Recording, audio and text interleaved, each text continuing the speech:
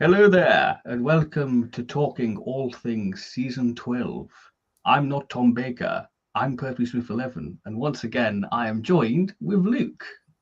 Yes, hello everyone. But it's not just me this time, is it, Ben? Or Tom, Oh should I no, say? we are joined with Stephen Noonan. Hello. Good evening. How are we? Very well. How lovely to be here. Yeah, not in the Lovely to chat have you this here. time. No, I know. I was just saying it's very surreal actually being able to speak to you and you actually to talk back to me rather than type a response to something you said and then wait half an hour for you to reply to it or to have noticed it. So no, brilliant. A privilege to be here. And but especially as you've been so supportive of what I've been doing, and so it's lovely to come and meet you, actually, as it were, for the first time. It's wonderful Brilliant. having you here. Yeah. Daniel Hager says hi, Ben, Luke, and Stephen. Hello, Daniel. Hello. He also says, how are you lads doing tonight? And Stephen, you are a great doctor on Big Finish. Thank you. Oh well, I'm very, very touched by that remark. Thank you very much. It's a delight to do it. It's a delight to be one. So thanks very much. How are we, lads? As these, but yeah, we're all right. We're doing good. It's season 12, so it's going to be a good time for everyone. Absolutely. Yeah. Who's going to go first? Well, yeah. What should we say about it first then? What's the a general? Should we talk about the Blu-ray, or Tom, or how do you fancy going about it? Entirely up to you. I suppose should we kick off with the Blu-ray itself? Yeah, so I guess that's the main reason we wanted to do is because it is the 12th of May, and we like to match things, and season 12 fits perfectly. Oh yeah. So. By the way, this last Wednesday, is the anniversary of episode 4 of Revenge of the Cybermen, the first transmission. So the season we are about to discuss finished 2 days ago in 1975. So there's a thought. Still quite timely. I was going to say the weather at this time of year often reminds me of that that season coming to an end, and but actually it's not like that today. It's horrible out there today. But I just remember it was funny in those seasons, the Pertwee seasons that started in January, and this is the last one of the 70s that started in January, although it started on the 27th of December. Geek much, me. So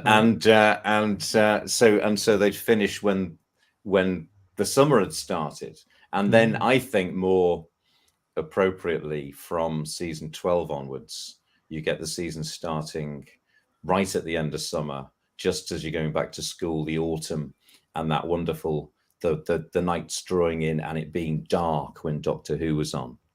And how appropriate that was, particularly obviously for the Gothicism of the Hinchcliffe era.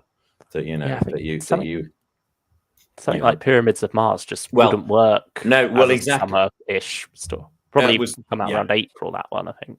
It was Pyramids of Mars was one of the. Although we're off topic already, the Pyramids of Mars. Pyramids of Mars was one of the Halloween stories.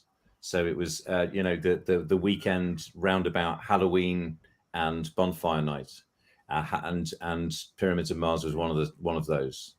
That was that one from 1975 Halloween story. The next year it was Deadly Assassin. The next year it was Image of the Fendal, which is probably about as good as you're going to get in the Williams era for a Halloween story. And was one after that Stones of Blood? I think it was, yeah. Funnily enough, yes. So yeah, it was. Was that a guess, Luke, or did you just suddenly compute that and work that out? I was going on the third story of the season. Yeah, that's right. Because they'd tend to start, last week in August, beginning of September. So, and then there was the weird thing because of course, revived series fans got used, or recently got less used to Doctor Who being associated with Christmas Day, in fact, which of course happened once in the Hartnell era, controversially. But Doctor Who used to stop for Christmas in the 70s, so that creating the illusion that the season was ended, and so I thought that, for instance, Face of Evil, which began on the 1st of January after a few weeks break over Christmas, I thought that was the first story of a new season, especially with a new companion as well. Exactly, and it was, and they do you know the new season on BBC One, and they'd say you go Doctor Who, and you go, oh, this is the new season. So for quite a number of years, until of course all the the monthlies, the weekly and then the monthlies, and then I was in DWAS and everything, Doctor Who Appreciation Society. So then you realise what the seasons were. The Radio Times special had been confusing because it hadn't printed seasons. It would say on over 2 pages 1970 to 71, and so it'd have all the stories from Spearhead to the Demons over, and so it looked like that was all one season. Etc. Yeah. For me and Ben growing up as well, we didn't necessarily see the classic series as seasons because picking up the DVDs, you're here, there, and everywhere with it. Yeah. So you'd be getting this story and jumping around. Yeah, it wouldn't be like until 5 or 6 years until you completed a season. Yeah, I know. Just a completely different way of experiencing it. I had to check the dates on the back. Yeah. So when did you start putting it all together? Then the sort of the structure of it all. Ooh. Gradually. You probably can't remember now. Like I couldn't remember when I got the Blu-ray of this because I didn't buy it when it came out. So this was the first Blu-ray. What year did it come out? 2018. July 2018. It was announced March, and then I think it was going to come out June or something to coincide with some anniversary, I think. But it got pushed back for technical reasons or whatever. Could it be Tom's first appearance in Planet of the Spiders? Yeah, I think that might have been it. Yeah, I think it would have been like. Oh, yes, that would be June. That's June 74. Yeah. That's right. Okay, so they were trying to coincide with that obscure reference, right? Okay. Because I know not long before that they released the Enemy of the World Special Edition, where they had more special features on the DVD, and they were saying there's this and one other release coming. So everyone was going, "Oh, is it Web of Fear? Have they found episode 3? Are they animating episode 3?" Yeah, because 2 releases announced. One of them ends up being Enemy of the World. You think that Web of Fear is coming, but we had to wait a little bit longer for that, and instead it was this. And how did you both? Can you hear me all right? So I'm just trying to judge where I am in relationships, and I keep forgetting I'm supposed to be doing sort of a form of microphone acting in my lounge because I don't do remote recording. I only do it in the studio. I haven't done it yet. Probably have to do it somewhere. So how did you feel about the Blu-ray coming out? Did you think, oh God, here we go again? We've got all these. What's the novelty? They'd better have something special, extra. For the price as well. Oh, go on. Yeah, for the price as well. What was the price then? Was it okay? Yeah, £40 at first. They've since then gone up to 45 and 50 now. Right. But yeah, I was thinking, I've got all these stories. Yeah. I'll wait for a standard edition to come along. That'll hopefully be cheaper. It wasn't in the end, but yeah. So I skipped out on that, thinking a standard edition will come pretty quickly, and then season 19 was announced, the special edition version of that. And I felt like I'd missed out with season 12. So I started the collection with 19 and then went on from there. And then eventually, I think, was it 2020? Yeah, 2020. In 2020, they re-released season 12 because they do like the limited runs of them. And that's when I got the limited edition version of that. Which is what I've got, because first of all, I thought, sod this for a game of soldiers.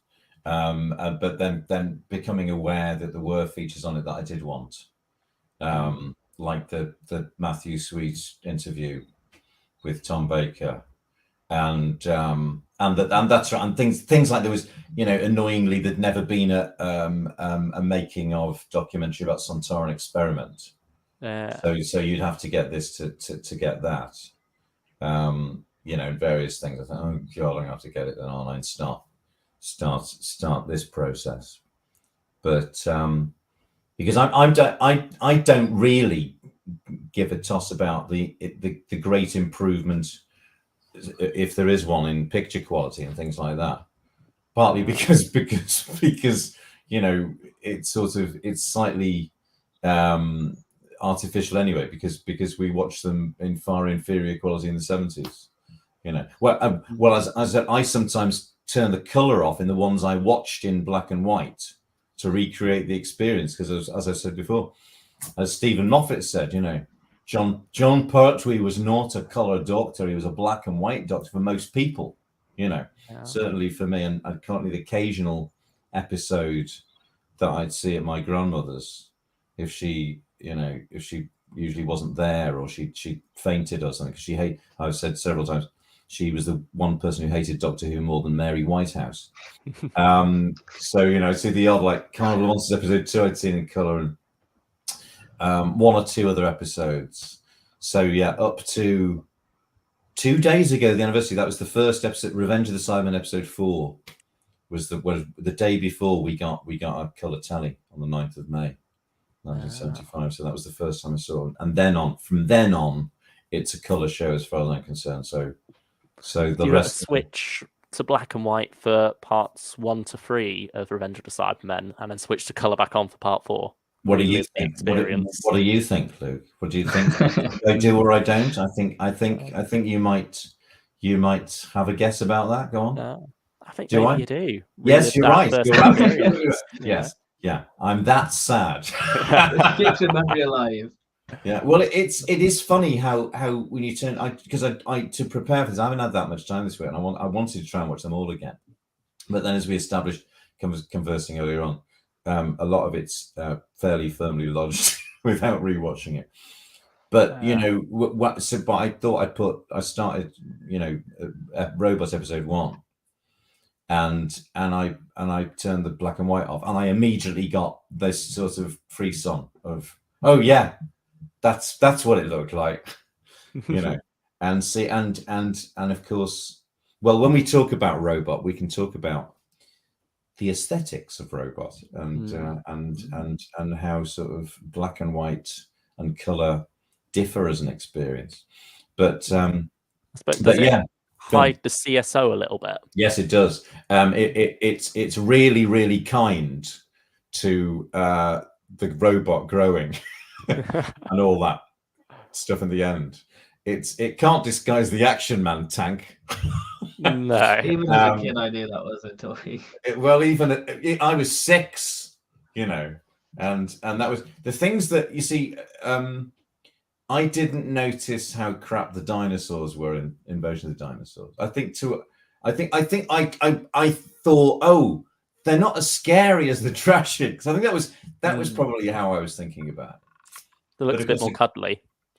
Yeah, I think I was aware they weren't frightening. But I don't think I doubted a special effect until the tank was. I remember, that registering that was an Action Man tank. I remember thinking, that's an Action Man tank, and I want one of those. I was thinking, like it was suddenly a toy. And I got one. I got one Christmas '77. That's another story. And the Scarazan. I can never remember the pronunciation, because in the book it's spelt differently, and I can't remember how now in Doctor Who and the Loch Ness Monster.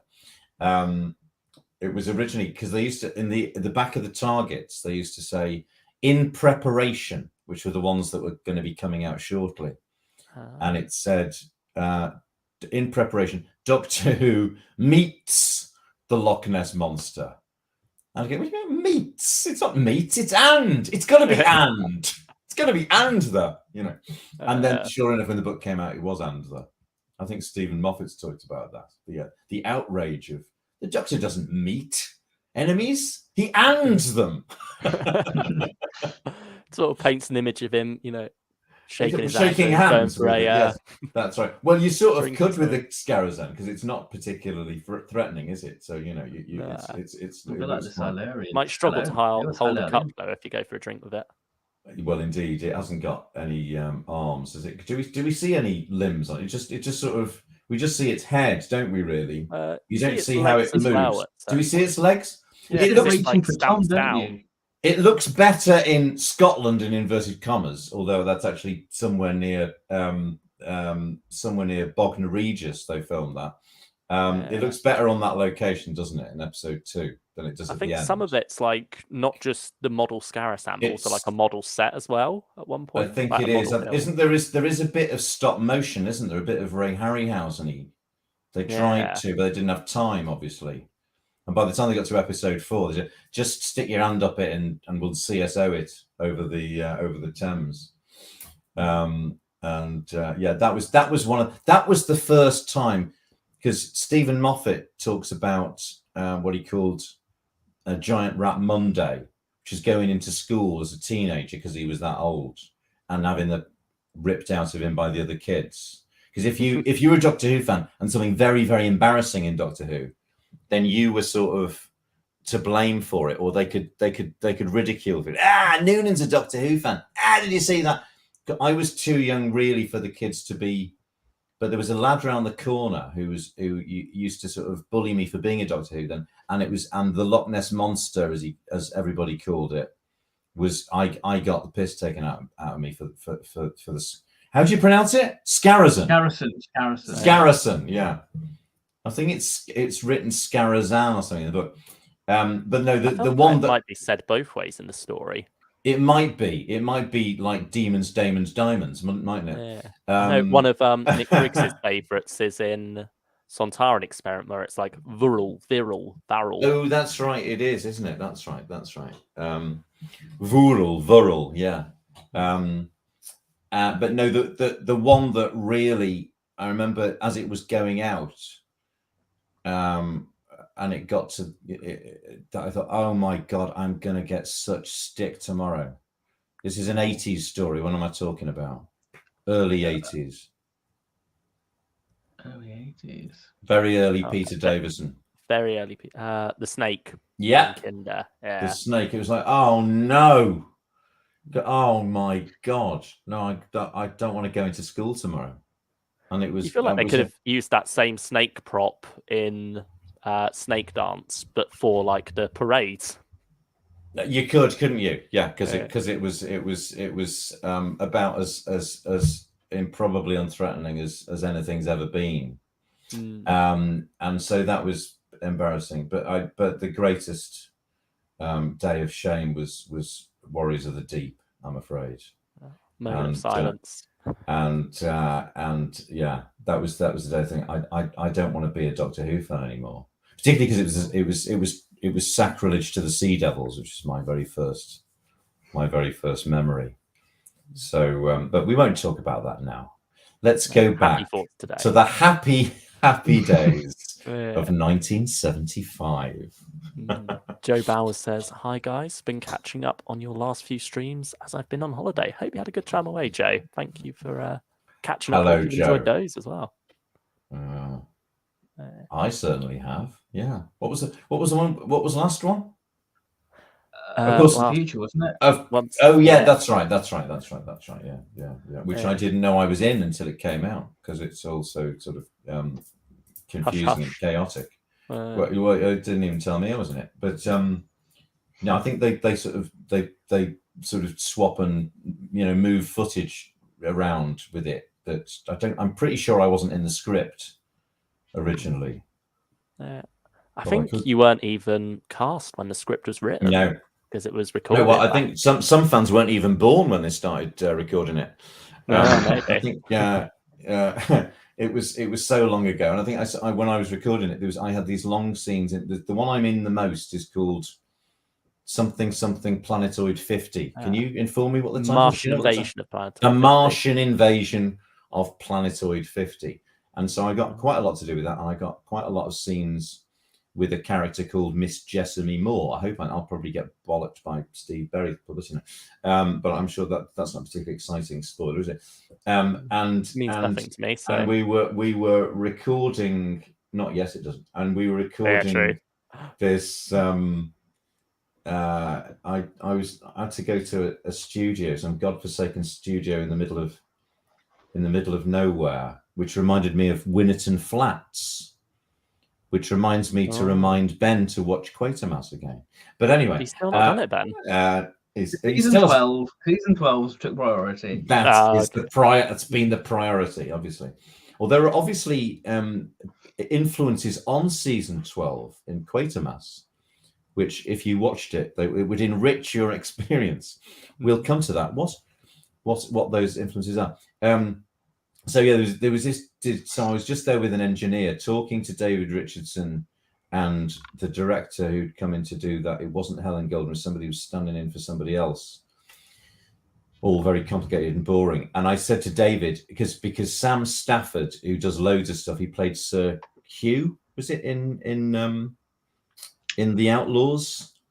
Yeah. And poor Sam always seemed to be on the receiving end of when I was doing the Hartnell fluffs. It was usually him, and so he'd often sort of have trouble keeping a straight face.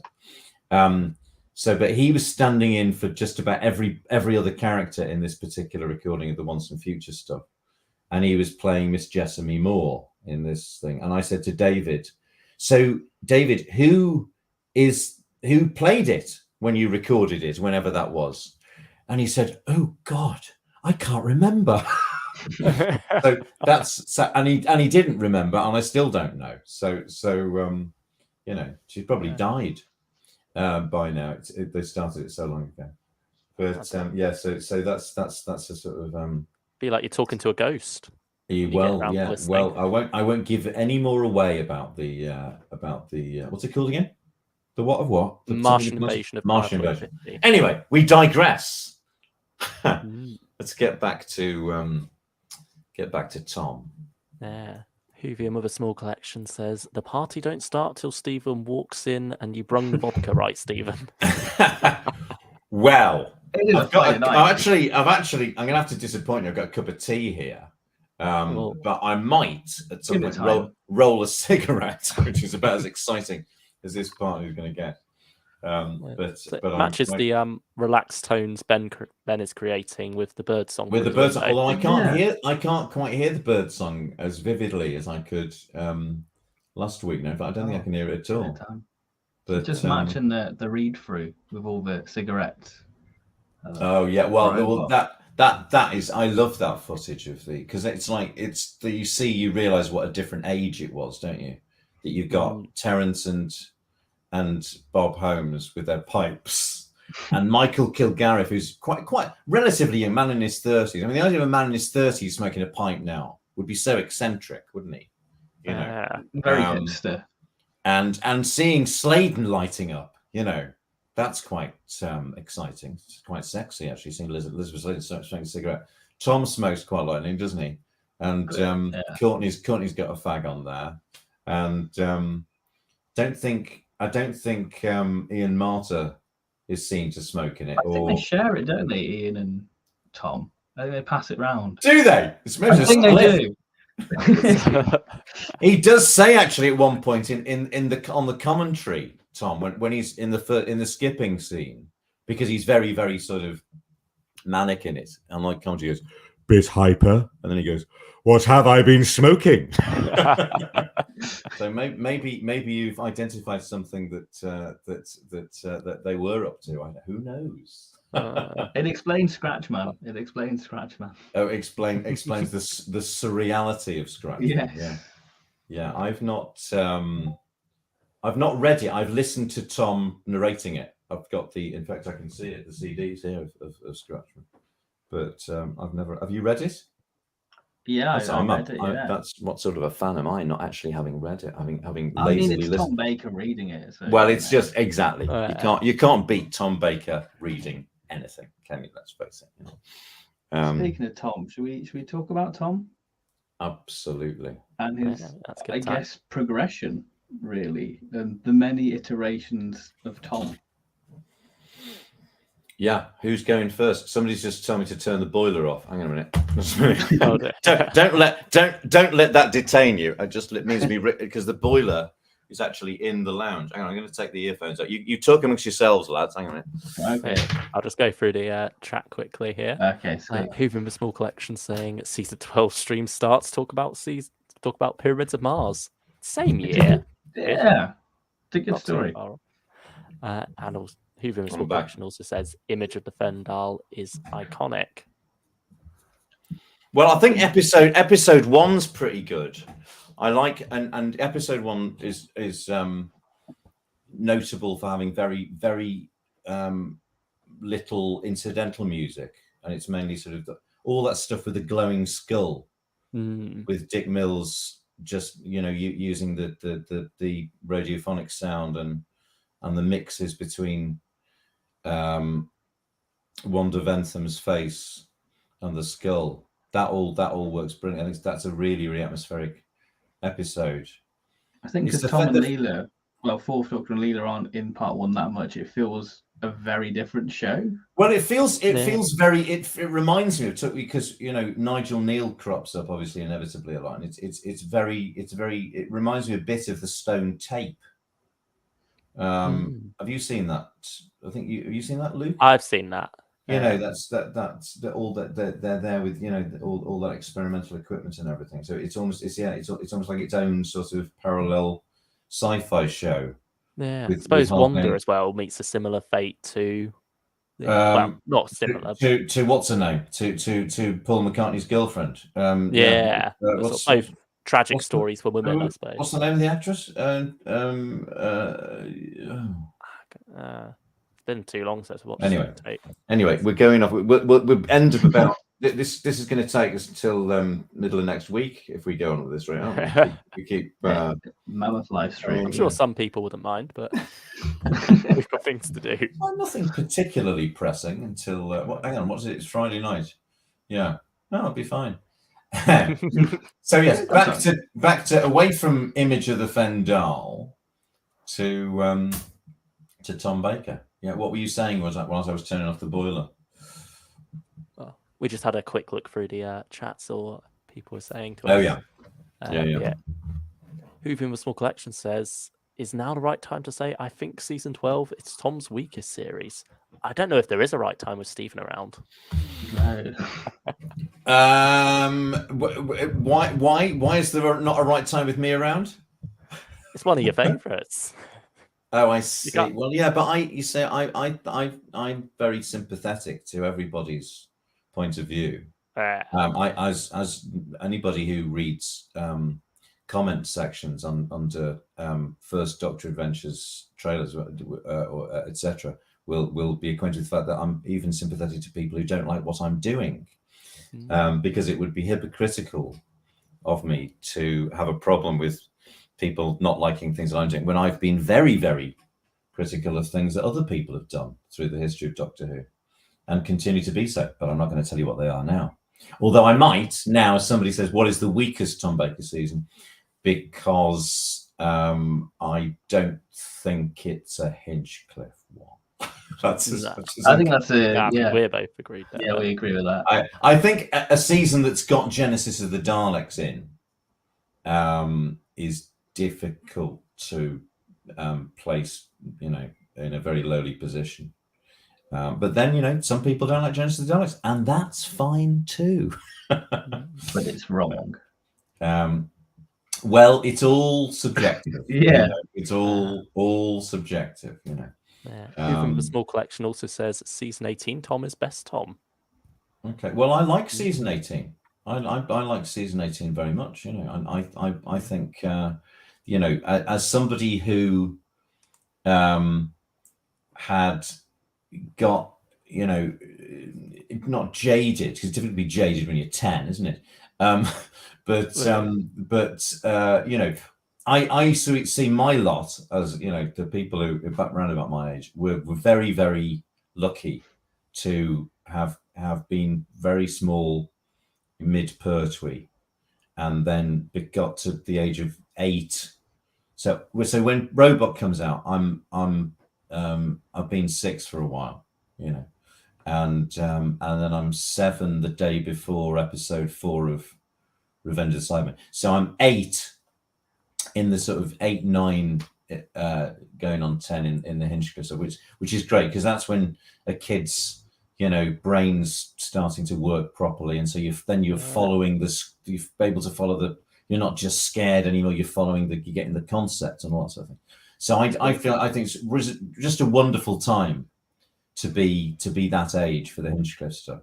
Did it feel like the show was growing up with you a little bit during the Hinchcliffe era as things got a bit more mature? I don't think you can't. You're not that sort of aware of concepts like growing up as you are growing up at that age. I think I was just delighted that it was that frightening. What the sense was that we were getting stuff at tea time that we felt like we probably oughtn't really be. It shouldn't really be this frightening at that time of the evening. An opinion shared by obviously Mary Whitehouse, but you know, you think, oh my God, I can't believe, like, you know, moments like Condor getting his stomach blown out, or the burning of the shoulders at the end of Pyramid of Mars.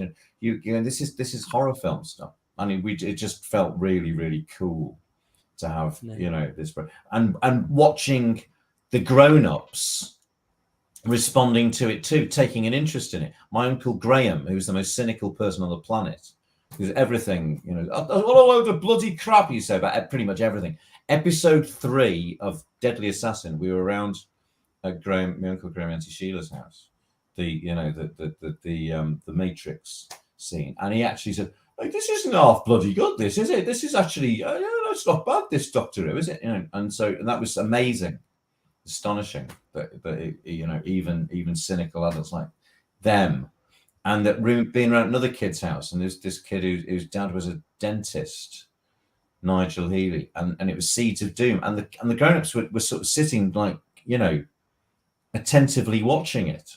You sort of take pride in it almost, don't you?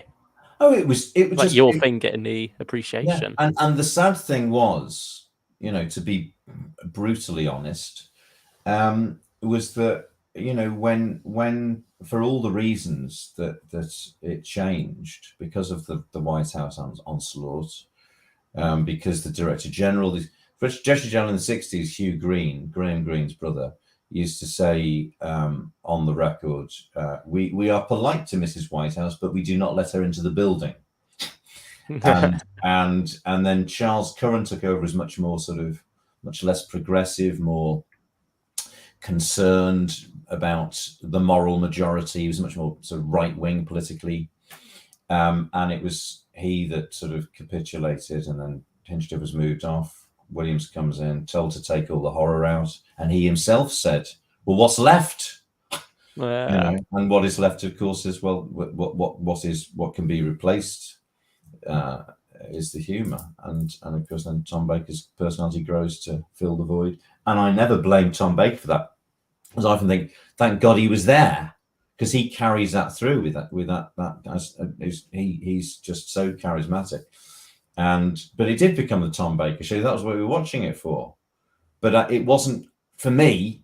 And I know, you know, I'll be appalling other fans who love the Graham Williams era. And now I like it, you know, more than I did as a kid. But I missed the Hinchcliffe stuff, and I missed and obviously the, you know, what I'd remembered of the Pertwee stuff. And I remember there was a moment there was a seminal moment, which was episode 3 of Creature from the Pit was on. And it was on, and all the kids, we were around at this kid called Chris Reed's house, and it was on, and we were glad it was on, but nobody was watching it. We were on the other side of the room playing some other game. I just remember sort of coming to myself and going, oh, this is really sad that Doctor Who's on, but we're not paying attention to it. This would have been inconceivable a couple of years ago. And then there was another episode, I think it was one of the episodes of Horns of Noonan, and we were out shopping, and this would often happen because it was on such an awkward time, because you know, parents always going to go shopping on Saturday, and we weren't going to get back. And I thought, oh well, didn't bother me. I think it was episode 2 of the Horns of Noonan. I was like, I don't care. And then the year later, they changed. I think I mentioned this in your live stream. they changed the time of all stories, not the greatest story in the world by any manner of means, but Doctor Who had been on in the first few weeks of season 18 at 5:45, and then they put it on episode 3 of Megalos. They put on at 5:15, and I thought it was still at 5:45 because they changed the time without telling me, and I missed it, and I cried, and there was another moment of realization, going, oh, I care again, because they pulled you back in. Season 18, although the general audience were watching Buck Rogers in the 25th century, but no, that it was suddenly special again, and it felt like it was being made with care and great sort of aesthetic attention to detail and all the rest of it. Was there ever moments during the Williams era where you were like, oh, I miss Nick Courtney, I miss the Brigadier and the Unit family, or were you thinking, no, I'm glad they're out of this? What, in the Hinchcliffe era, you mean? In the Williams era. Well, of course, Courtney and the Unit lot were largely gone after Terror of the Zygons, aren't they? I think they hang around a bit in the background. Well, yeah, but the Brigadier's usually in Geneva, isn't he? Yeah, but not just that. The way with Pyramids of Mars, it's like they're going back to Unit HQ. Yes, you're right. You're absolutely right. You're absolutely right. That's right. It created the illusion, and the Doctor still referred to himself as being Unit Scientific Advisor, didn't he? In that story, he says, it's about time I found something better to do than wandering around. So, when we play Doctor Who in the playground, there would often be where's the Brigadier? Oh, he's in Geneva, would be part of the game, And so there was a sense that, that Unit was still a thing. You're absolutely right. I think I don't think I even thought as far as missing specific characters. I think with Doctor Who, when it's working, you don't miss the things that go well. I always wanted John Pertwee to come back. I remember there were interviews. He'd say, if the money was right, I'd come back and do it again. I remember thinking, oh, I wish he would, because although I loved Tom Baker, you never forget your first. You know what I mean? And so I'd made the transition to Tom Baker very, very happily. But no, I think if Doctor Who's really, really working, then the audience go with it, don't they? And you think, oh no, this is brilliant, I like that, but this is great too. If it's not really delivering, that's when you start going, oh yeah, it was better in the old days. Mind you, Doctor Who fans say better in the old days anyway, don't they? So my very first encounter with that sort of fan opinion was when I joined DWAS at the age of 8 in 1977, and I got the first edition of TARDIS, the Doctor Who British Society fanzine, which had an absolute slating, lambasting review of Robots of Death.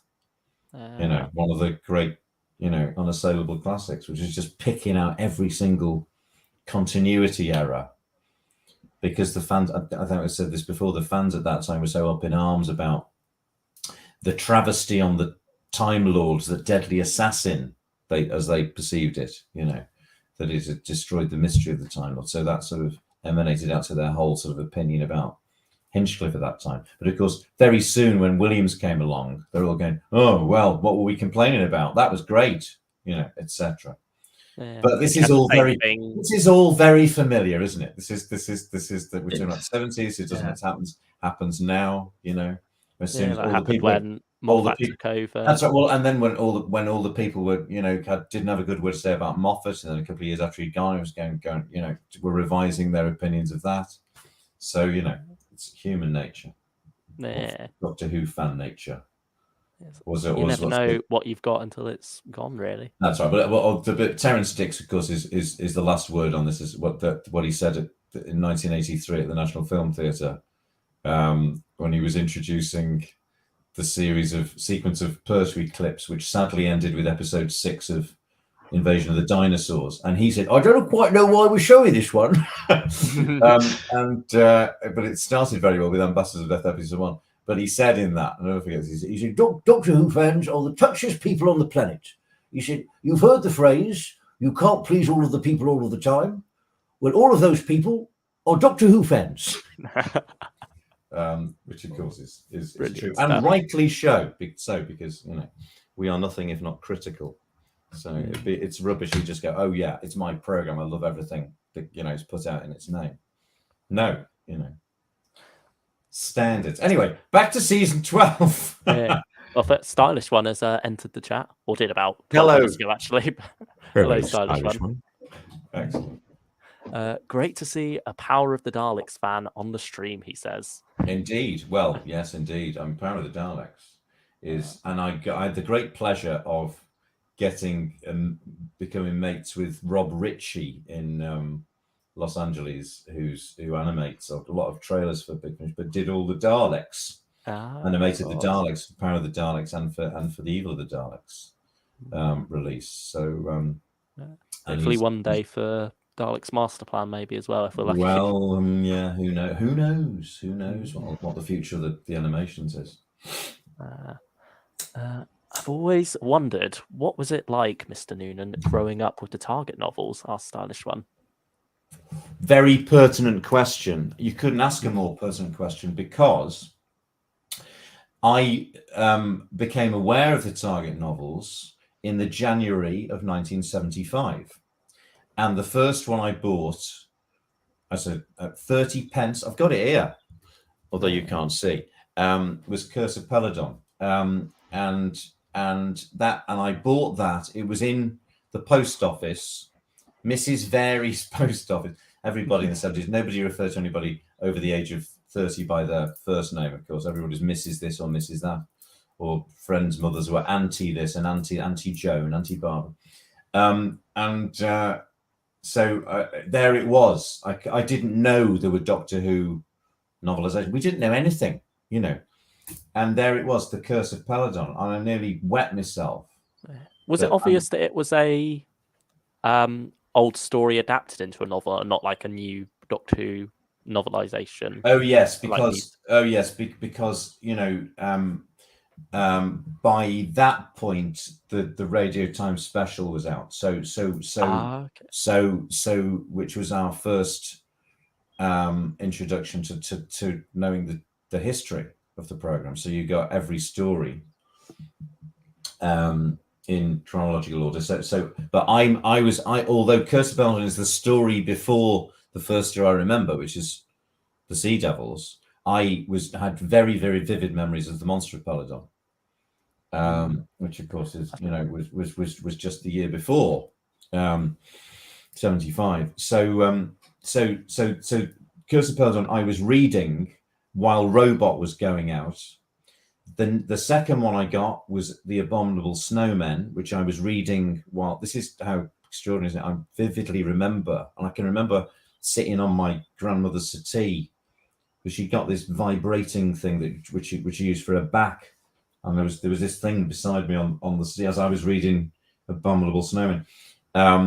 As that was the week that those the weeks that Ark in Space was coming out. The third one I got was Doctor Who and the Doomsday Weapon, which is so much a better title than Colony in Space, isn't it? While Sontaran Experiment and the first part of Genesis was going out. And then I believe, if memory doesn't fail me, Doctor Who and the Giant Robot was out while we were watching Revenge of the Cybermen. I suppose they probably could have got that one done quite quickly. Yeah, and Terence, and Terence couldn't wait to do that, because there was an interview. It might be on. Is it on that Blu-ray?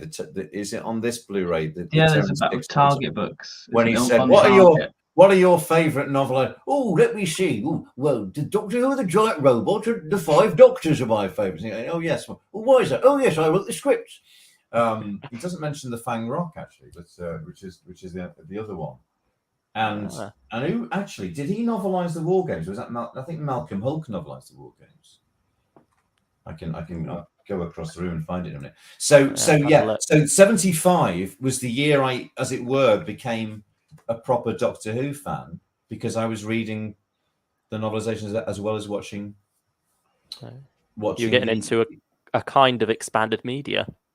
Well, as such at the time, yeah, that was the although it was just sort of the only way we could experience, as has been said many times, it was the only way we could experience older stories. But they were absolutely essential. And when a new one came out, I think that's the funny one. The only one I knew, oddly enough, the only one I knew that was coming out in advance and saw a photograph of the cover was Doctor Who and the Revenge of the Cybermen. There was a flyer somehow for saying books coming out in the near future, and I remember but usually it was you'd be in W.H. Smith's and there it was, Doctor Who and the Space War. Oh my God, that's Frontier in Space with the ogre on it, Doctor Who and Planet of the Daleks.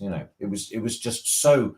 And when occasionally there'd be a really old one, you'd get really excited. Doctor Who and the Dalek Invasion of Earth. That you get to see, you get to read one of the, about a much earlier one. No, it was that because they would, when you read them over and over again, and then when Tom Baker left, so after Legopolis, then I thought, oh God, I'm going to read all the only way you couldn't rewatch them. Just in your head with the.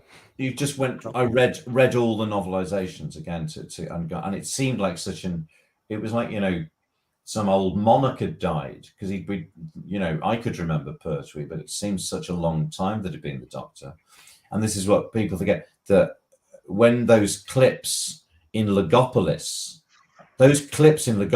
were astonishing because we hadn't seen, when you heard Elizabeth Sladen say Doctor and Brigadier say Doctor, we hadn't seen Elizabeth Sladen since October 1976. We hadn't heard Nicholas Courtney's voice since September 1975, in 1981. So those clips, that when you see the Zygon, it was like, oh God, because we couldn't, the first repeat season was 5 Faces of Doctor Who, which was, there's the autumn before Castrovalva started.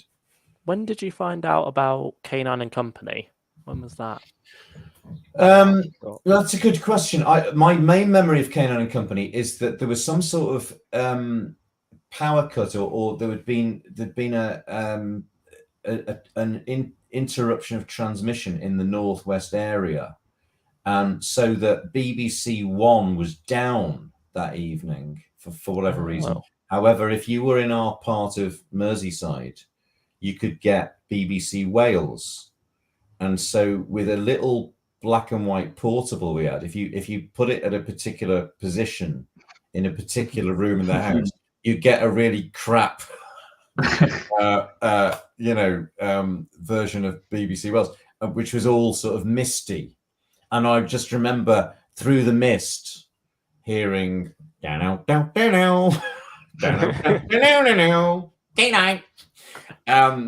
and not seeing it, but thinking, God, that's a crap theme tune, isn't it? And I don't think I saw it was repeated a year or so later. But it was exciting that Elizabeth Sladen was coming back, of course. Wow. But that's a good question, isn't it? Because was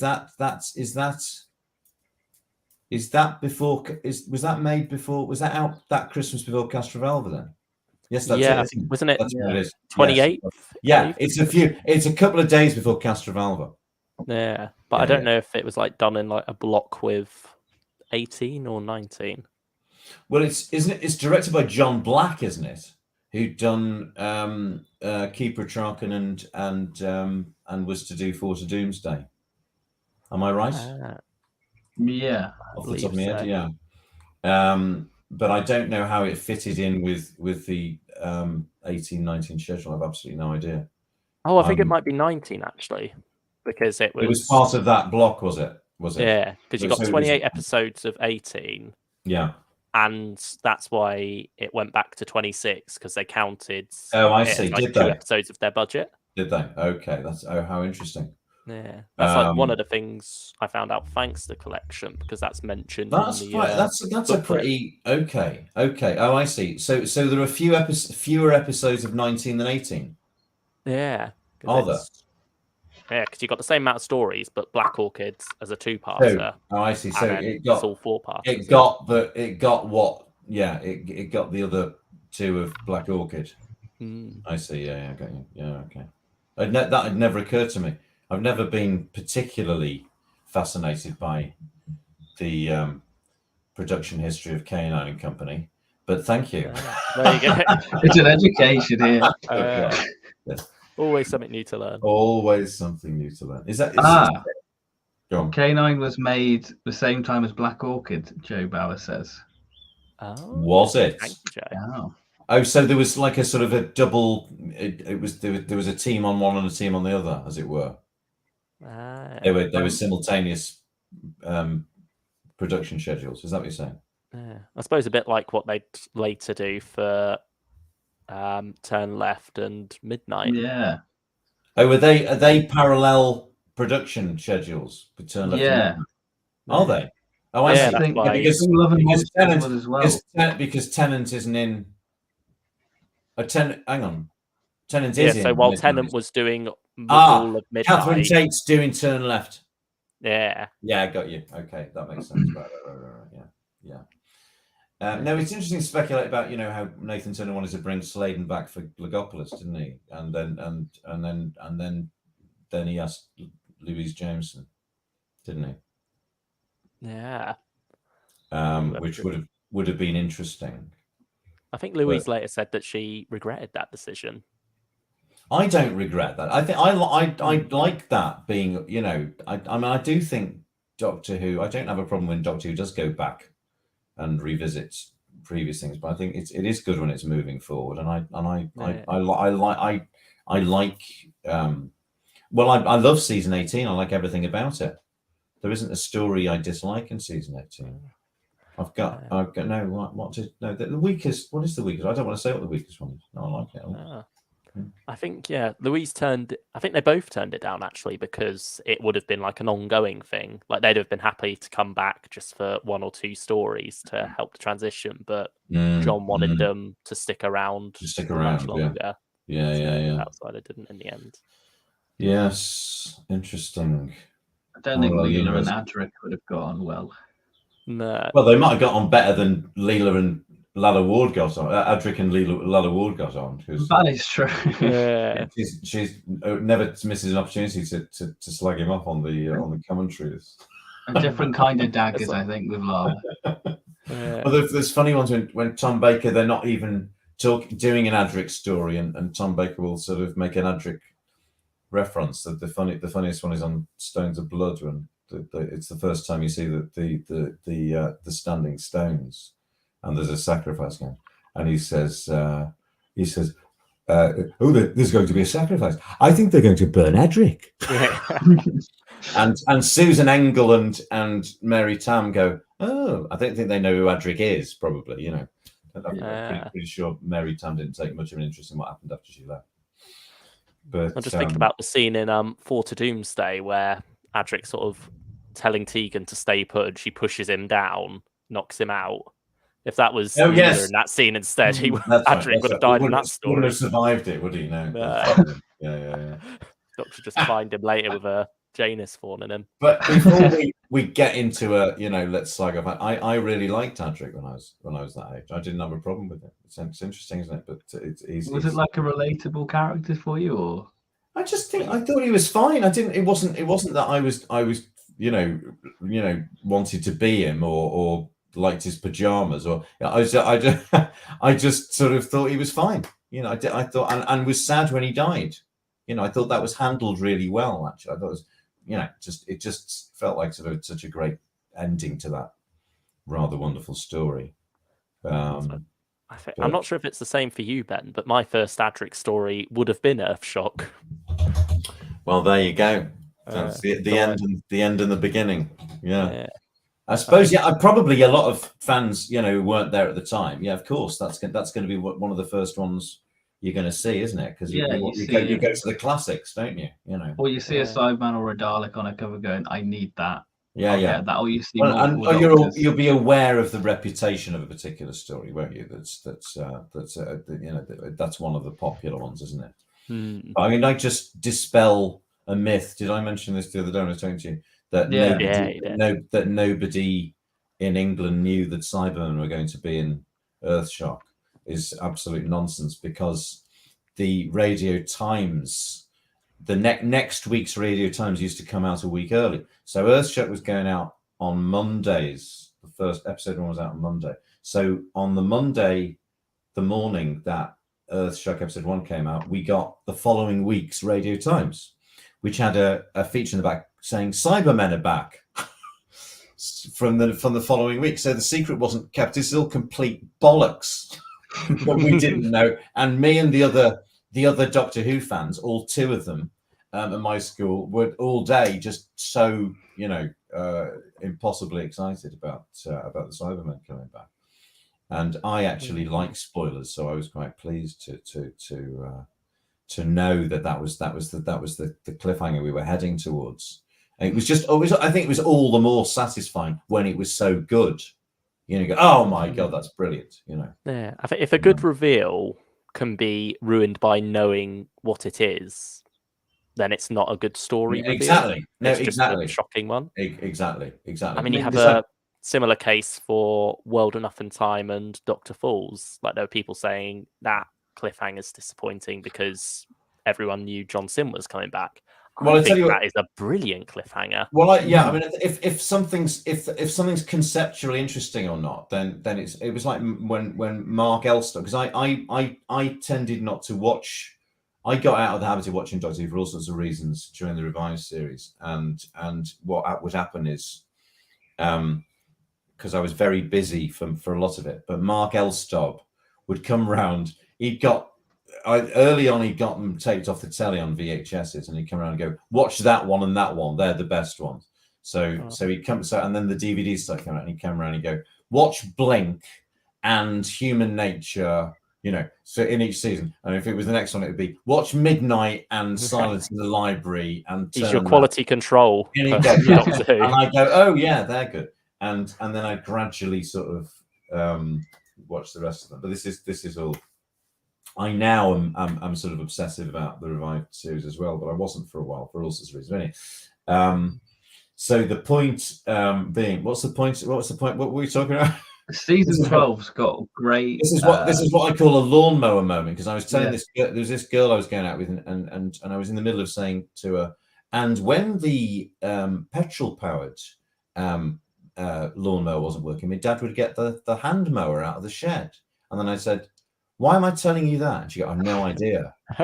When you're sort of in the middle of something, telling somebody something, you go, what the hell has that got to do with anything? And how do we get to be talking about this? So yeah, where were we before we retrace our steps? We're talking about reveals. We're miles away from 1975. Go on. Earthshock being a good reveal of Cybermen, and a title can possibly ruin a reveal. No, that's right. Mark Elstock came round and he said, do you want me to tell you the cold open to end all cold opens that was in the episode the other day? And I said, well, what does it involve? He said, and he couldn't wait to tell me. And it was Davros. My name's Davros, the magician's apprentice. Which finally sort of pays off the if I pointed out a child to you. And I know the story in many ways isn't the greatest, but I just went, oh my God, that's brilliant. Because it is a brilliant Moffat, you go, oh, you genius, to come up with an idea. It's a shame there's other aspects of that story which aren't quite as brilliant. But anyway. I think it's also could have been brilliant because that was 40 years after Genesis as well. Was it exactly? Was it 2015 that magician? Yeah. So not when it came out, like exact day to day, but exact September, like year wise. So that could have been a nice like full circle if they did manage to really well wrap up Davros's story there. Yeah. No, it still works, that moment, and Capaldi acts the hell out of it. Yeah. It's great getting the bows and arrows as well. It's lovely. Yeah, that reference to the technology war of attrition. Yeah, the war of attrition, but only backwards, as he says in one of the stories that we're supposed to be talking about this evening. We're coming up to an hour. Shall we do that? Yeah, good let's idea. talk about Robot. Can I? I'm just gonna have to leave you for a minute. I'll be back in 2 minutes. All right. Yeah. Okay. Yeah, just 2 minutes. Yeah. Robot is one we're quite familiar with, isn't it, Ben? Because we spent a whole hour talking about the Regeneration Advent Calendar. Yeah, that's the one I skipped when doing a quick whistle-top tour of season 12. For I me, watched it again not too long ago as well. So. Oh, nice. I'm gonna be honest. I think that this is the weakest of the season. Oh, really? For me, maybe because it's sort of an odd remnant. It's not trying to be a remnant of the Pertwee era. It's trying to be a continuation. Yeah, it doesn't know what the next era is going to be yet, does it? Yeah. So it's not, and it was also recorded back alongside season 11. So it was. I wonder if Philip Hinchcliffe was even employed at this point. I think he was probably shadowing. Yeah, he might have been shadowing Barry. Hello, I'm back. Hello. Do you know if Philip Hinchcliffe would have been shadowing Barry for Robot? Oh, he was shadowing throughout season 11. Oh, so he was. Oh yeah, primed for the role for quite a while. Yeah, he's on board. As far back as something like Invasion of the Dinosaurs, he's around. Because that's right. I know what happened. That's right. He came from ATV.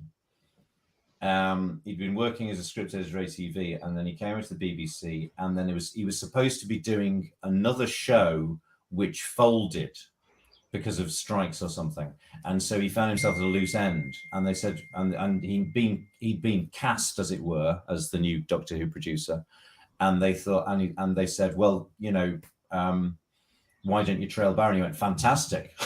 I can, and so he had the benefit and the luxury of watching Barry at work, etc. Yeah, and he's over the transition, and he said it was just wonderful because he had the greatest respect for Barry Letts, and it was a wonderful apprenticeship to watch him working. Yeah, and Bob Holmes. I think Bob Holmes starts on the previous season as well. It's Barry Letts and Robert Holmes plan. I think they co-planned season 12 largely together before sort of Hinchcliffe sort of properly takes over. Yeah. And then he was already good friends with Terence and Barry anyway. Well, it's as Terence said, he was the best writer we had, Bob. That was where he was delighted to hand over to the writer he most admired. It couldn't have been a happier transition. Probably in the history of the program, there's never been a smoother transition, to the extent that, apart from Tom Baker arriving, it was like you were saying, did you miss Unit? Yeah, there wasn't a sense of a huge change of tone or narrative style or anything. It felt very much like the same program, although there's obviously ways in which it was different, or different changes of emphasis, but they weren't that obvious to a 6-year-old. We just get, because you got Robot at the beginning, and he's called back by the space-time telegraph at the end of Revenge of Cybermen, and going, oh right, we're going back to Unit again. So it felt, and you've got Sarah there, Dudley Simpson's writing the music. The title seems isn't that different to the last Pertwee one. A lot of the similar directors. So it feels aesthetically like the same show, except you've got a completely different man in the middle of it. It was a slow transition as well, wasn't it? And especially at that age, time feels even slower. So and Robot is feels like not a particularly good Pertwee story. Yeah, sort of I remember what made the Third Doctor era good, and Robot's kind of that, I feel. Say again? I feel like it's going off somebody's memory of what the Third Doctor era is, and trying to put it on paper. Well, it's a really strange one, isn't it? Because it is, if it was in the Pertwee era, it would probably be the weakest Pertwee story of all. Yeah. Stylish one asked, funnily enough, Ben, would you like Robot more if it was a Pertwee story then? Oh, that's an interesting question, isn't I it? If don't know. Pertwee was in it. I think it'd probably be over quicker. I don't know. It feels It's very like- specific to Tom Baker, to be Yeah, honest. I I think it highlights Tom more, doesn't it? Show this is the new Doctor. So you've got him in a very third Doctor story, so it shows, look, this is different. I mean, it's very much written to sort of showcase him, isn't it? Hmm. You know, Yeah. and to give him, you know, quite a lot of daft things to do. Like the scene where he's on the stage and something Yes. messes about, Which is gunshot goes off, and he's when I rewatched it the other day, and of course I did, you know, remember we watched it in black and white, and I was thinking, oh, actually, if anybody could bear to do this, if you do try and watch it in black and white, it's so much more effective. So those scenes in the think tank warehouse with the robot, he's shot from quite low down. The lighting's very low. If you take the color out of it, it looks really quite dramatic and quite sinister in a way that it doesn't in color. This is the thing about black and white, because it's kind to CSO, but it's also kind to the 70s sets, you know. So when it adds an extra atmosphere as well. It makes it look like it's really stylishly shot. You know, Orson Welles said everybody acts better in black and white. But there's just something about a sort of an atmosphere and a kind of an ethos that it lends something sort of more classy to it. So something it isn't that classy. But to my initial memories of the first episode of Robot are very funny because have you talked about Tom Baker generally yet? About the were we going to talk about Tom Baker in general before we talked about Robot specifically? I think maybe we kind of did, but then not quite. Yeah. I'm not sure.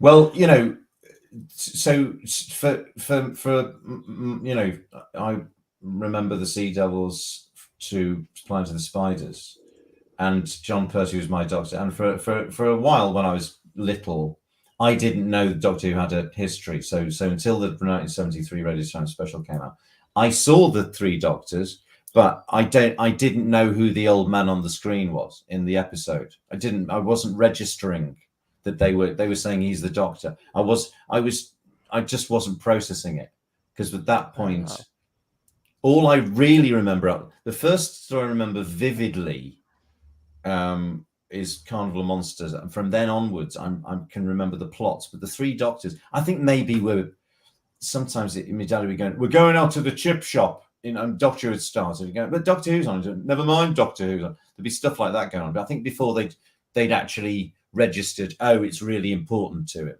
you know. So I think it might there was stuff going on that I'd see bits of it. But my main memory of Three Doctors is the Doctor, the gel coming out of the machine and zapping Dr. Tyler, and then going to the sink and being really scared of our kitchen sink and our bathroom sink after that.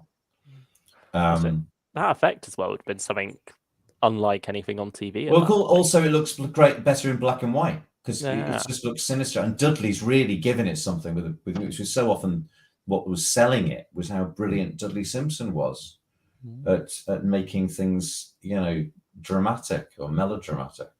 Or Malcolm Clark in the Sea Devils. I did that soundtrack part of it is like sort of somebody's drilling into your brain while you're having a bad acid trip, you know. So for a lot of the Pertwee years, it was when they would say on Friday, the trailer would go, "Tomorrow evening, the Doctor and Joe face a new threat." The program was about Doctor and Joe. As far as I was concerned, it was always the Doctor and Joe. It was the Doctor and Joe. I think for a little while, it was very little, I thought the Doctor was actually a GP. Because there was on Earth most of the time, you kind of forget about the time travel aspect. Yeah. And then of course there was the tragedy of having to say goodbye to Katie Manning, Joe, and it wasn't the Doctor and Joe. Suddenly it was, but as soon as Elizabeth Sladen was so sort of incandescently beautiful and brilliant, that it was that was like, okay, it's okay to have Sarah instead of Joe. That was the transition. Then I'll never forget the Liverpool Daily Post, and this is, I think it's between episodes 5 and 6 of Invasion of the Dinosaurs, with the photograph of my mum going, "This is, oh look, Stephen, this is the new Doctor Who, the man who's taken over, and he's from Liverpool." And there's that photograph of Tom Baker in that funny fur coat with quite short hair, and he's got in his really toothy grin. And I took an instant absolute loathing to him because I thought, no, nobody replaces John Pertwee. And I thought he looked like Talfrin Thomas, who plays Mullins in Spearhead from Space, the Welsh actor, who says, "There's something very funny going on up here," doesn't he? Do you buy stories? And he's in The Green Death. And he was a regular in Dad's Army for a bit as a photographer. Oh yeah. After is James, it Cheese something? Mr. Cheeseman, because after James Beck died, who played Private Walker, the spiv with the moustache, there was a sort of gap in the lineup, and he came in for a while. Yeah, they sort of tried to replace it, but it didn't quite work. They just did it with the remainder, didn't they? And legendarily, Arthur Lowe didn't like him. Oh, that Welsh fellow's getting far too many laughs, apparently, and so I associated him with Dad's Army not being as good, but that's who I thought Tom Baker looked like to start with, because we didn't see anything of him, and then eventually, of course. Pertwee regenerated, and I remember thinking, that's right, the end of Planet of Spies, thinking, oh, he doesn't look too bad with his mouth shut and his eyes closed, as long as he stays like that for 7 and in John Pertwee's costume. Could have gone Delphon with the eyebrows and just. Oh yes, that's right. Yes. It's funny comparing this one to Spearhead from Space, just how quickly Tom Baker's thrown into it. He's got his costume by the end of about halfway through part 1, isn't it? Yeah. Well, okay. Fascinating. I mean, of course, well, it's funny, isn't it? I mean, Spearhead from Space is a sort of masterpiece, and Robot isn't.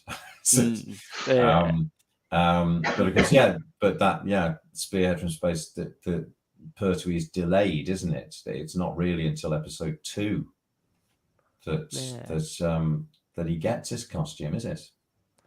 And he spends most of part 1 unconscious or rambling about shoes. Most of part 1 unconscious. Shoes. Yes, that's right. And they try to hide his face for quite a while as well, don't they? Yeah, but Baker's, as we know, within 5 minutes is up and skipping. But so. A running theme of this is parents liking to go shopping on Saturdays. Episode 1 of Robot, right?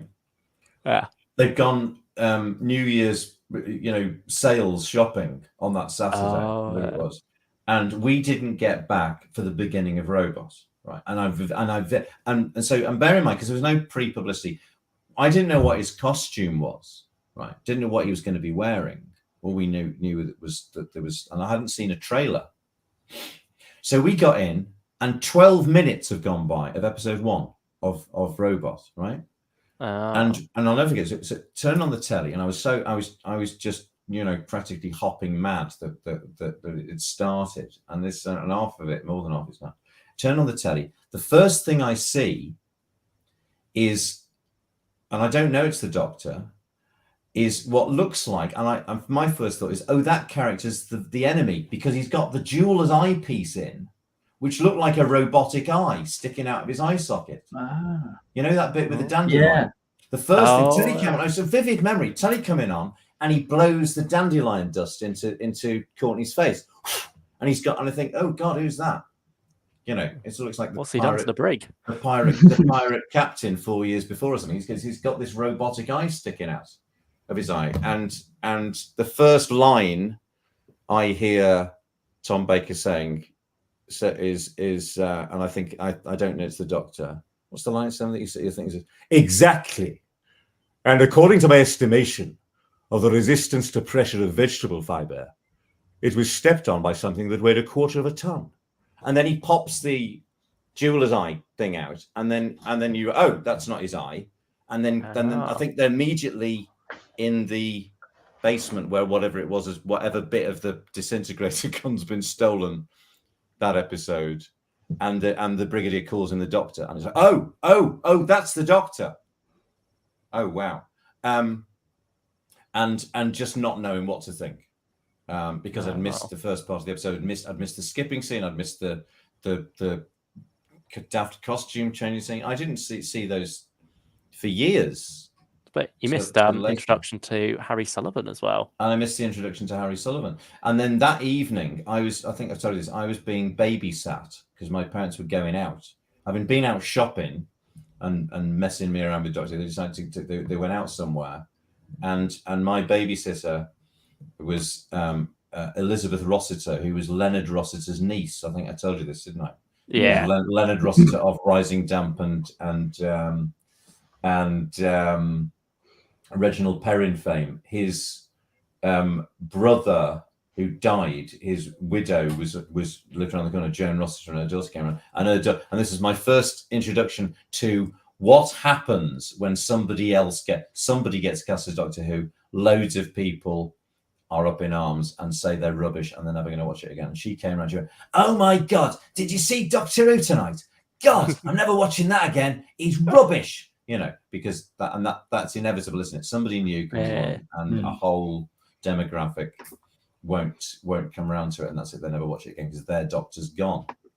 And I literally don't remember how I was feeling about him. I think I was so sort of confused by not having seen the first part of the episode that you know my memories of it. But I remember liking the robot.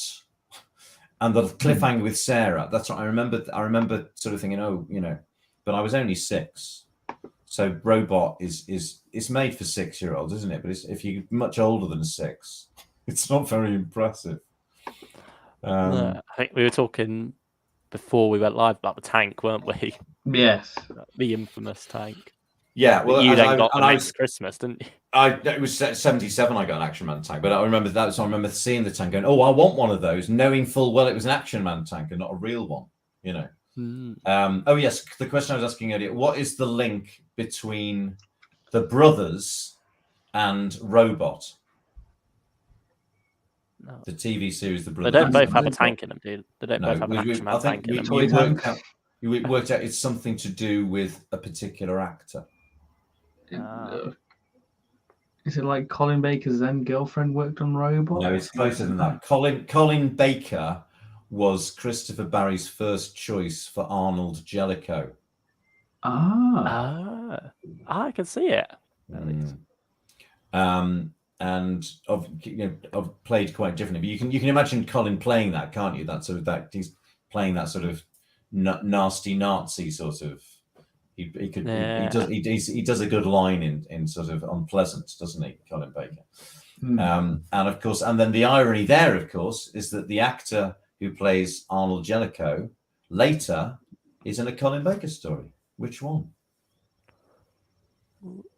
Is it Revelation of the Daleks? It is, and Eric Saywood nicks the scene that was cut from The Ark in Space for that scene with Alec Linstead, who plays the head of Stengos, because it's the pleading, the begging to be killed, kill me, which is directly lifted from the Bob Holmes scene that Hinchcliffe cut from The Ark in Space. So everything's connected.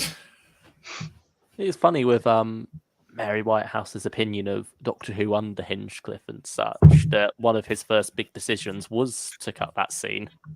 Yeah, well, he wasn't completely irresponsible. There was a wonderful interview where he said, where on the Pebble Mill interview, he said, where it's not Bob Langley. We used to know all the names of these interviews. Can't remember which one it is. The little one with the dark.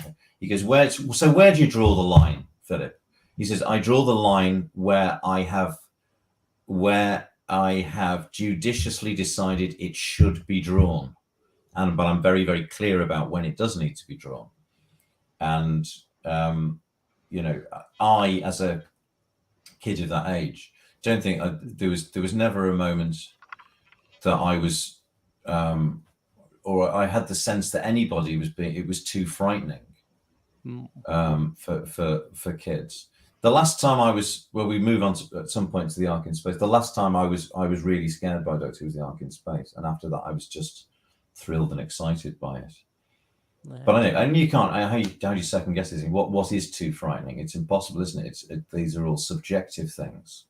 But I know for a fact that, as far as I'm concerned, and so many people I know who were kids at that time, and as far as my own son is concerned, who's now 14, his most cherished memories, as my most cherished memories, are when he was scared shitless by Doctor Who.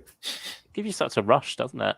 Yeah, you know, he was his fear of the water monsters in Waters of Mars, the flood, I think they're called, aren't they? His fear of the veil in Heaven Sent. His fear of the ghosts in Under the Lake.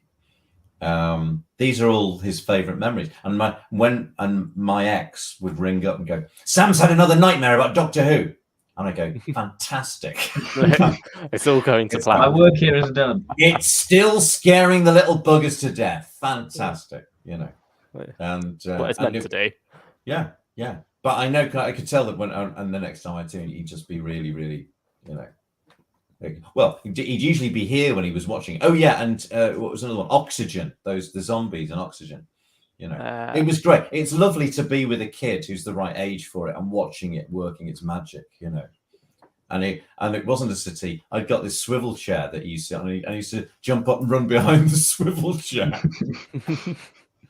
Or there'd be ones he'd seen before, like going back to The Magician's Apprentice, like, you know, there's a sort of jump scare when the hand mines pull the bloke down through the mud, and he knew that was coming up. He was going, "Oh God, okay, it's a bit weak," and he ran out of the room because he knew that was coming up. You know, it's joyous, you know. But of course, you know, in the defense of people like Mary Whitehouse, this stuff like this for kids wasn't a thing before, so they didn't know whether it was dangerous or not for kids to be that frightened, for kids to be sort of, you know, having to hide behind things or having nightmares or wet in the bed or whatever it was.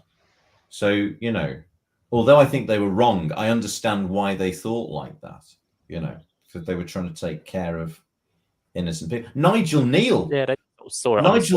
Nigel Neal thought that they shouldn't be making programs that scary at tea time for kids. His phrase was, he said, "You don't turn the big guns on the children. It's all right to make Quatermass for adults and scare them after 9 o'clock at night." That's why, you know, he was very, very critical, or, you know, or disapproved of Doctor Who because he was asked to write for it. So I don't want to write for that. No, I don't think it's right. So interesting. They're all wrong, of course, but it's fascinating. Yeah, fascinating to see where they're coming from with that. Yeah. Just different times then. But it teaches like the real world dangers, doesn't it? Really. I think it does. You know, I mean, you know, like my favourite story of all time is The Seeds of Doom. You know, and there the Doctor is threatened by, you know, these very, very violent mercenaries, and that's criticism. There was, you know, he gets physically violent, you know, the bit where he sounds like he's broken John Challis's neck, or he knocks out the chauffeur. But it's demonstrating that in this world there are people like that, and you can't counter them with, you know, fascist sort of pacifist pamphlets or giving them flowers. You know, if somebody is being violent, then, you know, my memories of Pertwee are that he met the physical threat with, you know, what physical threat needs to be met with, i.e., you know, giving it back. So when I think of John Pertwee, I think of the karate or the quivering sword in the fencer's hand, you know, or with Tom Baker sort of, you know, throwing his fists when he had to. I thought you were going to say Seeds of Doom taught people to be scared of eating their greens, to be honest.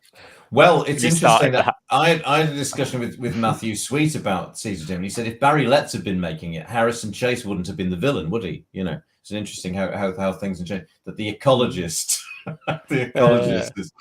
is the baddie, which is probably Robert Holmes having a sort of bit of a cheeky laugh at people like Barry Letts, you know, by turning the ecologist into a psychopath. Yeah, it's like taking the other extreme of it, isn't it? It's very playful, but but it doesn't have a like CEO of an oil company as the good guy. So no. But it's interesting though. What's the Barry Letts era when they'd have somebody who was a capitalist like Stevens in The Green Death. He's not demonized or caricatured. He's portrayed as somebody who's troubled, isn't he? You know, like when he gets the bloke to commit suicide, and he says not necessary. There's always this sense that the characters are, you know, rounded psychological creatures. They're not sort of demonized or caricatured or turned into sort of idiots or whatever. With Bosch, you've sort of got like a victim of the system analogy. Yes, absolutely. That's right. It's the system that's the villain.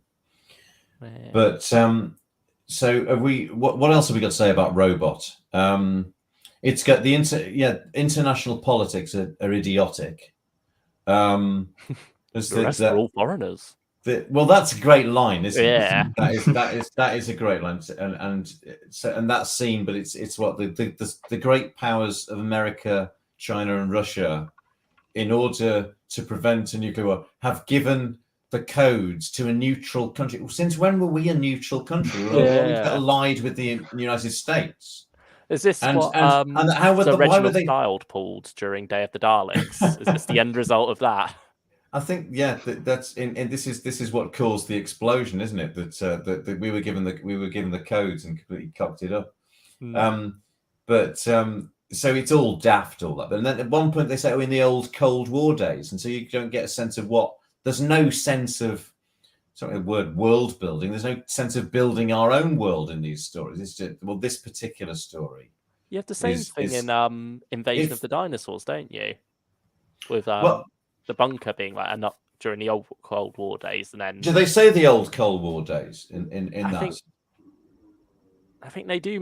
They certainly mention the Cold War and say then they were shelved when things cooled off. This is, I mean, I think the the only thing that lets the Invasion of Dinosaurs down is the dinosaurs. I think it's a really, really good story and an intelligent story, and interesting that Malcolm Hulke, who was a member of the British Communist Party, was criticizing the excesses of his own side. It's a satire on stupid left-wing people, you know. The people on the spaceship, you know, there's that idealism which leads them to be deluded. And I think that's but this isn't a very intelligent story. But it reminds me a bit of, at times it sort of feels a bit like a really crap version of Invasion, to the extent that there are Dudley Simpson music cues which are quite similar to those in Invasion of Dinosaurs. But you got another bunker there as well, haven't you, in a crackpot group? Well, you got so Invasion of Dinosaurs is about really, you know, deluded left-wing people. This is about really deluded right. Well, everybody's deluded on the right to that extent, but there's a parallel there, isn't there, about ideas taken too far, you know. Yeah. But with Kettle, but it's a mess. Got someone on the left who's drawn into that, but then ultimately sees the but that's all so ridiculous, isn't it? Because it's also contrived that he seems to be a goody, and then there's that sort of that scene where Miss Winters and Jellicoe come in and appear to threaten him, which is just a gratuitous scene to make us still think he's not on their side, which doesn't make any sense. Do you know what I mean? It never rang true with me, the Kettle well twist. It all feels very contrived. It feels more like children's TV, I think, than any other program, any other Doctor Who of that era, you know. And even as a kid, so when the robot is after that, it's the longest reprise at the beginning of an episode in the whole of the 1970s. Is when the robot menacing Tom in the warehouse they repeat the whole thing at the beginning of episode 3. I think it's about practically 3 minutes. Yeah. And that's But the at least longest. with Planet of the Spiders, it's a reprise, but you've also got other bits interjected there. Well, in that's part bizarre. That's completely surreal, isn't Yeah. it? Because there's bits that weren't in the middle of the reprise that weren't in last week, aren't there? There's something's gone sort of curiously wrong there. But no. Yeah. So, but after that, that's not the point I was making. So when the robot comes out of the warehouse and Unit are fighting them, it was clear to me as a 6-year-old that all they had to do was one of them creep up behind and just push it over. See, I mean, that's what Tom was trying to do at one point with the scarf. Yeah, well, exactly. But it's having serious trouble, sort of, not tripping over itself, isn't it? And I think Barry Letts on the commentary says that they're all shooting at each other, the Unit soldiers. And I think Terence on it said, he said, all you have to do with that road is to walk briskly in the opposite direction. And you have the funny bits with Jericho in part 4, where he's sort of huddling next to it, sort of hurrying it along while Unit helping it down the stairs. Yeah. It's very silly. Although as a design, I think it's a beautiful design. It looks great in still photos. It looked great on the Typhoo card. Yeah. It's one of the. I think Doctor Who's had a couple of them, haven't there? Great designs until they move. Go on. Cite another one. Ooh, what's another? There's certainly some out there, but I can't. Well, I tell you what, there were things like in the 70s, of course, there were hardly ever any colour photos of. So when the Doctor Who Monster book came out, which came out just before Christmas '75, so it's the following Christmas. I think it probably came out round about Android Invasion being on, but it's all black and white. Books are black and white, telly was black and white, and the photo of the Wirren, the adult Wirren in it, in black and white, looks fantastic. It just looks really, really threatening in a way that when you see the color, again, the kindness of black and white to dodgy design, I think with the Wirren, it helps as well the way they're shot. They're never done in a long shot, except when it's the models creeping across the top. No. Like it's always from the curious things that like when I saw the tank, I thought, I want one of those, rather than thinking that's a crap model shot. When in the Ark in Space, we're jumping ahead a bit. When the Ark in Space, that really daft model shot of all the Wirren coming up around the outside of the beacon. Yeah, they're little tiny models made out of pipe cleaners. It looks like, I remember looking at going, I could make one of those. Oh, so there's that thing of the way that perhaps rubbish Doctor Who special effects were appealing to children, because you think, I could actually make something like that, Yeah. So not that they're at all rubbish, but I remember watching Frontier in Space and thinking, I could make one of those spaceships. Oh right, well they were all borrowed from Jerry Anderson, weren't they? Were. Those the model shots in Frontier in Space are superb, I think, for the time. Yeah, brilliant. Well, it's all done at wherever they did them. Is that Ealing, probably, isn't it? So they're all on film as well. They're fantastic. No, it's a real, that stands up very well. That one. I think perhaps going back to an example of a monster that looks great standing still, but then once it's moving, it's a bit awkward, is the Mandrill. Oh, yeah. Well, I mean, by that point, I'd just sort of given up hope there was ever going to be an impressive monster in Doctor again. Because even in City of Death, when Julian Glover takes his head off, I remember at the time it looked like he was going to pull the Jaggeroff head off with the rubber Scarlioni mask at the end of that episode. It's like, careful! Yeah. You want to leave that one on, Julian? It was. I mean, the Williams era is not the monster era, is it? No. I mean, really. I mean, how many monsters are there in the Key to Time series? There's only Kroll on the Wood Beast, isn't there? Ogre, I suppose. I suppose that the Ogre, and the Shrivenzals. Yeah. That's one of the things. Tom Baker on the commentaries never wastes an opportunity to make a disparaging remark about Graham Williams. There's a crow in the Stones of Blood which goes, and that's Graham Williams. And it's at the end of episode 1. There's a Shrivenzal. Is that Graham Williams? And which Mary thinks is very funny. They got a great rapport. The commentaries are all the Tom Baker commentaries are. If it's a crap story, if it's a Tom Baker commentary, it's worth getting it for his commentary. So, Underworld is worth buying for his hilarious commentary on Underworld. But when he's with Mary, they've got really good rapport because she understands his jokes. She gets his sort of ironic sense of humor in the way that. Well, I won't say anymore. Anyway, let's move on. Stylish one says my first nearly about to say something disparaging about somebody else. Yeah, go on. Oh dear.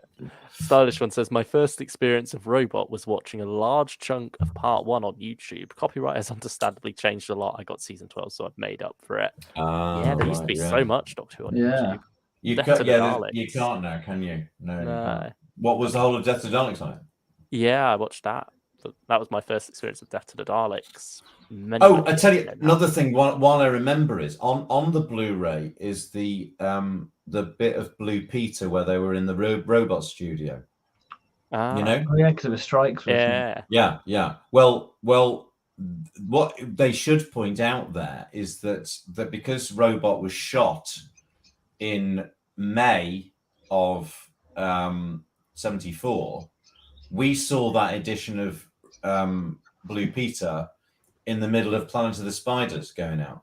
Yeah, they mentioned that on the Doctor Who Times documentary on season 12, yeah. actually. So, and that was a curious week because I think that was the same week that they did the second repeat of the Sea Devils by surprise between episodes 4 and 5 of Planet of the Spiders.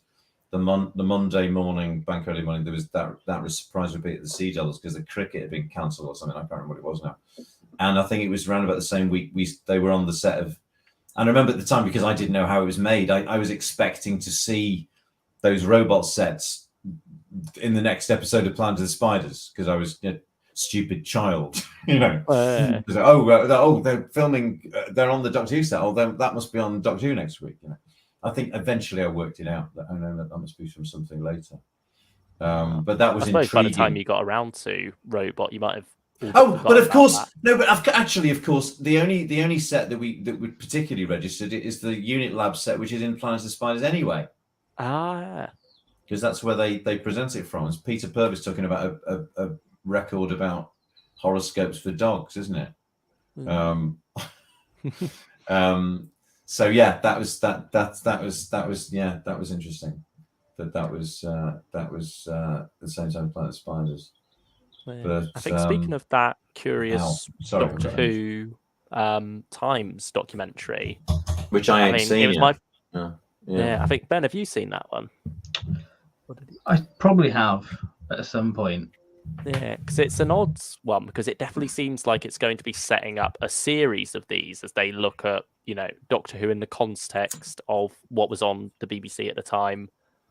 In those years for each season. I think it got shut down to copyright. I think trying to get I think because the budget was so heavy trying to do it because of archive material with the budget, they couldn't do it for the rest. Yeah, it's funny because they're mentioning Fawlty Towers on there and sort of talk about all the comedies at the time, but they never actually include a clip from Fawlty Towers, presumably because it would have cost them too much. Yeah. There's also that's right.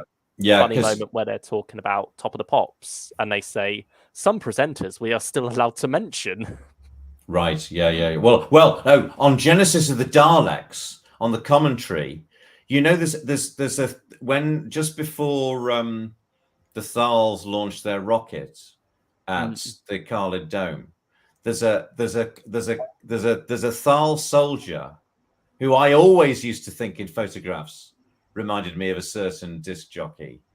he's got blonde hair and glasses, and he rifle butts Tom just before and Liz Sladen on the country goes, "Oh, looks like Jimmy Savile." Oh dear. Because that was before the terrible truth was revealed, of course, when that was before he died. I mean, I'm just the trying. Irish one mentioned Jimmy Savile earlier, actually saying Mary Whitehouse did say everyone should be more like that nice man Jimmy Savile. Well, something I used to be quite, was quite a thing to tell people was, the series Life on Mars. Mm.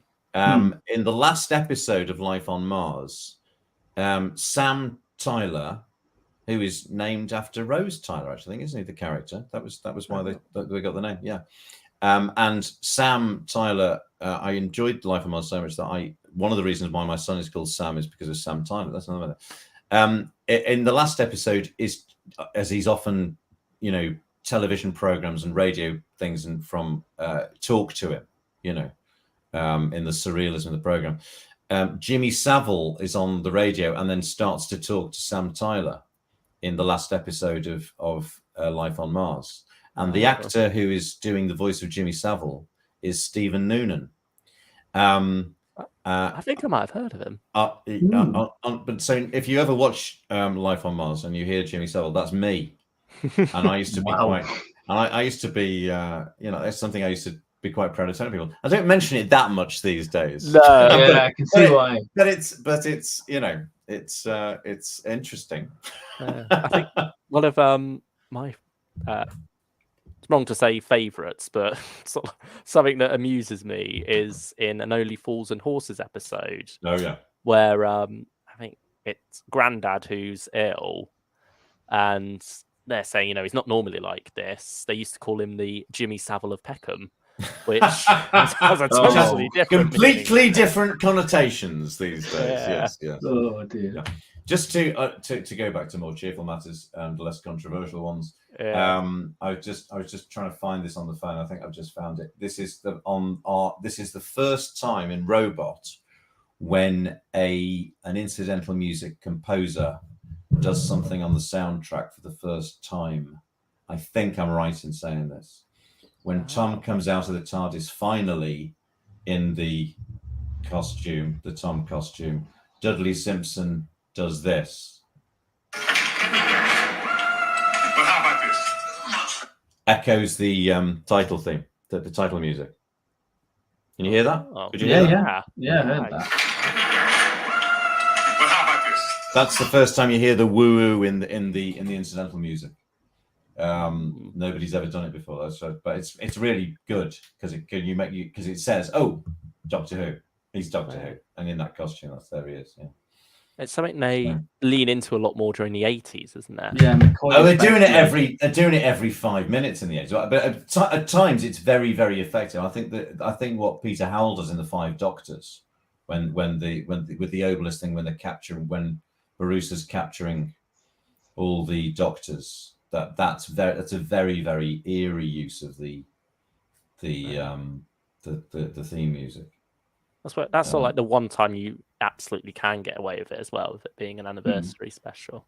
But it's very well used there. It's a very haunting version of it. It's beautiful. It's really, really sort of special. Yeah, with the clicking and the ticking of his machinery or whatever it is, as he's capturing them, putting them on that model of the death zone.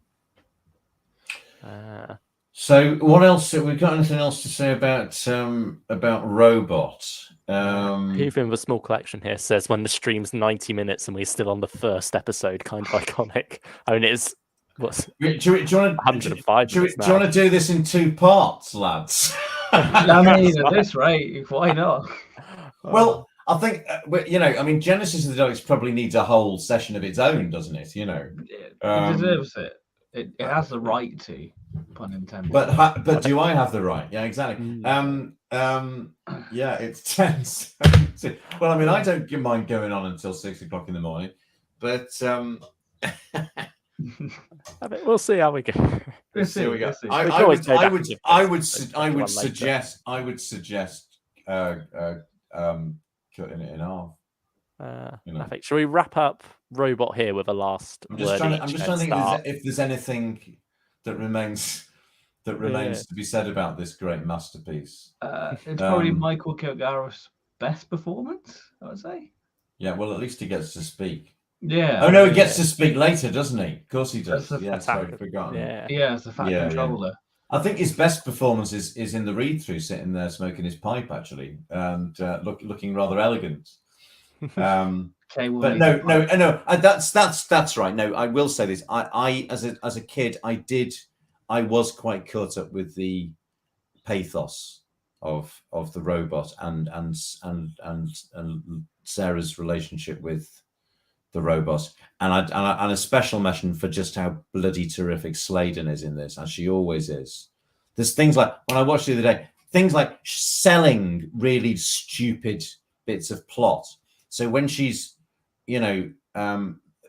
arrived at Think Tank and she's talking to Jellicoe and Miss Winters, and then she suddenly scoots in through those doors.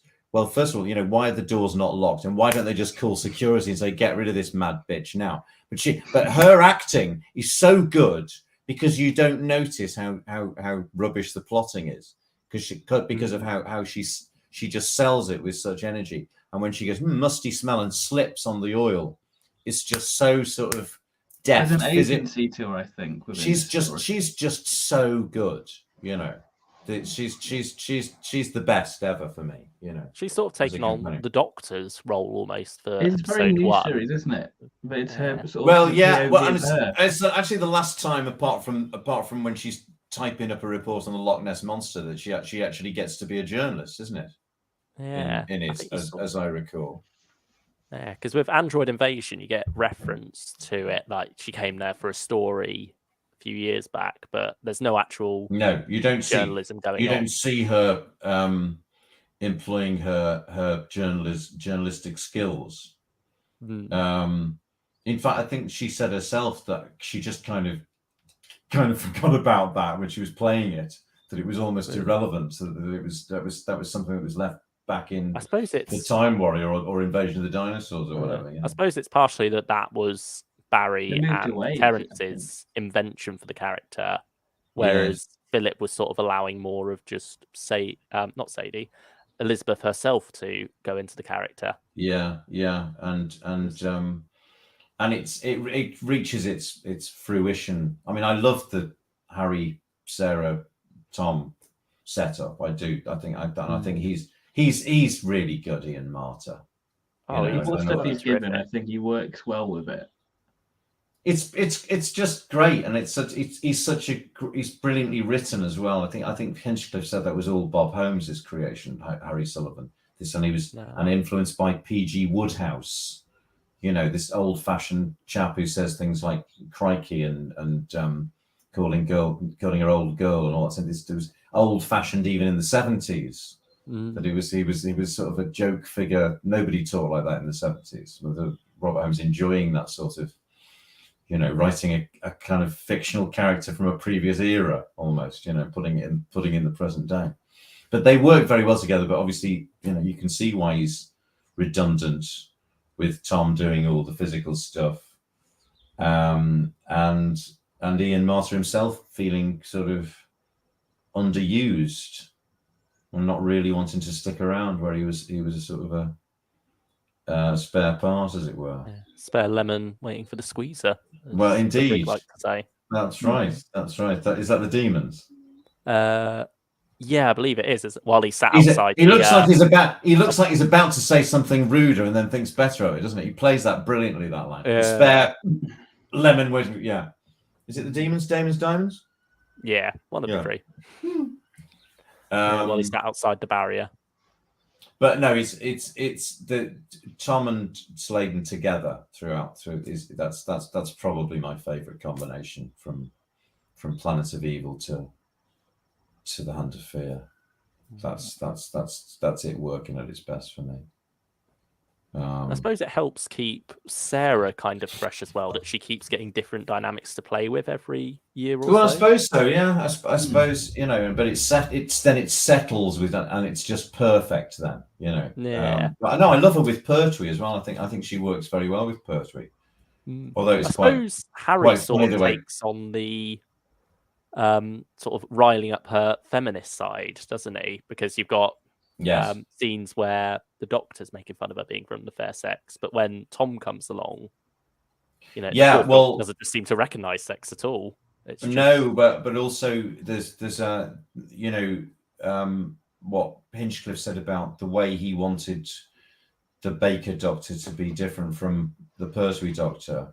So he said, you know, I felt that, you know, there's an old-fashioned sort of English, you know, all the stuff of, you know, belonging to gentlemen's clubs and being rather sort of aristocratic and of the establishment for whatever his values were.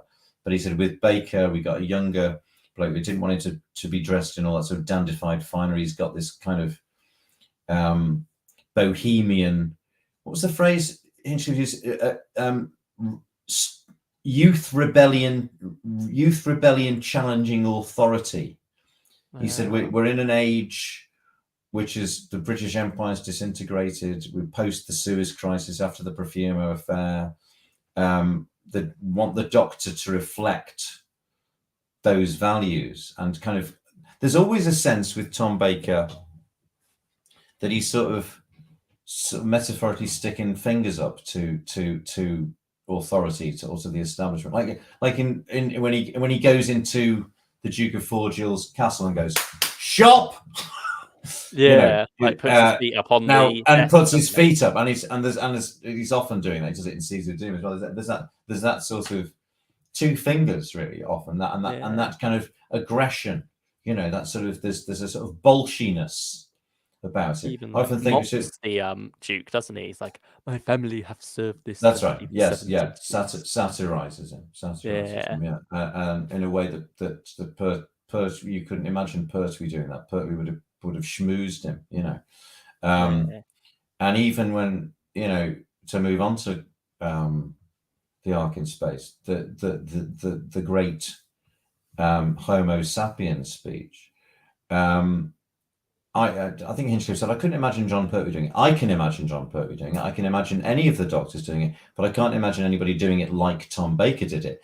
If Pertwee had done the Homo sapiens speech, it would have been sublime and elegant and authoritative.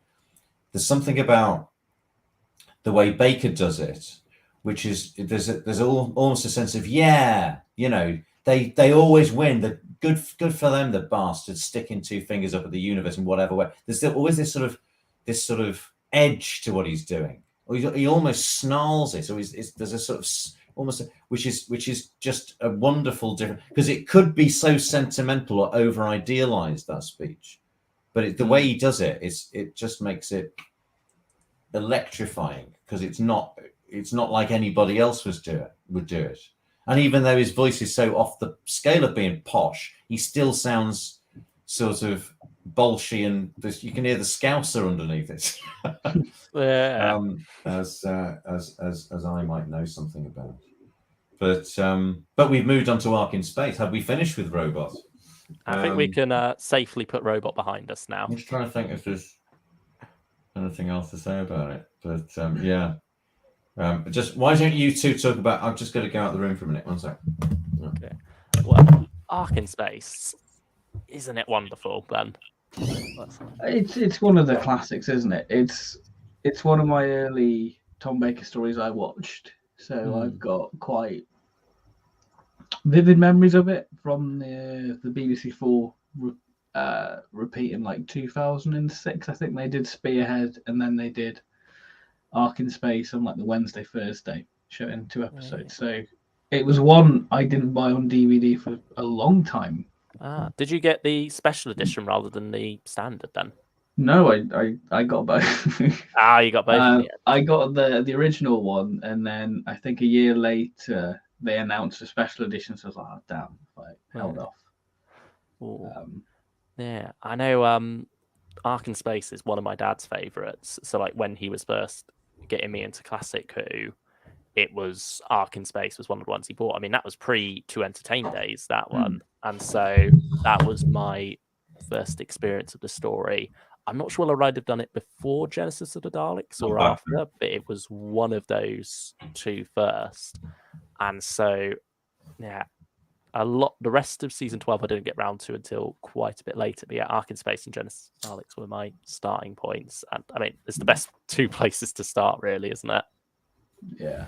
Yeah. Yeah. And I mean, Well, I love they're- how it's a callback to the 60s in a way, particularly with the opening episode not featuring any other supporting cast members. It's just the main Yeah. trio and Peter Tunderham for like a voice cameo as that. And Gladys Spencer. and Yeah. the Prime Minister. Mm, Or is it High Minister, do they call it? I Yeah, think so. it's Yeah. something like that. Yeah. Yeah. We have that wonderful moment there where it's just those three wandering around exploring this space. Well, station, you working out don't hear what's going on. you don't hear the High Minister in episode 1, do you? Do you? Um, you do. yeah, Talking to yeah, Sarah. yeah. Talking to When- Sarah. Yeah. Talking to When she's being Sarah. irradiated. That's right. Yeah. And then they Um, find her right at the end. Yeah. It's So brilliant. how old stuff. were you when you saw it then, Luke? I think probably around 8.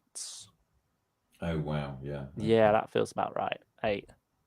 Yeah. Because it was one of my dad's favourites. Yeah. He had vivid memories of it. So when I How was old's your dad, if that isn't a rude question to your dad? he's 60 now. Oh, is he? Right, okay. Yeah. Yeah. He was Oh, yes. born 62. And Right. So he'll remember he would- Troughton. Because Yeah. he's about old Briggsy's age. Yeah. I think his first memories were the Cybermen, but you can't remember which story. But so Yeah. been the Cyberman one. L. Stubbs' first memory is Web of Fear.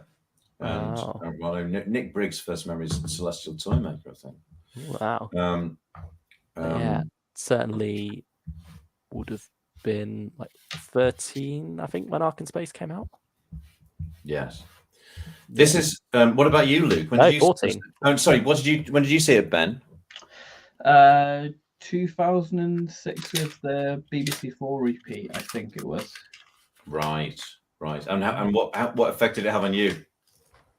It made me want to get more of them. Really, I think I went out pretty much the next day and got a few more. Did you? I think I got like Pyramids of Mars and I think Carnival of Monsters as well. I think. Were these still VHSs or were they? No, they were DVDs by this point. DVDs, yeah. Yes, no, I know. Because Ark in Space was one of the first DVDs I got. Was it an early one? Yeah, it was 2001, I think. Yeah, because it Still was quite before a the cool To cover. Entertain logo. Yes. That's right. I remember just being delighted by the fact that we got commentaries that you could hear Philip and Tom and Liz commenting on it. That was just oh wow, this is going to be great if we get these with every story. And of course we there are some commentaries that are more interested in the stories themselves. Looking at you, Underworld. I think, sometimes the worse the story, the better commentary you can get. Sometimes, yeah. Well, when you've got Tom if Tom's in the mood for it, and he's with somebody who sort of is simpatico with it, then it works very well. Obviously, some of the Peter Davis and Janet Fielding ones are very funny. They're my favourites, particularly uh, season 19 ones. They're great. They're great. Well, Ark in Space was the last story that scared the shit out of me. And it's a cliche, but it was the story where you went, okay, fair enough, Tom Baker, you are Doctor Who. But it feels like he's been in it so long as well. I know. When you get to that. Well, of course, interestingly, it's the third one shot. So they did Robot, and then they did Sontaran Experiment, and then they did. And so if you watch them in production order, you can sort of see in those early scenes with the Galsec astronauts in Sontaran Experiment, he's still a bit like he was in Robot. He's sort of it's a bigger performance. It's more that first going back to Robot. Sorry, there's sort of. I mean, he's always brilliant, whatever he does, and even when he's going wildly over the top, he always sells whatever he's doing probably much to the frustration of some of the people who are working on things later on. But he just gets away with. But there's things he's doing that he very soon calms down. So that there's a thing that he does in early stories that he cuts out altogether. That thing of opening his wide eyes in an enormous stare and freezing, of like not moving, like he's frozen on a on something like this. The picture freezes. You know what I mean? When he opens his eyes, and the eyes are popping out of his head. And there's a scene with the Brigadier in Robot when he just freezes and the Brigadier goes out, and then he goes, "What were you saying, Brigadier?"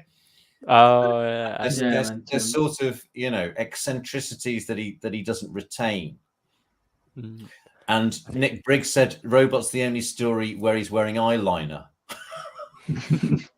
I think probably makeup put a bit right, and they said, "Bugger that, I'm not doing that." You have that funny moment where he's quickly typing out a note, don't you? It's like that ridiculous music. That's right. That's right. Which is not unlike the instrumentation in Bits of Hand of Fear, but in a more sinister way early on. Go and have a look at Hand of Fear, you'll see what I mean. What happens that he's doing the first story, and I think Terence Dick said I deliberately wrote him wild and they could calm him down later on. And because becoming aware that he was a very, very sort of flamboyant and extraordinary personality. So he thought, well, let's write to the strengths of what this person is like. And then what you get is Robert Holmes recommends to Philip Hinchcliffe a director that he's worked with on serious dramas called Rodney Bennett. And he says, I think he's the ideal director to get to. He's a sort of serious drama director. He perhaps won't be that knowledgeable about special effects, but he's a really good drama director, and he'll be really good to help to focus Tom. And there was an interview with Rodney Bennett in Doctor Who, might still have been Doctor Who Monthly before it became Doctor Who magazine years and years ago. Which was fascinating, where he talked about, he was great that they did the location with Sontaran Experiment, which of course nearly lost Tom. But there was that, and then to get into the studio, having developed a relationship with him, and to get him to focus and to sort of contain all that energy and to make it more.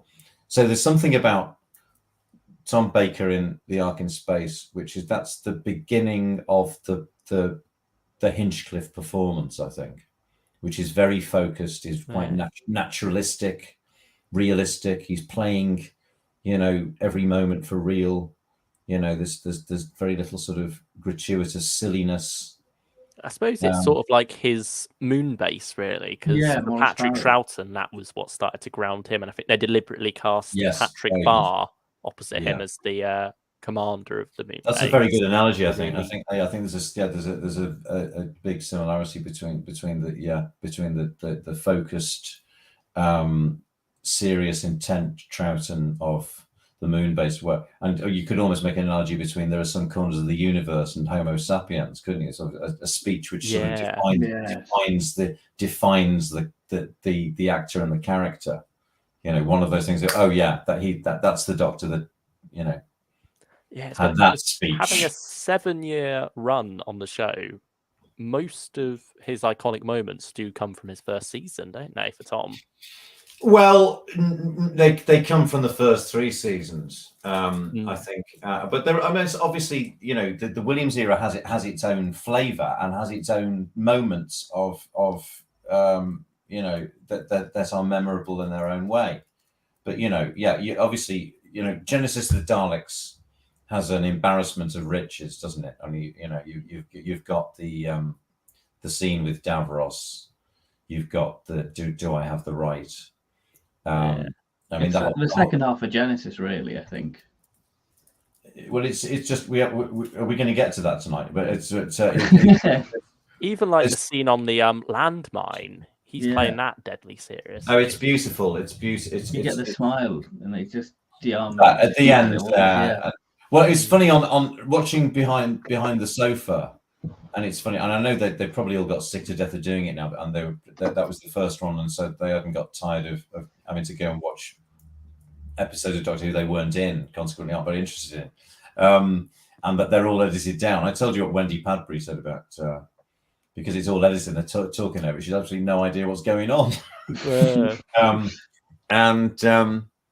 Ultimately, they're there to make entertainment for us. Genesis of the Daleks is the only one, I think, where they all shut up and watch it, and it's rather beautiful in the "Do I Have the Right" scene where everybody shuts up, and I think and it's beautiful watching Tom Baker watching himself however many years later, and rather moved by it, and that you can tell they're all impressed by it, and that they're not inclined to take the mickey. Because I told you about when I was doing King Lear in Chichester, and was staying in a house near the theatre with the actor I was sharing the house with was Alexander Mikic, who was later in Waters of Mars, who plays, what's the name of that character? He got to ride in the TARDIS. He was one of the few survivors, wasn't he? That's right. Gadget person. No, he's not Gadget person. He's Gadget is an American character. Yeah, he's an Eastern European character. Yeah, but he's the person who makes Gadget. Does he? No, no, I don't think he is. I think he's a different one. He is, isn't he? Because he's a much more wound up character, isn't he? The Gadget one. Gadget, well, yeah, particularly when Tennant takes Gadget for a very speedy spin. But Yuri, that's right. His first line is "It's a joke," he said. And he knew nothing about Doctor Who. I brought all these as they were VHSs down, and he became completely, this was several years because he ended up being in Doctor Who, became completely obsessed with it. And sometimes I was in a play that he wasn't in, and I'd come back to the digs, the house we were staying in, and he'd be watching, he'd have Deadly Assassin on or something. You're really hooked on this. This is amazing. Anyway, there was one night, all the cast came back, including David Warner, right? And sometimes I'd say, the situation would be right to suggest putting something worth watching on. I said, what about an old Tom? And David wants, oh yeah, put that on, put that on. David wants it, and we put Genesis on, and everybody stopped talking and got completely mesmerized by it. And David Warner that night said, "This is really good, isn't it? This is like a play for today, or Wednesday play. This is Tom, super, isn't he? Absolutely, it's very no." And Michael, that's a very special performance. He said about Michael Wisher, that's a very special performance. Which is what he'd say. If something was really good, he'd say special. Yeah, still not been topped as Davros. He's never been topped as anything. It's one of those sort of bewilderingly brilliant performances. And there's another experience. Bloke I was at university with who watched Doctor Who when he was a kid, wasn't really interested in it, but remembered to go, oh yeah, the one with Davros. I said, do you want to watch it? You go, oh God, well, all right, then put it on. And he watched it, and he goes, and he said about Wisher's performance and The Mask. He said, you don't doubt it for a second. No, he said you just completely believe that creature is real and speaks like that and looks like that. He said it's just amazing, complete. And then we were at university together, because many years ago, and then he had a kid, and he showed it to his kid, and he said, and it had the same effect on his kid, Bjorn. Just was completely hypnotized by it. There aren't many episodes you could probably show to anybody, and you'd stand a good chance of them, being impressed by it in the way that VHS cut. By the way, I taped it from one VCR to another and cut out the clams. So you knew to avoid the ridicule there. That was, yeah. I thought, let's take out the embarrassing bit if we're going to show this to people who aren't Doctor Who fans. And I did the same with the rat in Tandem. I managed to get rid of most of the rat. I didn't have the facilities to replace it with an equally crap CGI rat, unfortunately. You could have done a hand puppet, maybe. I could have done, Yeah, But, very um, authentic then. Dragon But- Bugs says, going back to the story we're kind of on at the moment, Ark in Space is for sure a classic. My dad grew up on Ark in Space too. He has fond memories of it. But Whovian with a small collection, on the other hand, does not vibe with Ark in Space. But when Dragon Okay. Bugs asked if there's any from season 12 he does vibe with, Whovian Whovian with a small collection says Sontaran Experiment.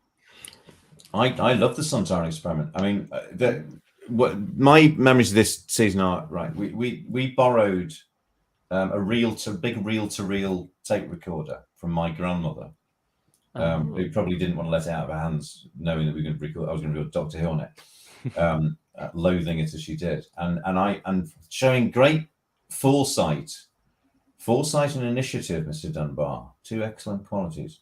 I thought, there's enough room on this tape. I can't remember, was it 2 tapes? There was enough room for 6 episodes,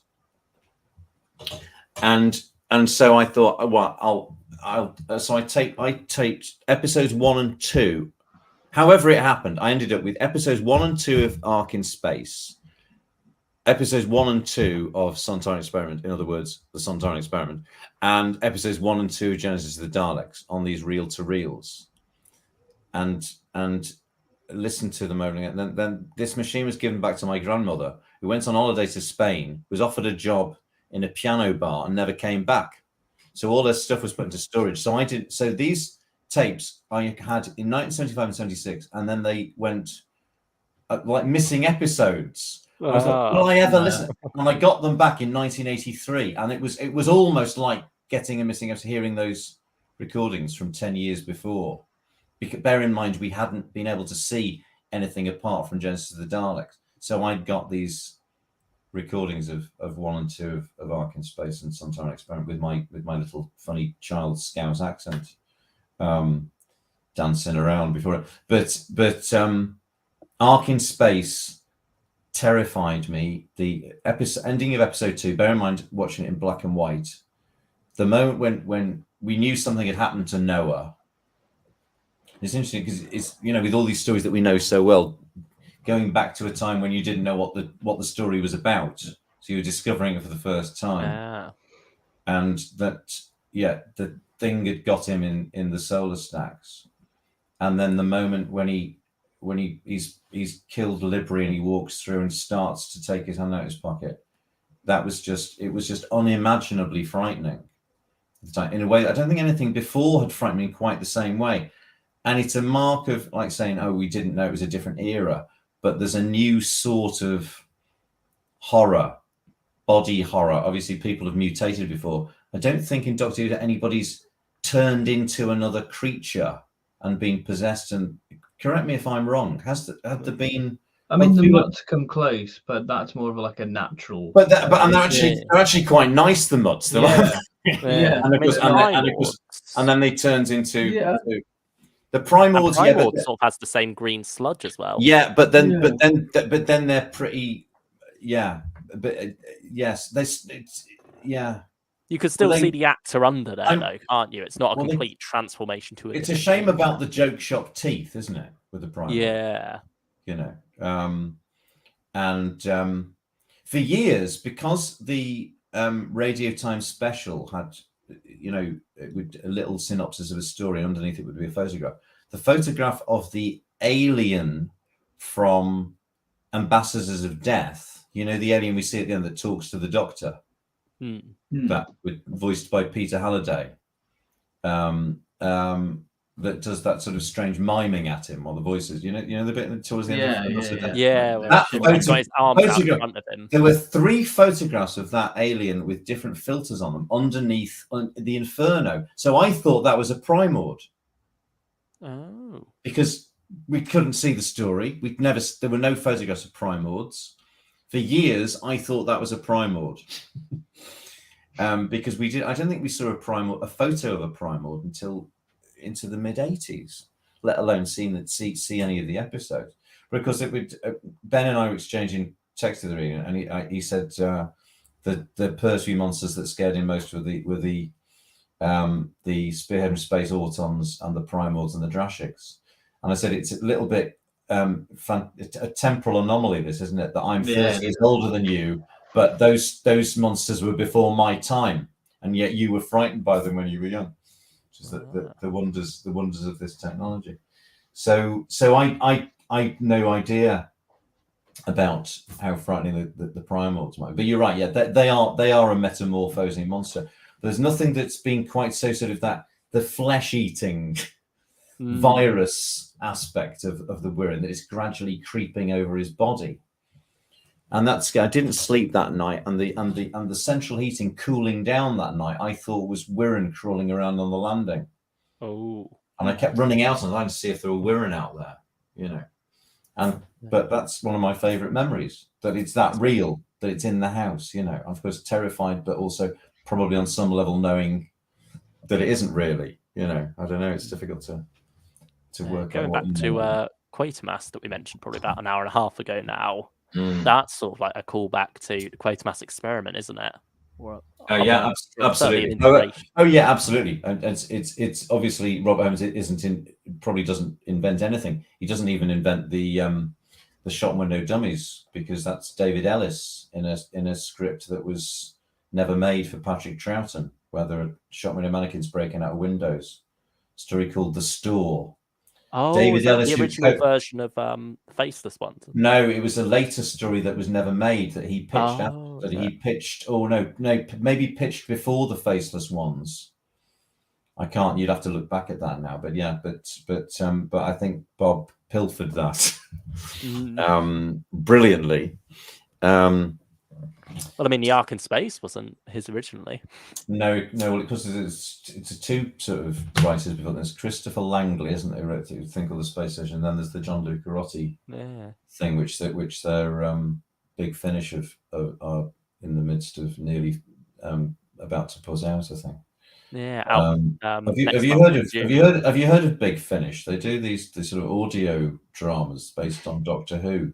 Oh, and you in any of them by any chance? No, I've never heard that. Concept. I don't like radio drama. But anyway,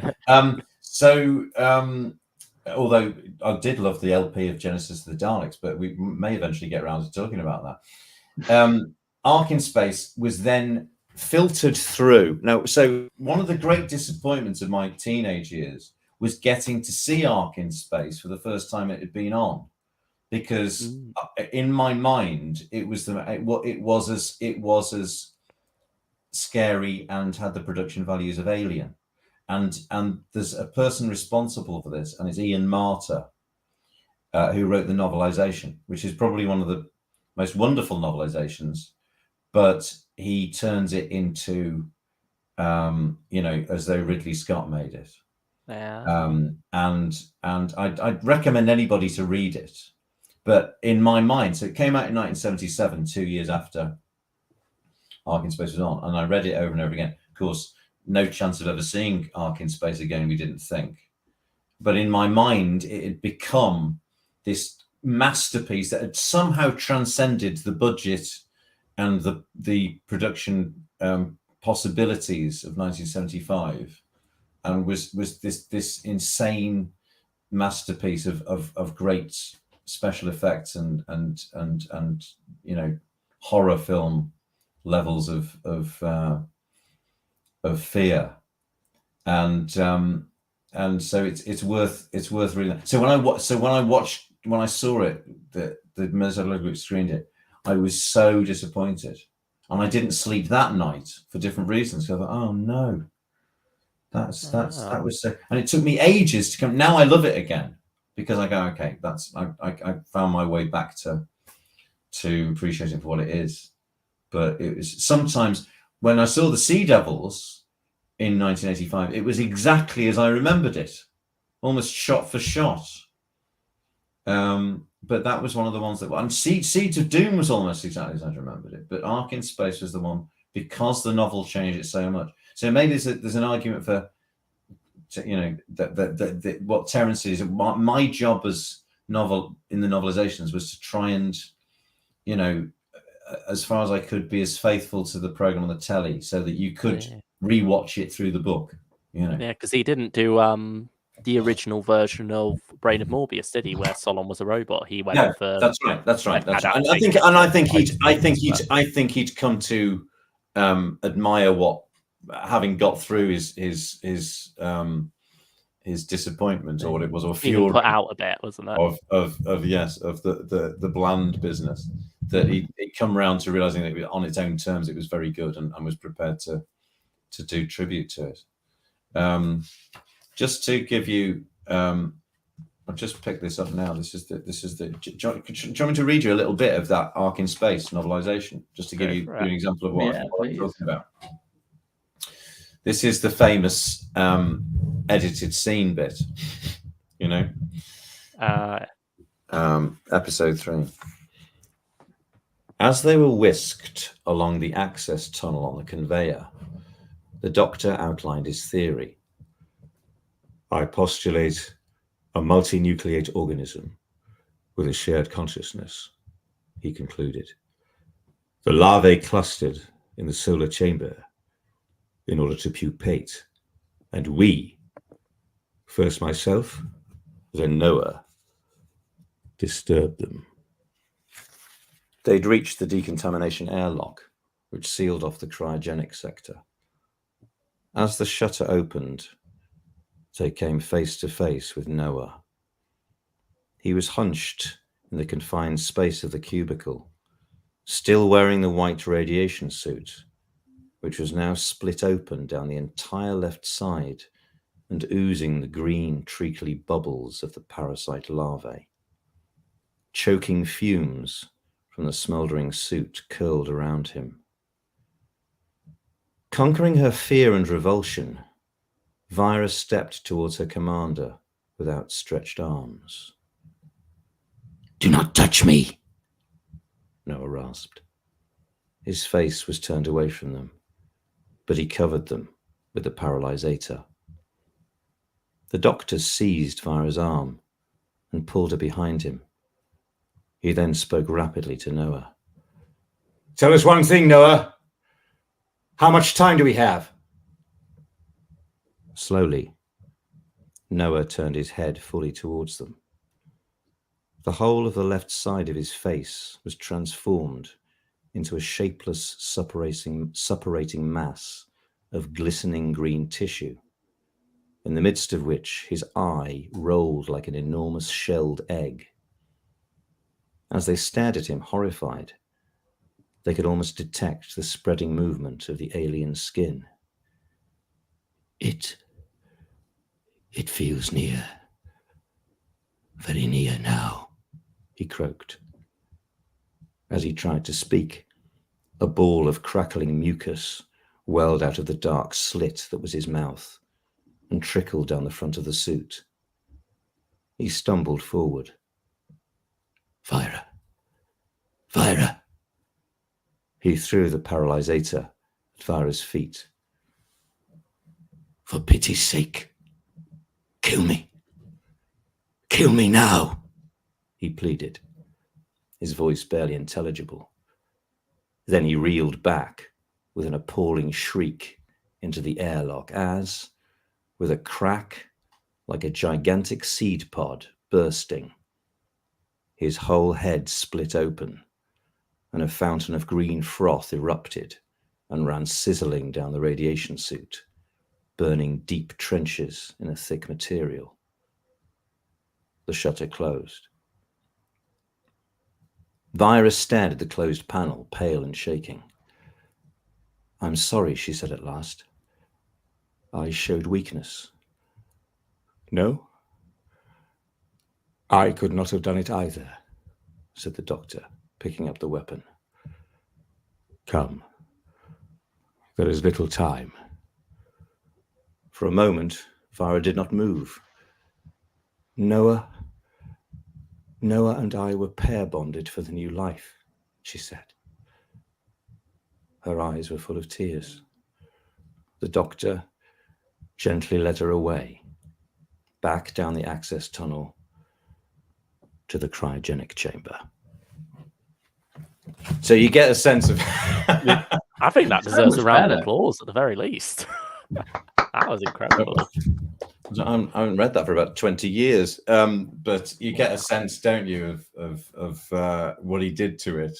Yeah, it's the same essence, isn't it? Like the same movements of the characters. But and you, lines, exactly. All the surroundings are upgraded. It's just sort of steeped in the sort of horror that was actually not yet being even made until, I mean, that's Alien 2 years before the film, isn't it? You don't get that sort of horror in cinema until the late 70s. Alien is a game changer, to use a boring expression, but it is, and then you get The Thing, the John Carpenter film and everything. But Alien sort of introduces that sort of grotesque body horror, outrageous sensationalistic horror.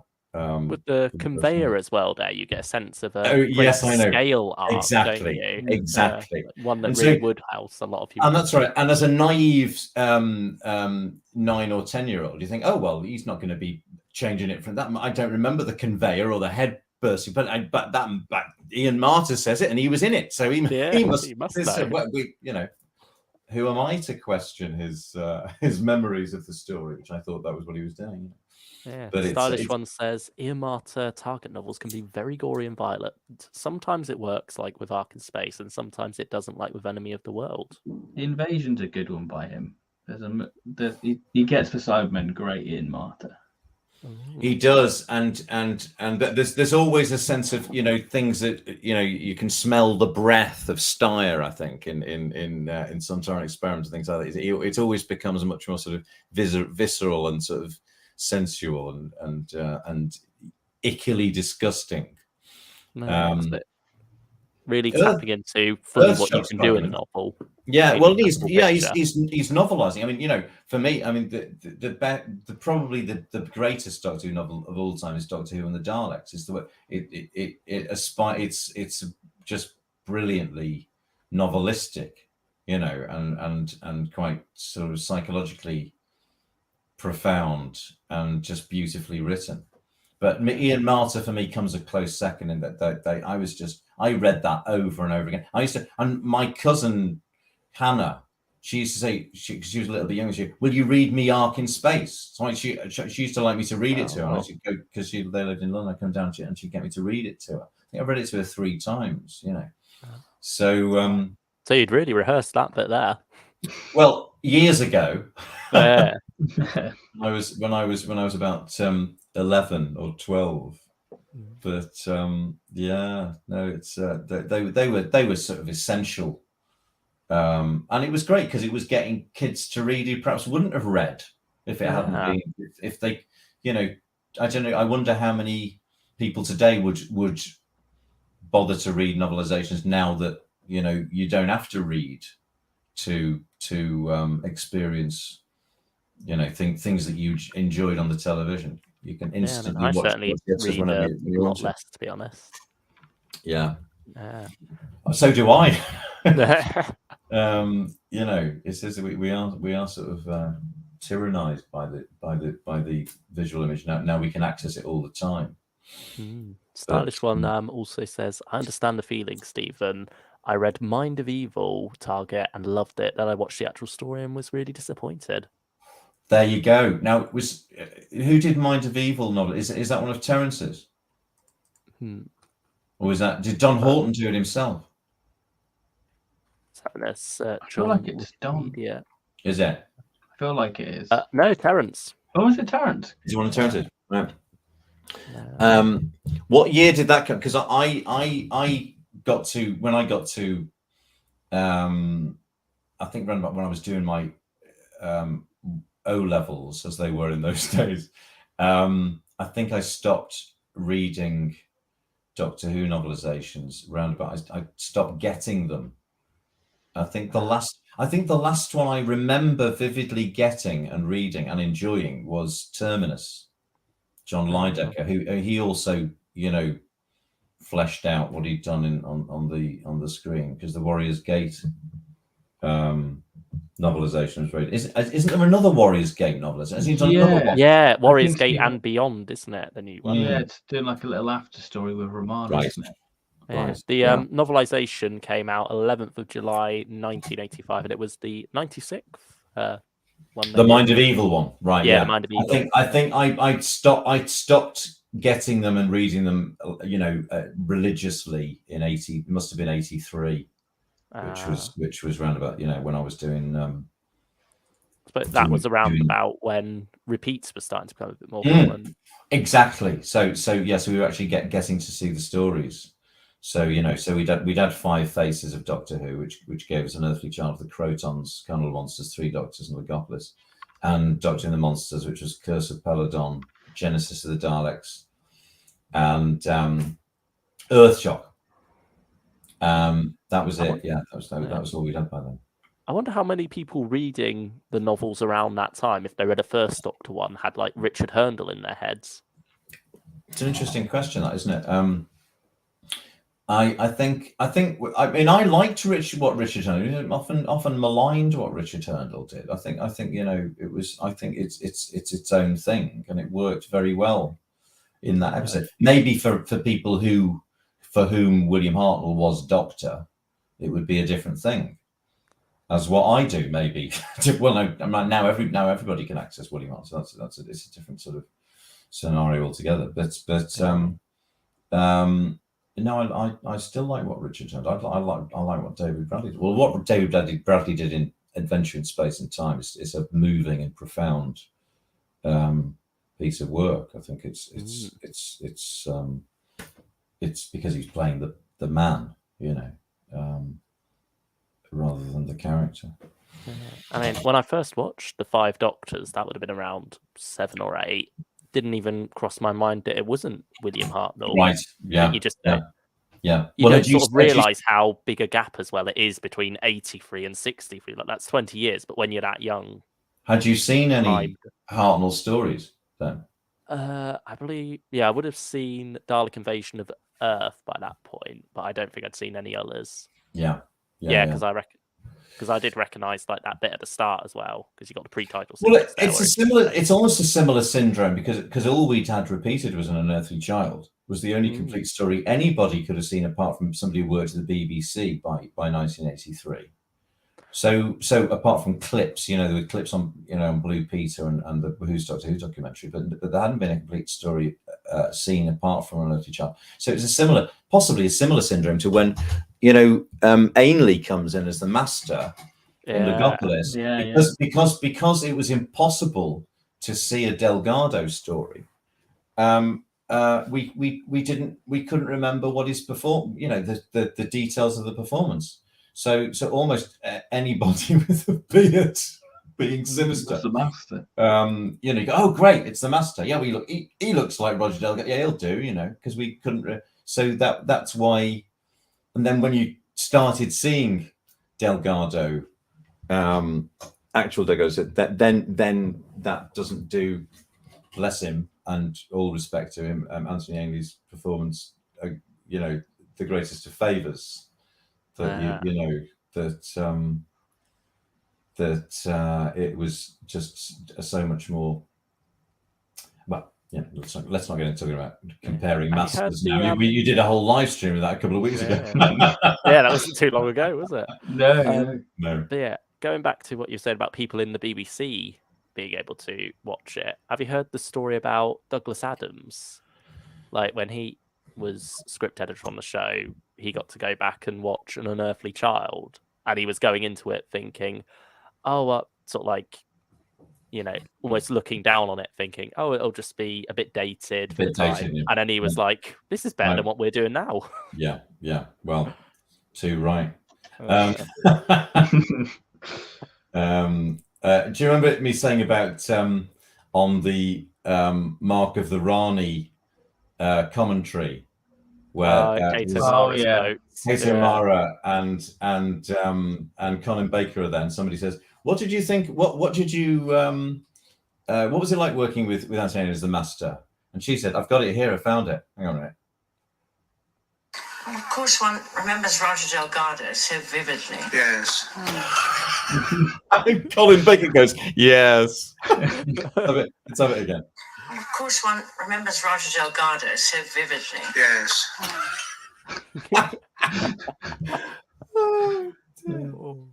Anyway, back to 1975. What time is it? Jesus Christ! It's 11:07. Oh no, I'm looking at the wrong clock. That's. I've got two times here. 10 past 10. 10 past 10. That's all right. Thank God. Thank. That's not too bad. Joe Bowers, it was a bit late for him though. He said, "I'm heading off. Thanks for the stream and see you in the next one." Thank you for joining us, Joe. Thank you. Good night, Joe.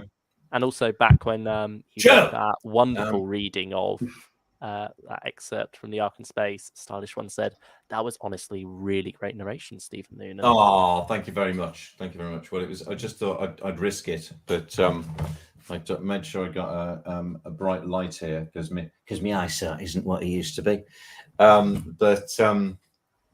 Yeah, no. In fact, it's inspired me to go and read all Ian Marter's other novelizations because they really were sort of. They stood out at the time, and I love Terence's, but Terence did give. It was like reading sort of superior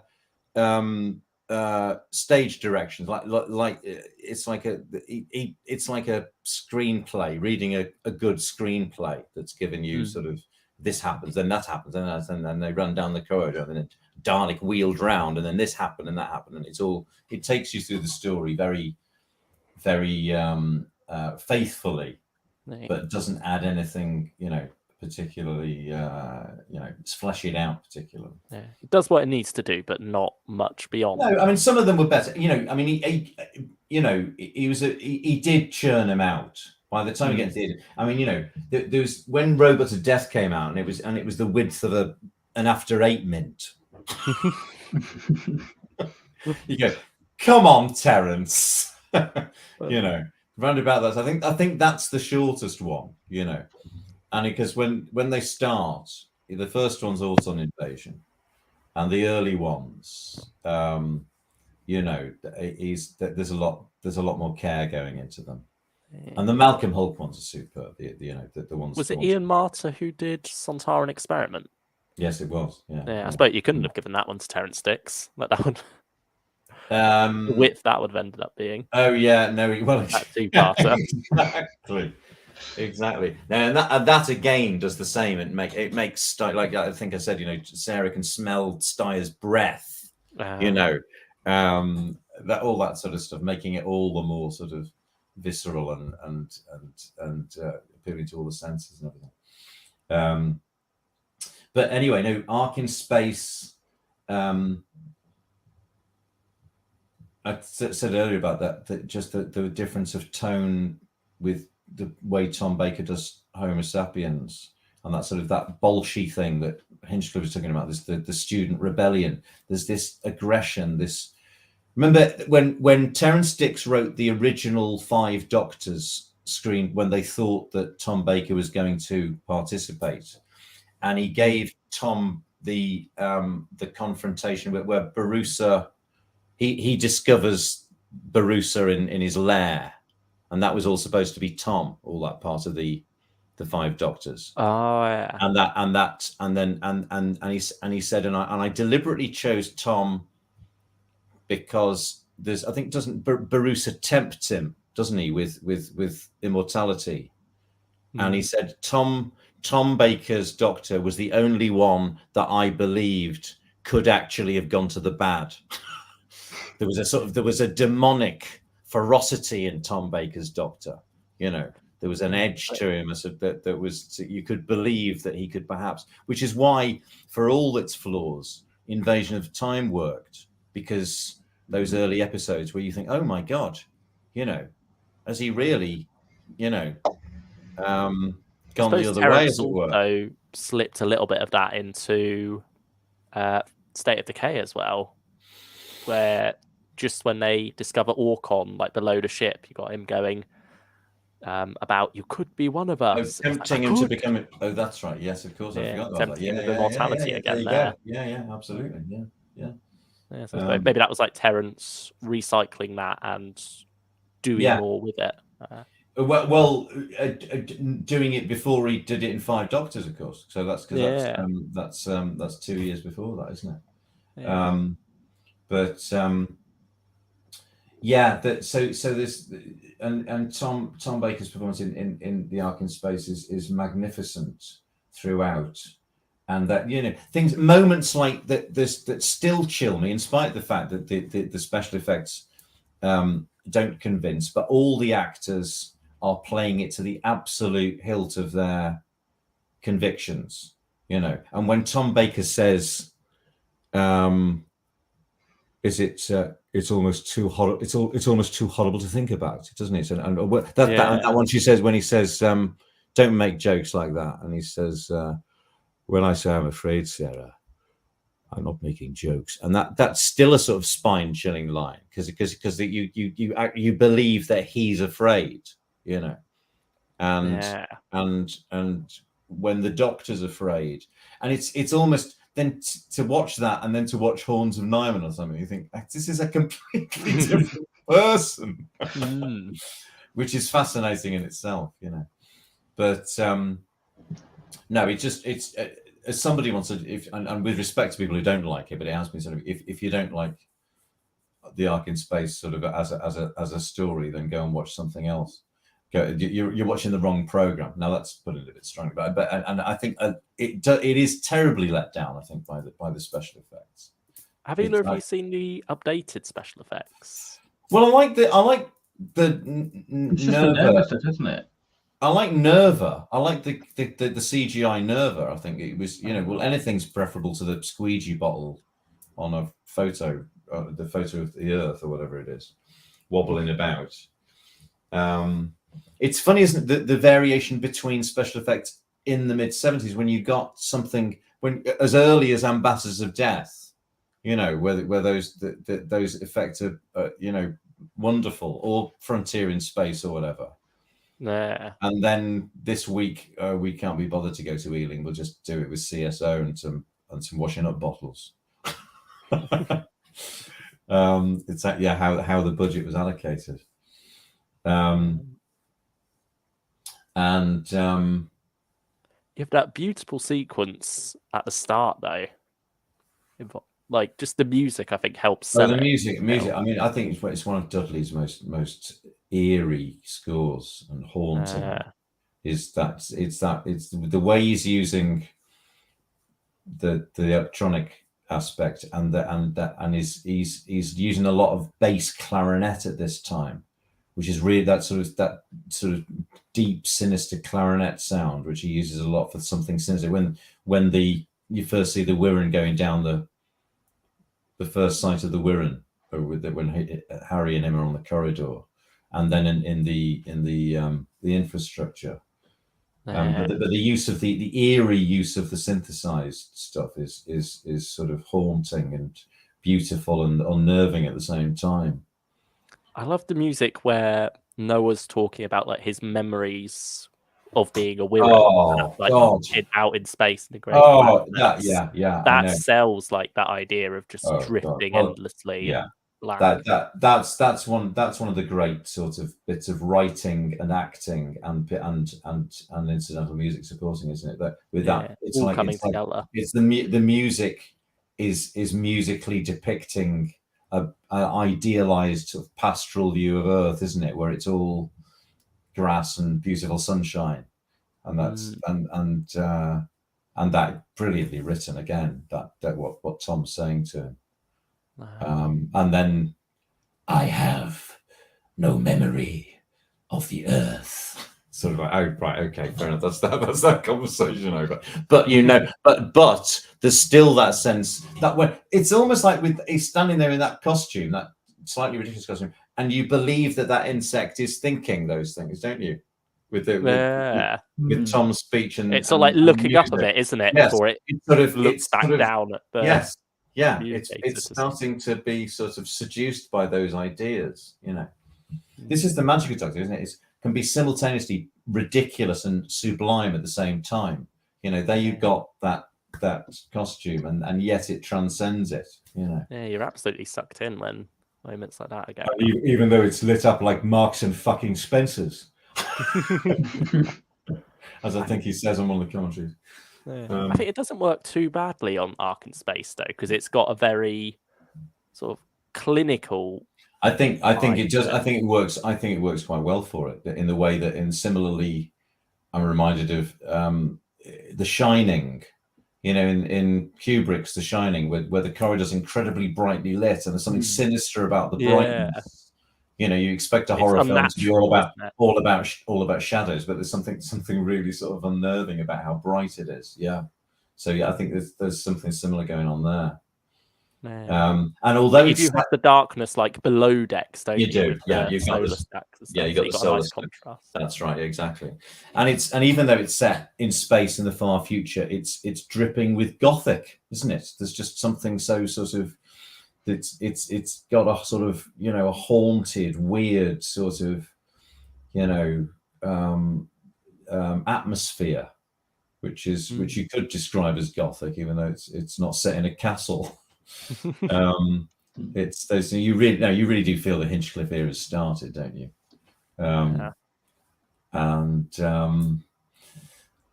I love the fact that Robert Holmes, the way he does politics, you never get sermons or homilies or sort of right. Everything's between the lines, and the way he'll make sort of little ironic remarks just by placing one thing after another. So there's Tom Baker's made this speech about the indomitable spirit of humanity enduring everything, and he says they're indomitable, and then it's almost like it's the last line of the speech. He comes out and goes, what do you think you're doing, Harry? And there's our representative of indomitable humanity. Yeah. This blazer wearing twit. He's the only one who's awake at that point as well. Because and then the indomitable human race wake up and they're all a bunch of fascists. Noah's like Norman Tebbit and Vira's like Margaret Thatcher on methadone. Is she of value? And a regressive factor, and this whole business about that they've all been chosen in a sort of about racial purity, eugenics, isn't it? Yeah. So they're notch away from Davros, really. Yeah. I mean, you sort of get that expanded upon then in Sontaran Experiment with the colonists there. Yes, you get like two sides of the same coin with that. Who've been given South African accents. For some reason that nobody can actually pin down why in the documentary. They're all sort of waffling, flailing around it. I suppose it must have just been like during the read through or something, someone came up with it and the rest just cottoned off. Well, Bob Baker looks as though he's about to explain it, and then he doesn't. And he says, but it worked really well in the televised episode. But it doesn't explain why he thought it was good in the first place and why it works really well in the episode. But I don't think I noticed until somebody pointed out there were South African accents till relatively recently. I guess it's Croton. Or is it a Croton accent? Yeah. Direction point. I thought when I first saw it, I thought they were Birmingham accents. Oh, yeah. Those, they do a bit of Brummie in them. Yeah, they do a bit, don't they? Yeah. What else about the Ark in Space? I think it's just really it's great. It's just a shame that the production values weren't up to the script and the acting. But I love it. And they're the two great stories of that season, aren't they? There's that and Genesis of the Daleks. Yeah, they're the heavy hitters. Are there any other specific memories of it? Are there any memories you have of Ark in Space, Ben?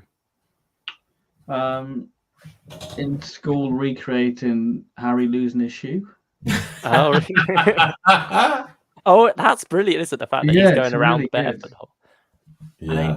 It's also another sort of callback to the 60s where Harry sort of feels a bit like Ian would be in a story at times. Like, because I think there's even a story where Ian's going around barefoot, isn't there? Keys of Marinus. Yeah. Or at least for a little bit. I think he gets shoes back. Yeah. Well, that's one of the first famous Hartnell fluffs, isn't it? Yeah, you could have lent her hers. Yeah, it's what is the actual one? If you had your shoes on, my boy, you could have lent her hers. Yeah. If you had your shoes on, dear boy, you could have lent. If you had your shoes on, that's it. He hits it. If you'd had your shoes on, dear boy, you could have lent her hers. That's it. Yeah, that's it. It's in the same scene where she says, "Is it frozen?" And he goes, No, impossible at this temperature. Besides, it's too warm. Yeah. So two belters in one scene. It's a good thing he had his holiday coming up in that one. He does, doesn't he? And he comes back full of energy and much refreshed for the court scenes, doesn't he? For the Sherlock Holmes investigation that he does towards the end of it. Doesn't he say at one point, like, it seems I've returned just in time? I think that might be his first line. But no, so Ark in Space was, and then it was repeated in the summer. And I think I told you that I was playing out in the street, and Jane Rossiter, Elizabeth Rossiter's sister, comes out and goes, "Doctor Who's on?" and I went, "No, it isn't." And she goes, "Yes, it is. It's called the Ark in Space." And I probably had a heart attack. I sort of ran back home and got in time to see Tom electrifying the cryogenic chamber with it, so that we're all fully grown. We're practically at the end of episode 4. Wow. In colour, of course, because we've got colour TV by now. And so that's probably why I was so shocked by it in 85 when I finally saw it, because I hadn't got to see it again. Maybe if I'd seen it in colour closer to reading the novelization, I would have realised that novelization was amending it or adjusting it or whatever. Taking liberties. Taking liberties. Or liberties, yeah.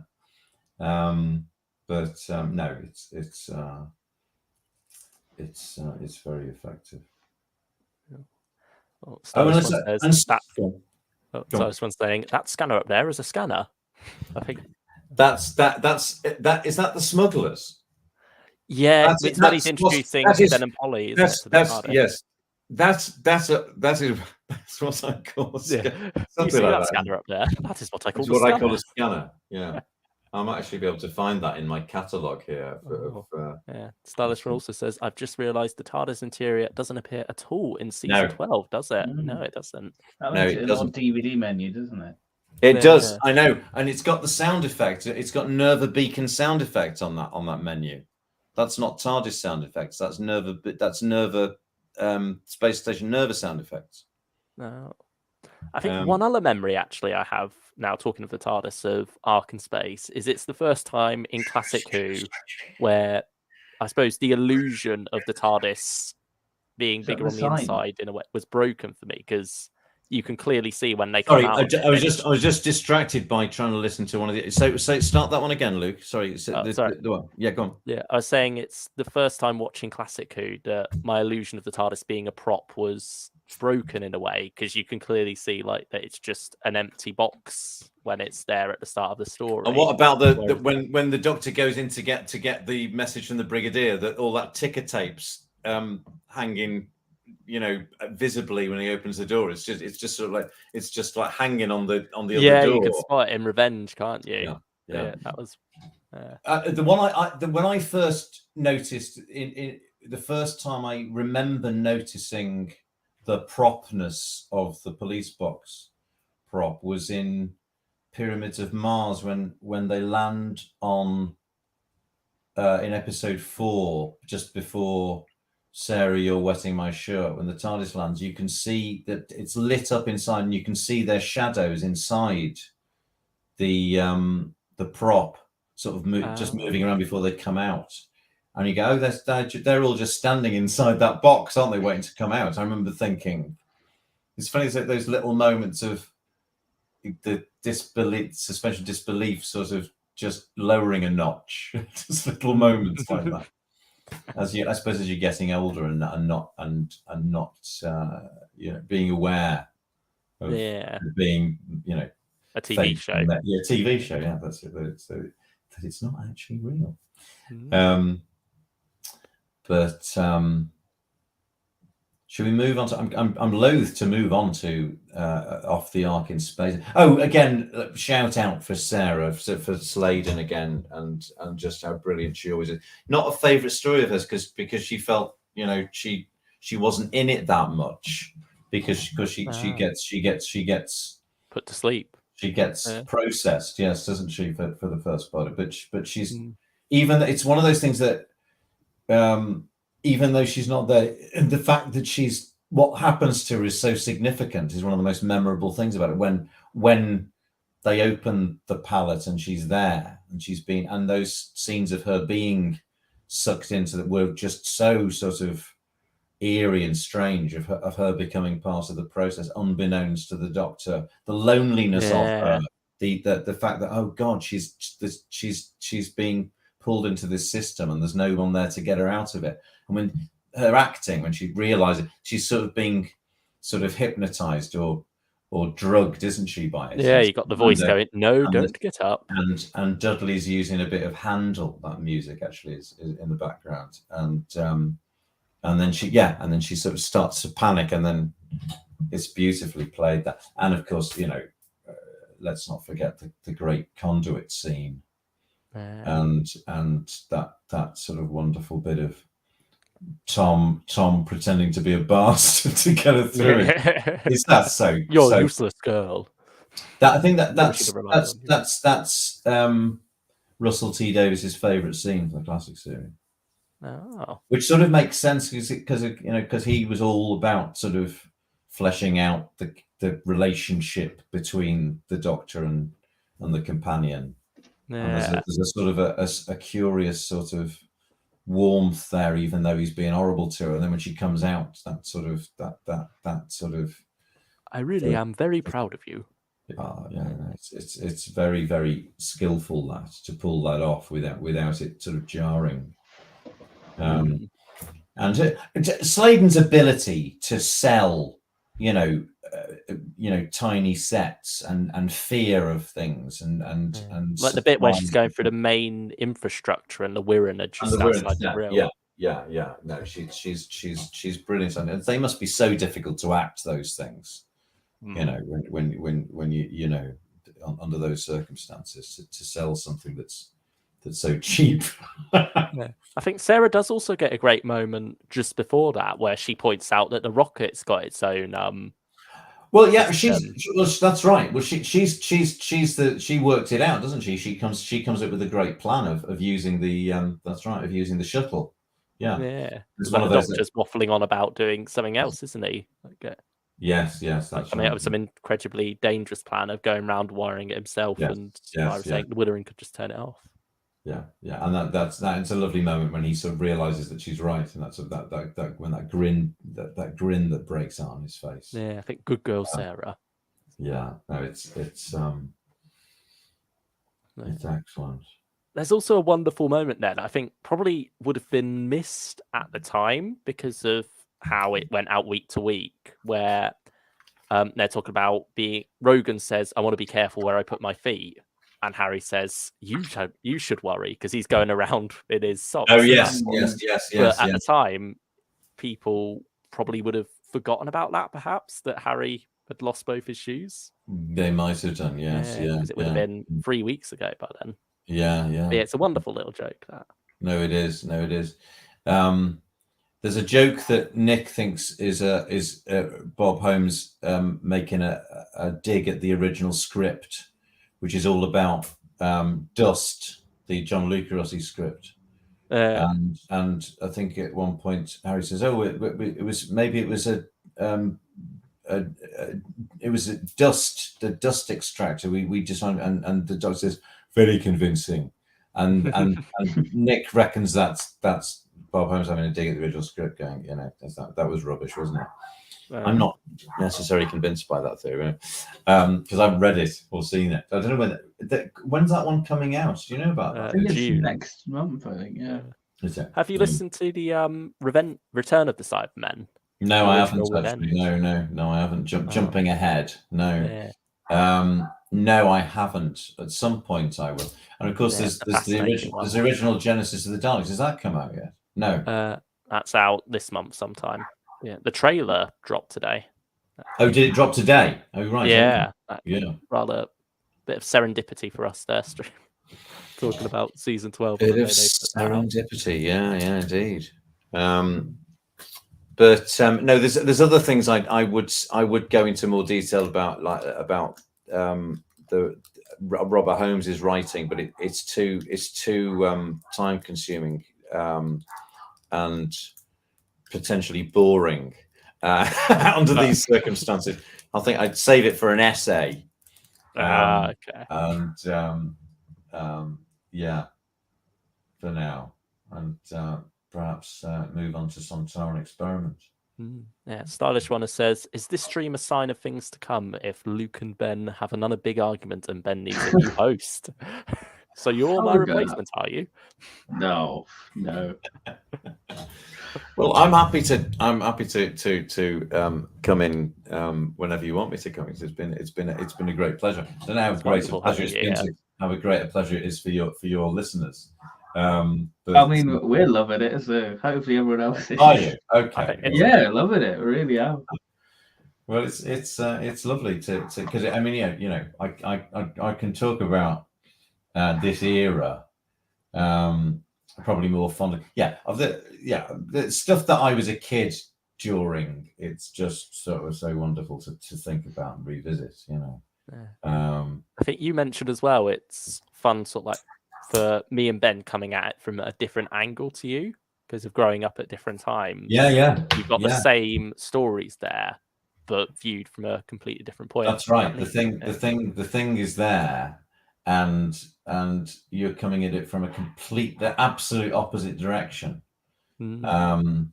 which is sort of, you know, extraordinary, isn't it? But there's these. What's wonderful about Doctor Who, probably, and it outshines anything else in this, the way it can unite generations of people.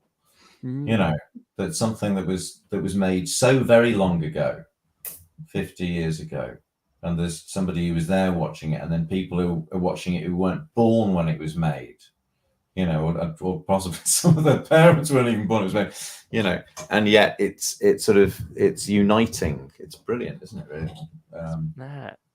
I mean, coming up to 60 years, so yeah, there's a lot of generations in there to be brought together. There's nothing else quite like it.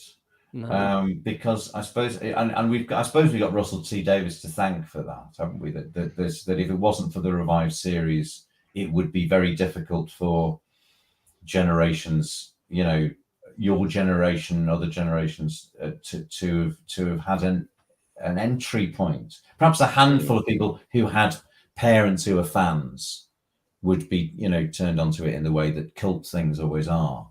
But for so many people to have come to it through the revived series and then come to love the classic series as much, if not more in some cases, you know, is probably unique. Because nothing's lasted quite this long, of which there is so much. And I suppose that renewed interest keeps, you know, being able to churn out more content from it. Like with this Blu-ray set, season 12 probably wouldn't have happened if there wasn't that interest from music. Probably would have just ended with the DVD range. Yeah, I think so. I think it's and also just continually getting new special features, documentaries looking back at this time. Yeah, to be able to put things out commercially, you know, there will always be fans like Nick was in the 90s, putting out, you know, the myth makers and all those sort of things. But to be able to put something out as a you know, commercial concern, like, you know, and that needs budget for the you know, for the level of production values that they're putting them out with. And to pay people to come in and do the features and to do the interviews and everything, and to make the documentaries and everything, needs the program to be still a current thing, I suppose. Which it is. It's still on, isn't it? Doctor Who, apparently, is it? Is it still making it? Meant to be getting another trailer soon, aren't we? When's the next episode? When's the first of the Tenants?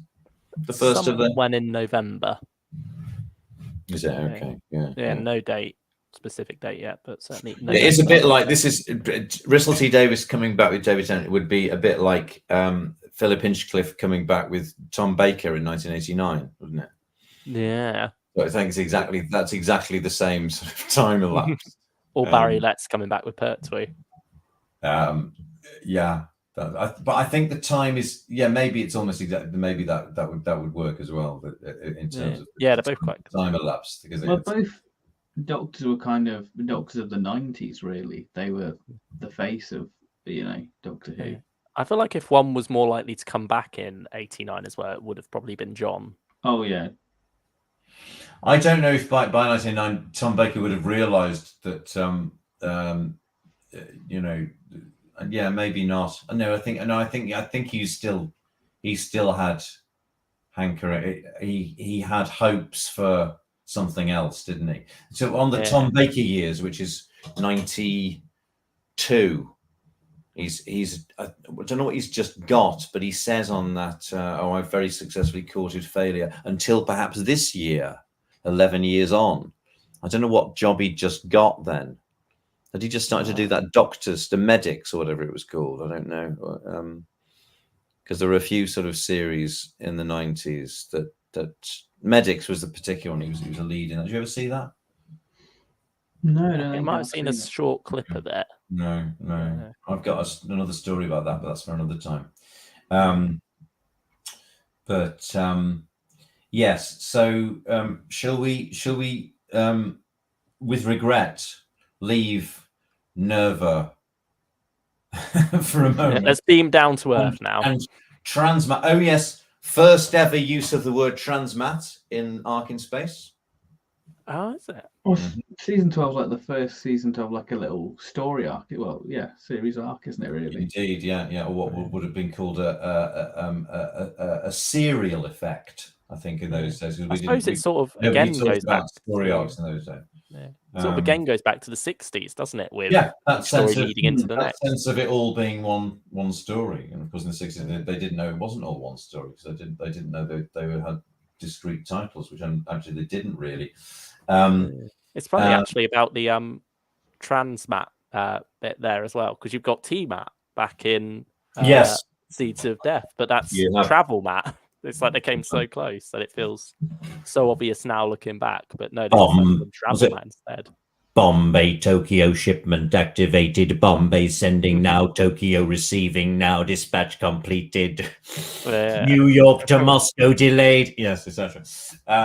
Yes, I think there's a bit towards the end where Commander Radnor just basically tells it to shut up, and it's like all incoming messages will be recorded. I love the Seeds of Death. I really do. It's wonderful. Cool.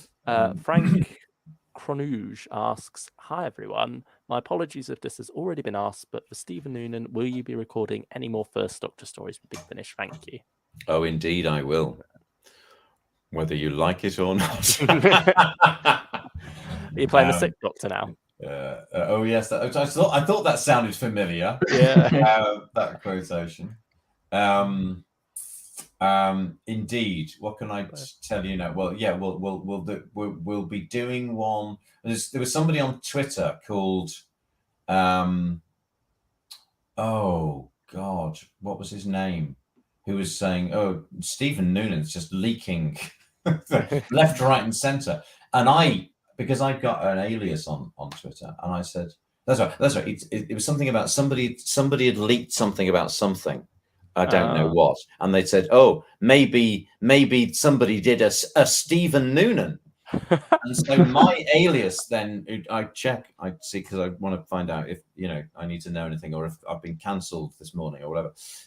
So I check every day, see what if I've been mentioned, and I said, "A Stephen Noonan?" this person who isn't me at all inquired, and then they went, "Yeah, man's been leaking left." It's quite iconic behaviour. Because the word iconic is multi-purpose now. You just use it to refer to anything, can't you? Yeah, I guess it's like sick and that now. That's got different meanings. Yes, exactly. Yeah, but I think iconic. And I did an iconic crap this morning. So I then replied, I just noticed one or two mischievous allusions. So I'm going to be careful what I say, but I think I'm allowed to say that we are recording a story that when the writer has finished it. I will be doing that sometime this summer. And then there's a companion chronicles that I think I'm allowed to say that I've done that.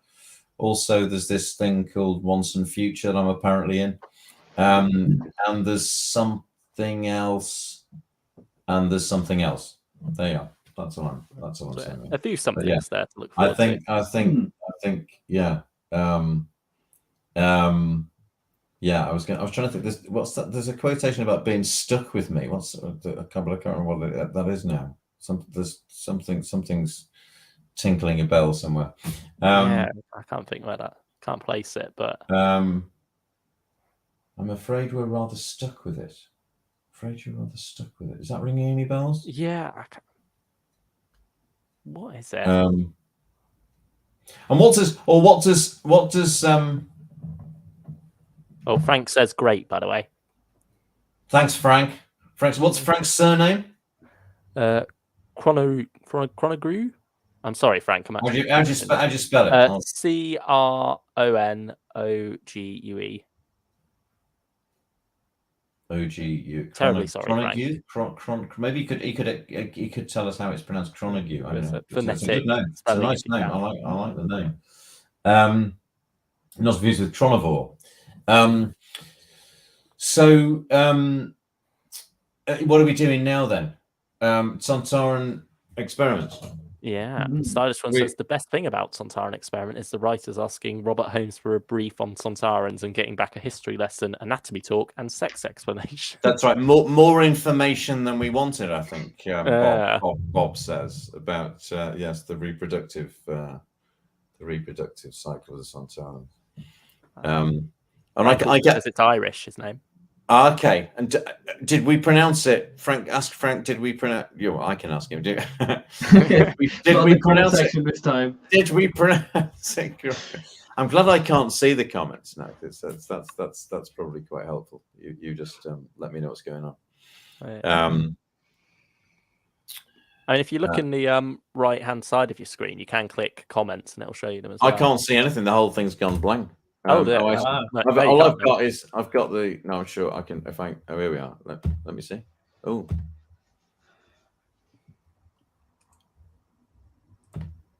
No, I see. Yes, okay. Yeah. Oh, right. Oh, there you are.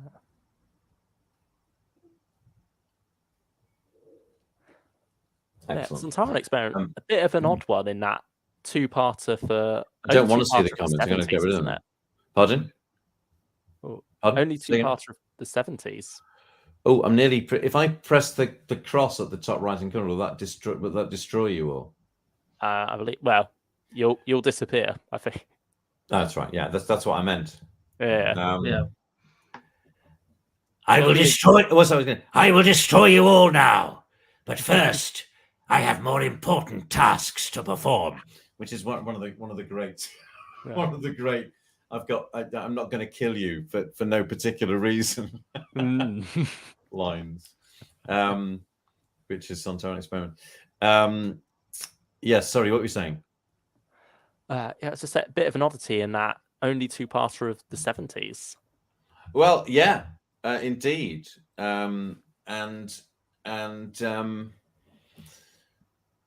yes, very strange, isn't it? And it seemed like a real funny little novelty at the time. That was kind of really. I remember really liking the fact that there was a story that for once didn't go on forever. Because some stories, as Dr. Samuel Johnson said about Paradise Lost, nobody ever wished it longer than it is. There are some stories that you wouldn't wish any longer than they were.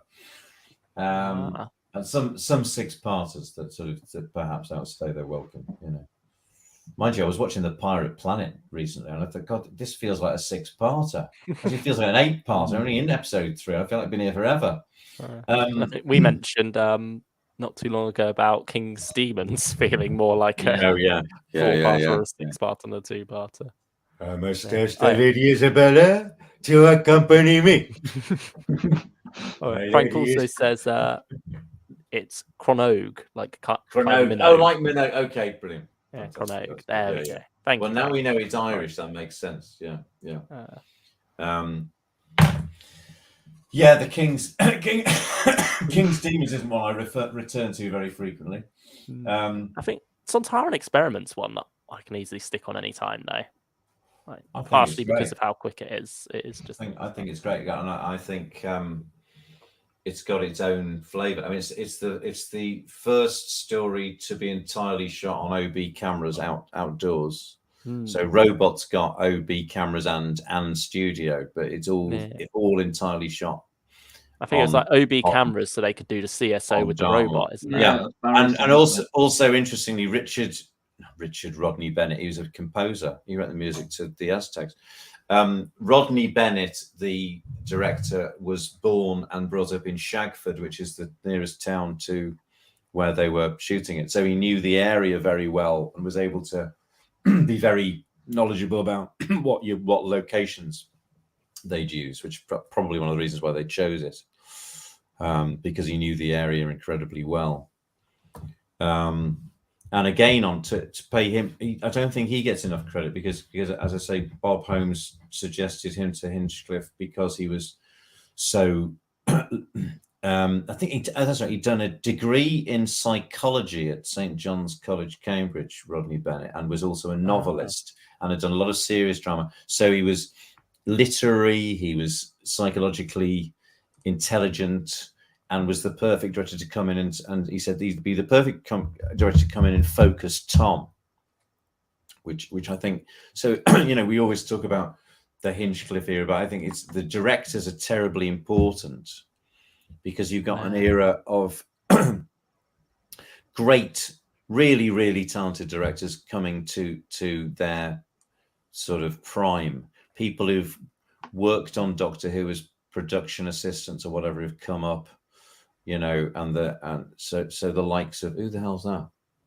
That's my French Sarah going. Hope everything's okay. I'll just send her a respect game. No, I've been cancelled. No, I won't put that. I've been leaking. We did go a bit controversial at one point, but what was that? The Jimmy Savile. Oh yeah, well, and the fact that I've actually played Jimmy Savile. There you go. So his voice again, a disembodied voice. Yeah, Richard Rodney Bennett. Yes, so that. The directors of that era, and one of the things that reasons why the Williams era is beleaguered and has problems is that all those great directors have gone. So David Maloney goes off to produce Blake 7 after Talons of Weng Chiang. Michael Bryant goes off to direct a lot of Blake 7. He's possibly had enough of Tom after Robots of Death. Paddy Russell, does Horrifying Rock. This is why I always think Horrifying Rock is like an honorary Hinchcliffe story because it's still got Terence Dix wrote it, Bob Holmes is still scripted. It's Paddy Russell directs it, and it still feels like part of the previous era. Douglas Camfield's wife tells him he can't direct another Doctor Who after Seeds of Doom for his health. Of course, very sadly. It doesn't last much longer after that, does it? And Christopher Barry comes back, of course, and does Creature from the Pit. Bless him, and regrets it. Not a great experience for anybody, I think. And who else is there? Was Lenny Maines last on his Hand of Fear, isn't it? And the only director who sort of straddles both Hinchcliffe into Williams is Pennant Roberts, who does Face of Evil, and then does Sunmakers and Pirate Planet, and of course Chada.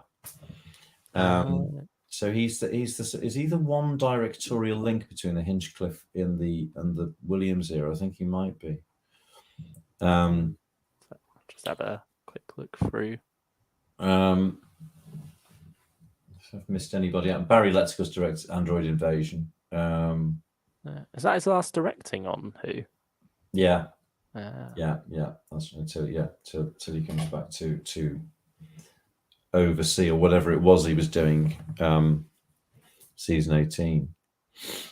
No, that's all of the Hinchcliffe directors. It Yeah, is, it was a tight group, wasn't it? Yeah, and just a spectacularly talented group of people. I think that was the very, you know, the Letts era and the Hinchcliffe era. It's just an incredibly strong team, and great designers like, you know, the James Aitchison who designed in inverted commas Tom's costume. But he said the thing was, I just used to go out with Tom Baker and we go round shops looking at clothes, and Letts and Hinchcliffe just let us get on with it. Nobody was telling us what he got to wear. It was when Tom was comfortable and I went, yeah, that's it. You know, contrast that with a certain bearded Hawaiian shirt wearing producer. Finger in all the pies. But no, I mean, as I say, as I said on the stream, if he left after 5 Doctors, but J&T would be almost up there in reputation with the likes of Barry Letts and Philip Hinchcliffe, because, you know, that is pretty successful aesthetic period, and finding a huge contrast to Tom Baker and Peter Davison, and then the 5 Doctors, you know, which that's about as good a multi-Doctor story as anybody could possibly hope to make at that time, using as many actors as possible that were available. It's just, you know, obviously it's got its, but it's just brilliant what they managed to pull especially when the writing process would have been quite the juggling act with this actor's now available. Oh no, they're no longer here. Absolutely, and losing Tom quite relatively late, and then whoever it was who had the brilliant idea of let's have a look at Sharda, and that because it's when it went out, it was just like, oh my god, that looks like it was made for that was actually shot for this story. It just sort of seemed to so seamlessly fit, and it was a great opportunity to see that footage, which we didn't think was ever going to be recycled over again so many different versions later. No, one of the proudest moments of my life was Monday the must have been, when did 27th? Yeah, Monday, very good. So yeah, because it went out on Friday the 25th, didn't it? Was that right? 25? Yeah. 20. No, it was. Oh, was it Friday? Yeah, it was. It went out on Friday. It didn't go out. Did it actually go out on the 23rd? It was a Friday. It went out the 25th. It was Children in Need. It was Children in Need night. Because I remember Terry Wogan looking sort of bored and unimpressed as he introduced it, which irritated the hell out of me. Yeah, so Monday the 28th. Yeah, that's right. So our form teacher, Mr. McCabe, it was one of those teachers that, you know, in spite of the fact that them being a teacher, you'd kind of liked him as a good teacher, and, you know, something like goodbye, Mr. Chips sort of teacher.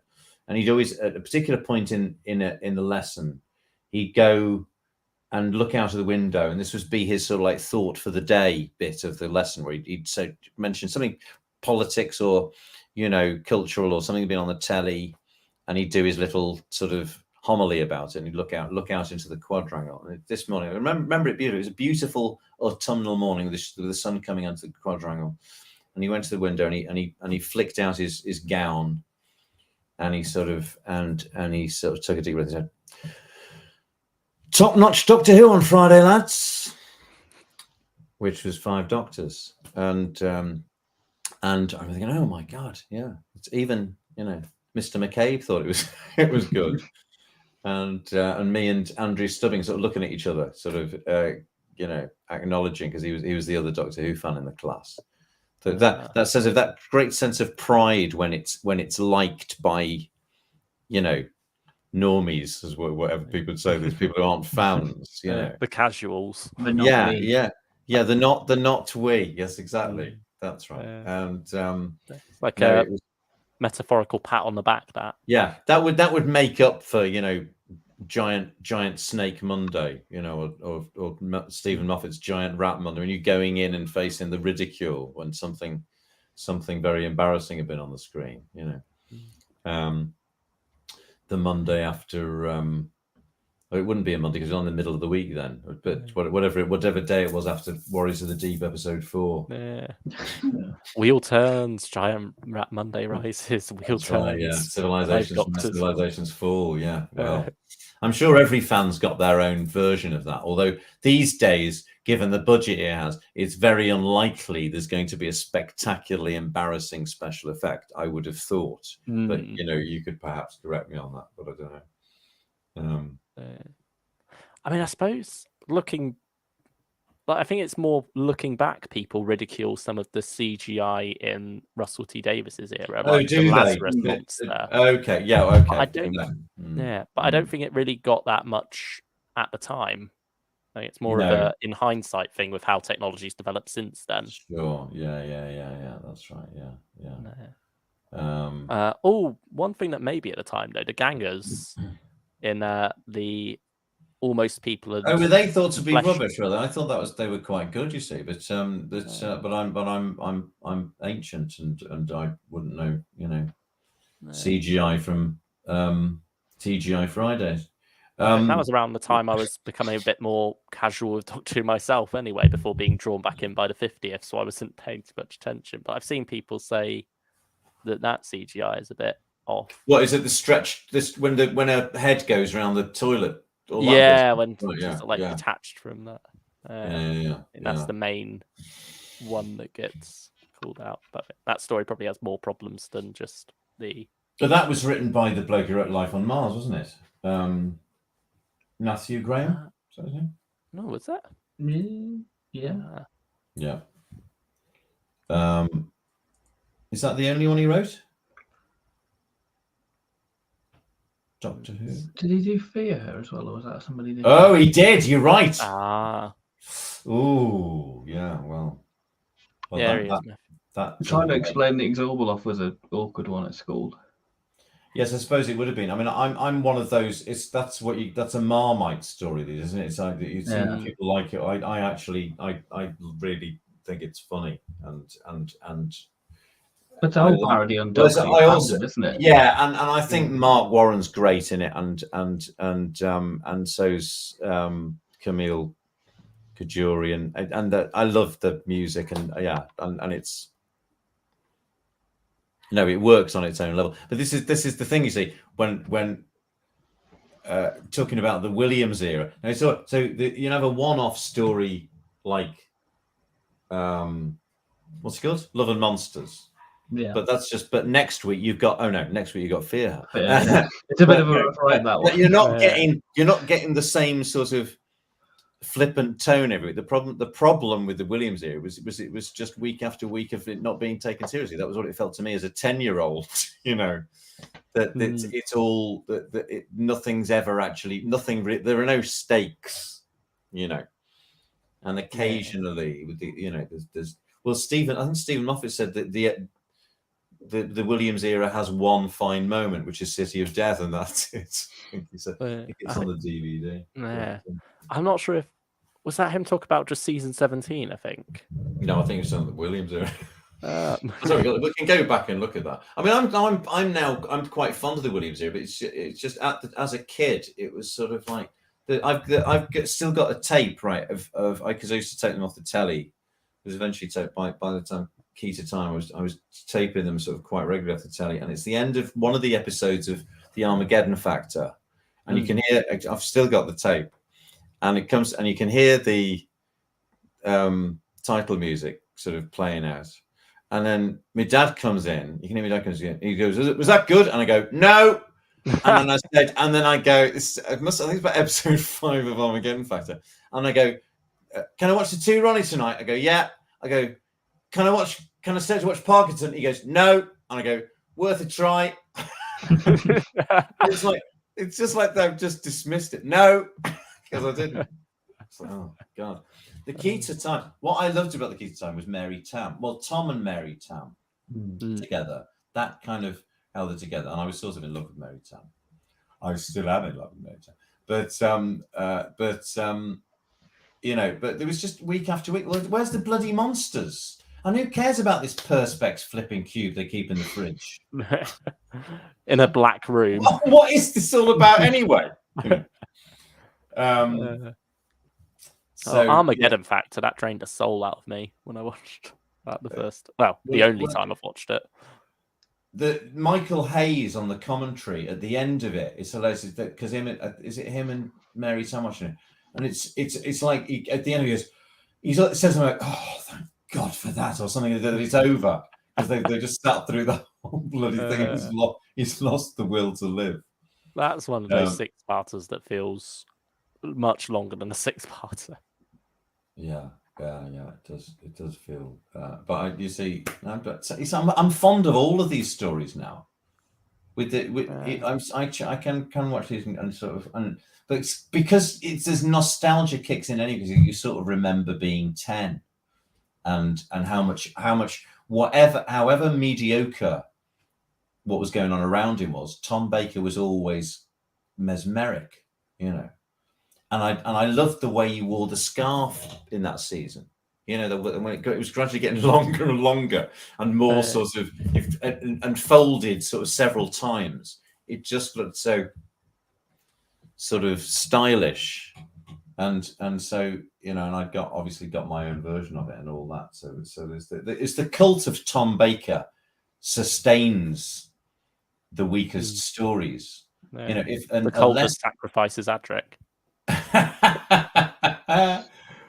Oh dear! But so a less charismatic Doctor, that era would have been in far more trouble than it was, you know. But no, he carries it through. Are we going to talk about the Sontaran flipping experiment? Eventually, yeah. I think Frank Cronoke says, Tom was my Doctor, but my first memory of Who was the Ogrons in Frontier in Space. They terrified me at the time. Oh, God. Well, listen, Ben and I were exchanging messages about scary monsters. And the top three for me were the Sea Devils, the burning through the door in episode 2, the Drashy coming out the mud in episode 2, which is the first time I saw it in colour. And it was like an acid trip because mid-drama I got the colour whacked up to 11.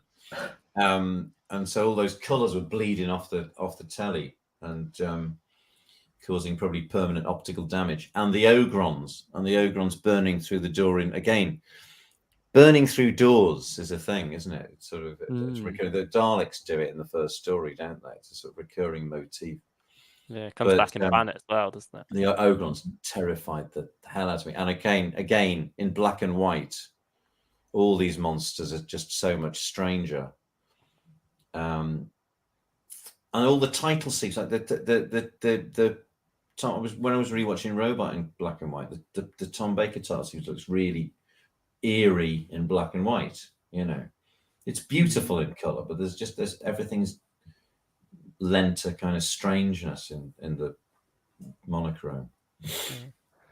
Oh, there was a special feature. I can't remember what it's on, but I learned that was the first title sequence. Well, season 11 at least was the first one done in color proper. Because Bernard Lodge used black and white Howl Round for the Pertwee one because he was hoping that sticking a camera into its color monitor would have spectacular effects, and it didn't. It didn't work.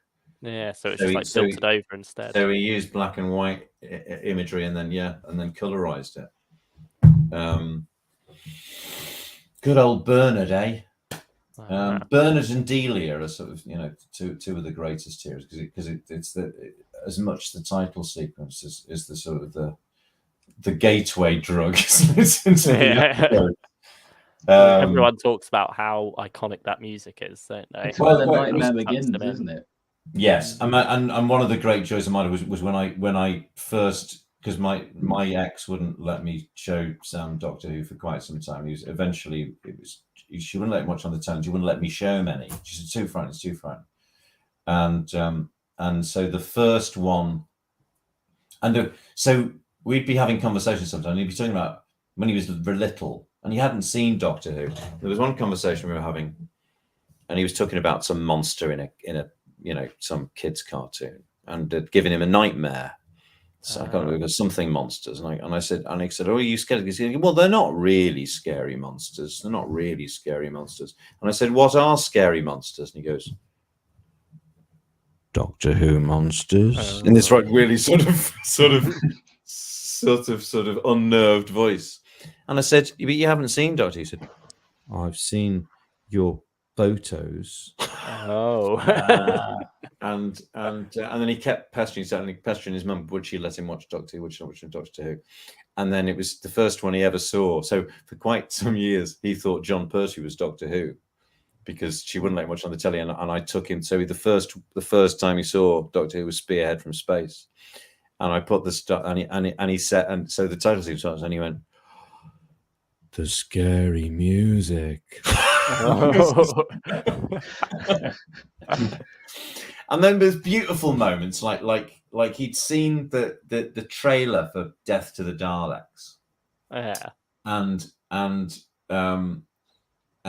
he'd sort of been intrigued by all the imagery, and it was one of those, for the DVDs where they cut it all together and it looks sort of, very, very quick and modern and everything. But he'd been particularly intrigued by Belle in this trailer. And so eventually we got around to watching Death to Daleks. He said, is this the one with Belle?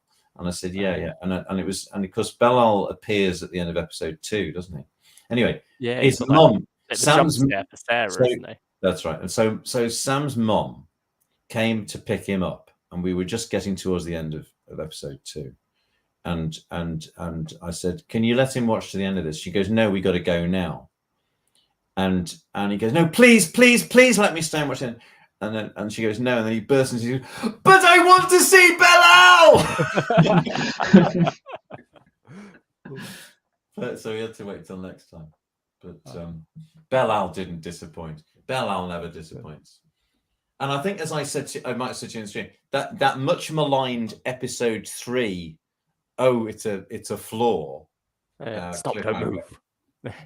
In black and white in 1974, that looked to me like an aerial shot of an enormous, strange black and white chessboard.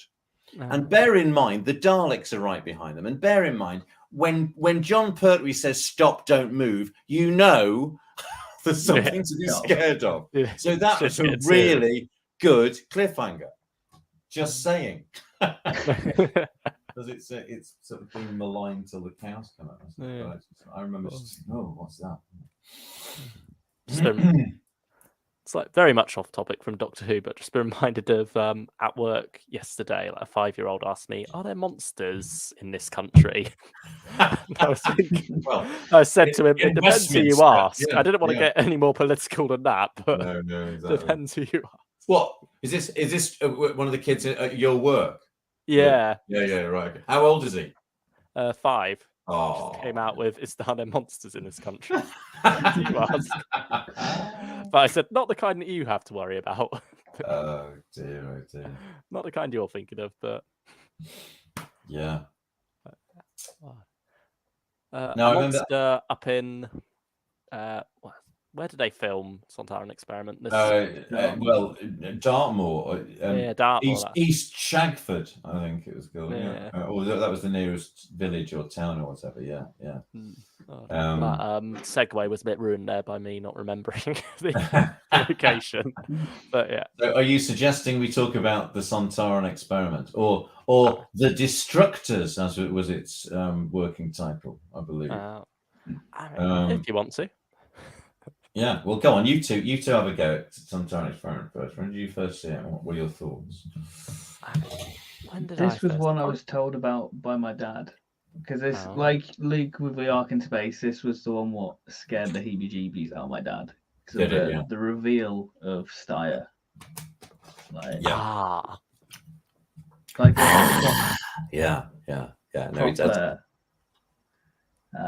classic Who, isn't it? Really. Mm. Oh yeah, and Dudley's great there as well. With where he sort of there's an electronic sort of spangle that he takes up to the note that's the cliffhanger sting is going to come into. He's like, and then comes into and that was rubbish, but you know what I mean. And of course, did he not remember the Time Warrior then, your dad? I think he was sort of tuning in and out. Like his first memories of the Sea Devils coming out of the sea. Right. Yeah. And the maggots. He remembers those. Yeah. But I think season 12's when he started to become sort of avid because he remembers Davros and Steyr. It's funny, isn't it? It's there's a particular age when who was it I was talking to? Was another fan who's just a few years younger than me, and so my vivid Doctor Who memories start at the age of 5. So which is sort of Carnival Monsters onwards. I remember every single story, and I was following the plots and knew everything that was going on. And before that, it's sort of more impressionistic and dreamlike. And this bloke, he remembers from Rebos operation on because he was 5. So I think it's 5 when that's when those sort of memories that the mind starts latching onto things much more and able to sort of follow things sequentially, or is able to remember later. So yeah, what about you, Luke, with Sontaran Experiment? I mean, going back to what you were saying about how before you can remember quite which stories which, they sort of blur together a bit in memory. Yeah. Or it's just like a bit of a dream in a way. It reminded me of some of the UK Gold repeats. Yeah. It was like what was on when I was growing up, and that was like Yeah. in the morning. And that was something more my dad was focusing on. And I was sort of like maybe not watching as intently as I should have been. But I remember the demons from that. But one of the things that stands out is like my memory of a season 7 story that maybe didn't happen or something. Oh, really? What happened in it, or didn't happen in it? But it's like the in Ambassadors of Death, where they go to where the astronauts are being held the first time to find that they've been taken away. When the astronauts are held the first time, you mean? It's like no, that what you mean? Where Liz Shaw's kept prisoner? No, before that. Or was that the little bit on the airfield kind of location? Oh, that's where the satellite is. Where Carrington is showing the Doctor, the brig, and Liz to the astronauts, but he's already arranged for them to be smuggled out, so they don't actually meet them. That location. Oh yeah, right, yeah. Like that area, for some reason, with me, is also like blurred together with Inferno and like the Molehill project there. Yeah. Like those, something about that season 7. Blended memories. Yeah. Memories. Another one is Nightmare of Eden and Face of Evil, like the jungles in those two. Like I sort of, for some reason, remember the jungle from Face of Evil having like that window bit in it, as if it's a bay. I see. Yes. Yeah. I can see. I can see how you might conflate those two. Yeah. But it's just funny how the memory cheats when you're that much younger, really. Well, especially and particularly if they, you're seeing them all out of sequence from stories from different eras as well. Yeah, and I think I once said to you, Ben, that when you're young, Classic Who feels so much bigger in one way, in the sense that it feels like there's a lot of it there to explore, but so much smaller in another, in that you don't necessarily see it as different eras. You just see Classic Who as one big thing. Like it's all just Doctor Who to you. What's that from? Somebody asked somebody a question, and one of them says it's small, the other one says it's big, and then one of them says, well, it's small in some ways, and the other one says, well, it's big in some ways. Oh, that's who is? Oh, it's Leela and the Fourth Doctor, isn't it? Very good. Yeah. Which story? Oh yes. I think it's season 15. I'll give you a clue. Ben. Yes. Ben. No, Ben. Of course, horror.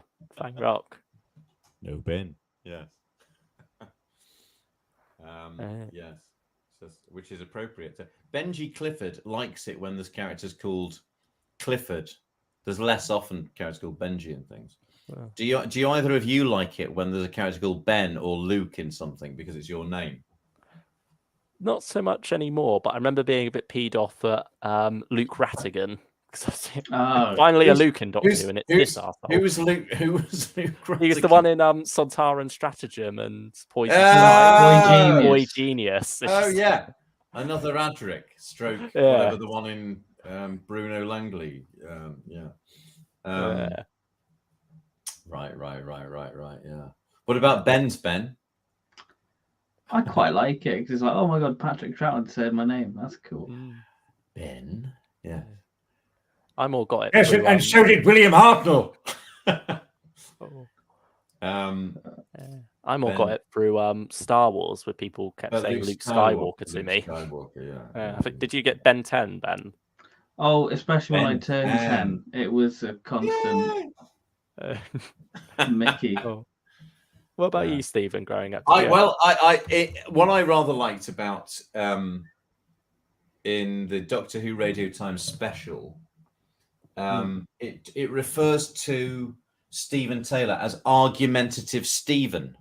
And I always rather like that description of him, and kind of like sort of applied it to myself somehow. That I was arguing that you can stay up later. Parkinson. Yeah, exactly. Watch Parkinson. Like a chance would be a fine thing. I'm trying to think of how many other Stevens there are in Doctor Who. Because I know, I tell you what, I loved that one story. One of my favorite stories was written by a non-existent Stephen. What am I talking about? Oh, which Doctor? Well, it's a Tom. It's a Tom story. Tom. Yeah. I remember thinking, he's a really good writer. Well, he doesn't exist. He's actually called Robert Holmes. Steve. What is it? Pyramids of Mars. Yes, Stephen Harris. I was intrigued by Stephen Harris. I think I hero worshipped Stephen Harris, which I think, I wonder what else he's written. I think with a lot of the pseudonyms. And I liked looking in the novelization of Doctor Who and Doctor Who. Is it called Doctor Who and the Pyramids of Mars? Doesn't sound right, does it? Doctor Who and the Pyramids. Yes, it does. It's called Doctor Who. And when it said this is based on the BBC television serial written by Stephen Harris, and I remember looking at that because it was my name. Weird little twerp that I was. But I can't think of any other particular Stephens in Doctor Who. Stephen. No, I've never liked the name Stephen. I don't like the name Stephen or Steve, because Stephen sounds too posh and Steve sounds like he thinks he's cool, and neither of them really suit me. But you're stuck with it. I'm stuck with that. It was too late to change it. Yeah. Yes. So Sontaran Experiment is the only story shot entirely on location up to that point. It's the only story written by an actor who had also written a Doctor Who story up to that point. Oh no, Victor Pemberton had been in. In Moonbase. In Moonbase, isn't he? Sorry, yeah. But and this is before Gatiss and was Toby Whithouse? I think he was in one. Derek Sherwin, didn't you, on the Gatiss? Yeah, let's count Derek Sherwin. Excellent. Yay. And I'm not going to tell you my name either. Yeah, that's right. Because the actor was rubbish, apparently. Yeah. Derek Sherman, who which is why the costume's a bit too small for him, isn't it? It is, squeezed in there. I love the way Derek Sherman sort of, although he did invent lots of things, but he's never slow to point out all the things that he invented and how much better he was at everything, and how his ideas were always best. And this script wasn't any good. I imagine that he was probably walking down a corridor in 1963 and told Sidney Newman this really great idea for a TV series. Yeah, that was my idea. So Glyn Jones is what's the name of the character? Is he Kranz or Erak? I can't remember which one's which.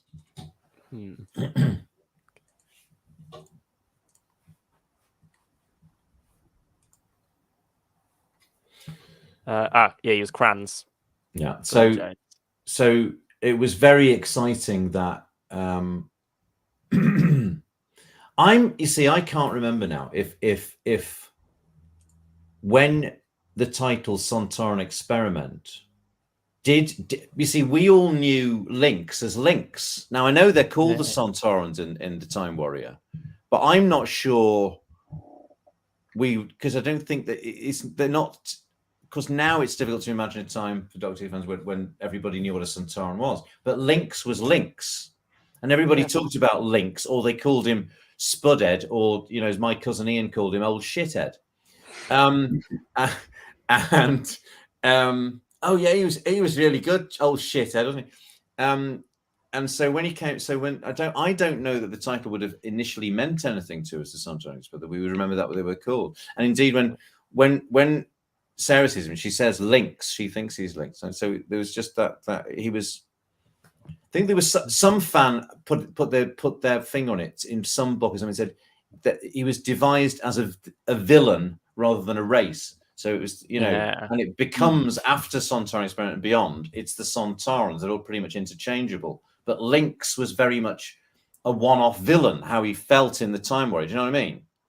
We don't know there's going to be loads of sequels. It's just, so it was fantastic, that cliffhanger, because it was like, Lynx. And we were as unobservant as Sarah is, thinking it's Lynx. We got a completely different head. But that was I just remember thinking, because the Time Warrior cliffhanger was one of the most memorable. That was one of the ones that was really scary. There's the most memorable cliffhangers with the Drashig episode 2 of Carnival Monsters.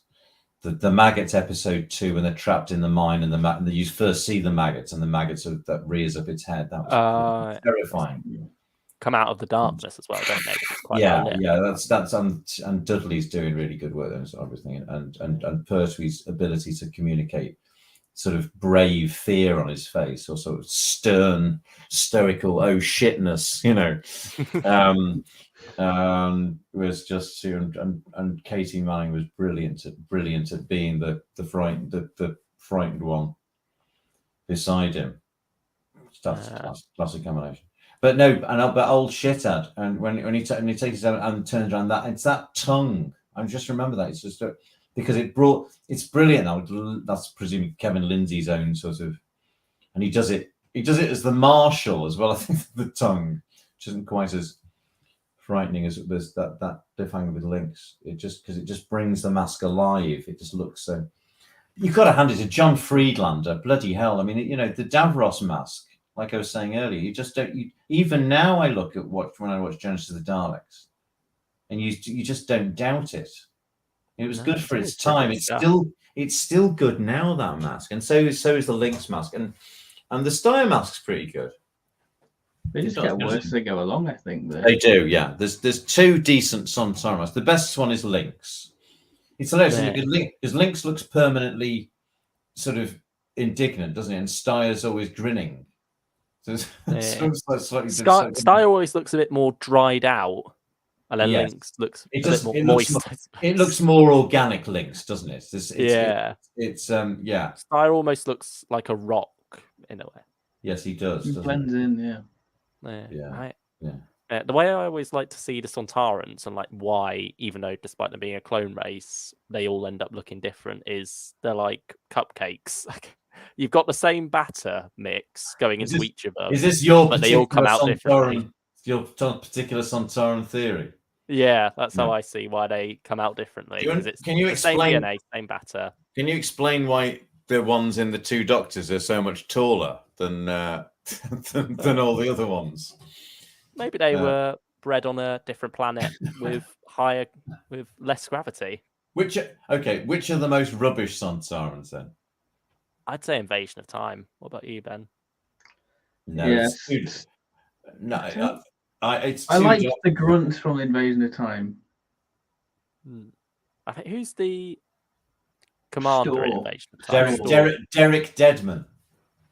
His name, the actor, who always played He always played Cockney heavies, you know. And that's, of course, that's Stilter's, like, isn't it? He's got a sort of very broad Cockney accent. And is he the first villain to say Doctor, which became parodied and as in that sort of sketch that Mark Gatiss was in? You know, villains saying Doctor and pronouncing it like that, which happened a lot more later. I'm just wondering if Storr is the first one who actually pronounces it like that, rather than just saying Doctor. You obviously don't know the answer. Does he show up in the Legopolis recap doing that? No. Well, that's a good question, isn't it? There is a Legopolis clip, isn't it? Yes, he does. Yes, exactly. He does. He says, Doctor. Yes. Or maybe he doesn't. I can't remember now. But no, it's the ones in Two Doctors the worst one for me. I thought it's the necks that let them down in the Two Doctors, but I think the actors in the costumes are doing a good job with it, especially when you consider the heat of Spain not doing them any favors. All right. Yeah, I feel like their attitudes of them as well feels a bit more Sontaran than they did in Invasion. Yeah, I think I was still prepared. We just had Underworld, so anything was going to seem great after Underworld, and it was starting to get. I remember thinking with Invasion of Time, it was like, oh, blimey, this is a 6-parter. This is going on a bit, and the Vardens hadn't been particularly impressive, and then so it was just a huge surprise, that cliffhanger of the Sontaran suddenly turning up. So that was so unlike the Cybermen, that one was one that wasn't. Oh yeah, but in those days everything was a surprise. But by the time you got to the 80s, because JNT was such a sort of publicity monger, although he was trying to keep that one secret. But there was just so much more information. The difference between the early 80s and the mid to late 70s in terms of publicity was just vast. It was a bit like what we're experiencing now, going from the Triple era to the second RTT era with Disney, and all the rest of it. Yeah. But I mean, also, the funny thing is about being a Doctor Who fan in the early 70s. The black and white stuff when we saw clips of it. So, and bear in mind, it had only been made about 5 or so years, but it looked ancient to us because by the time you got a color telly and everything, and you're watching stuff in color. The black and white stuff looked like it was made in the 1930s. It just looked so old, even though it was only made of because so the technological leap from late the Troughton to John Pertwee. If you did have a color telly, the difference must have been spectacular between color, because suddenly they weren't making it all year round and having to do it continuous record, which impaired the ability to make it seem modern, I suppose. When they're doing far fewer episodes a year, and it's in color, it just So by the time we got a color telly, so round about season 13 or whatever, you'd see the old clips on Blue Peter, it just looked so old, even though it was only a few years, because of the black and white and the way it was being made then compared to us. But does that not occur to you that does the color stuff not look even, so say like you look at Genesis of the Daleks or Pyramids of Mars compared to one of the 60s ones, does it not look massively more modern? Or does it not to you now? Not really to me, to be honest. I mean, in some ways, I think, like you said earlier about black and white covering up certain things with Arc in Space, I think. Yeah, that's very interesting. To me, some of those like later black and whites do sometimes look better than quite a few colours, especially like we said earlier about it all being one big thing because we didn't watch it in order, we jumped around a lot. I think also because the quality of the film on the clips was really, really scratchy. It was, when you look at now they whatever they do, vid fires or whatever, or the way they the restoration. So the restoration gives it this sort of glossy, restored, remastered look. But when the clips, they were all sort of really sort of scratchy, like old sort of old black and white sort of. I think you notice it on like Earthshock when they're doing like the clips. In that way, there you go. Quite they're using, that's right. They're using, that's right. That's the sort of quality we were used to.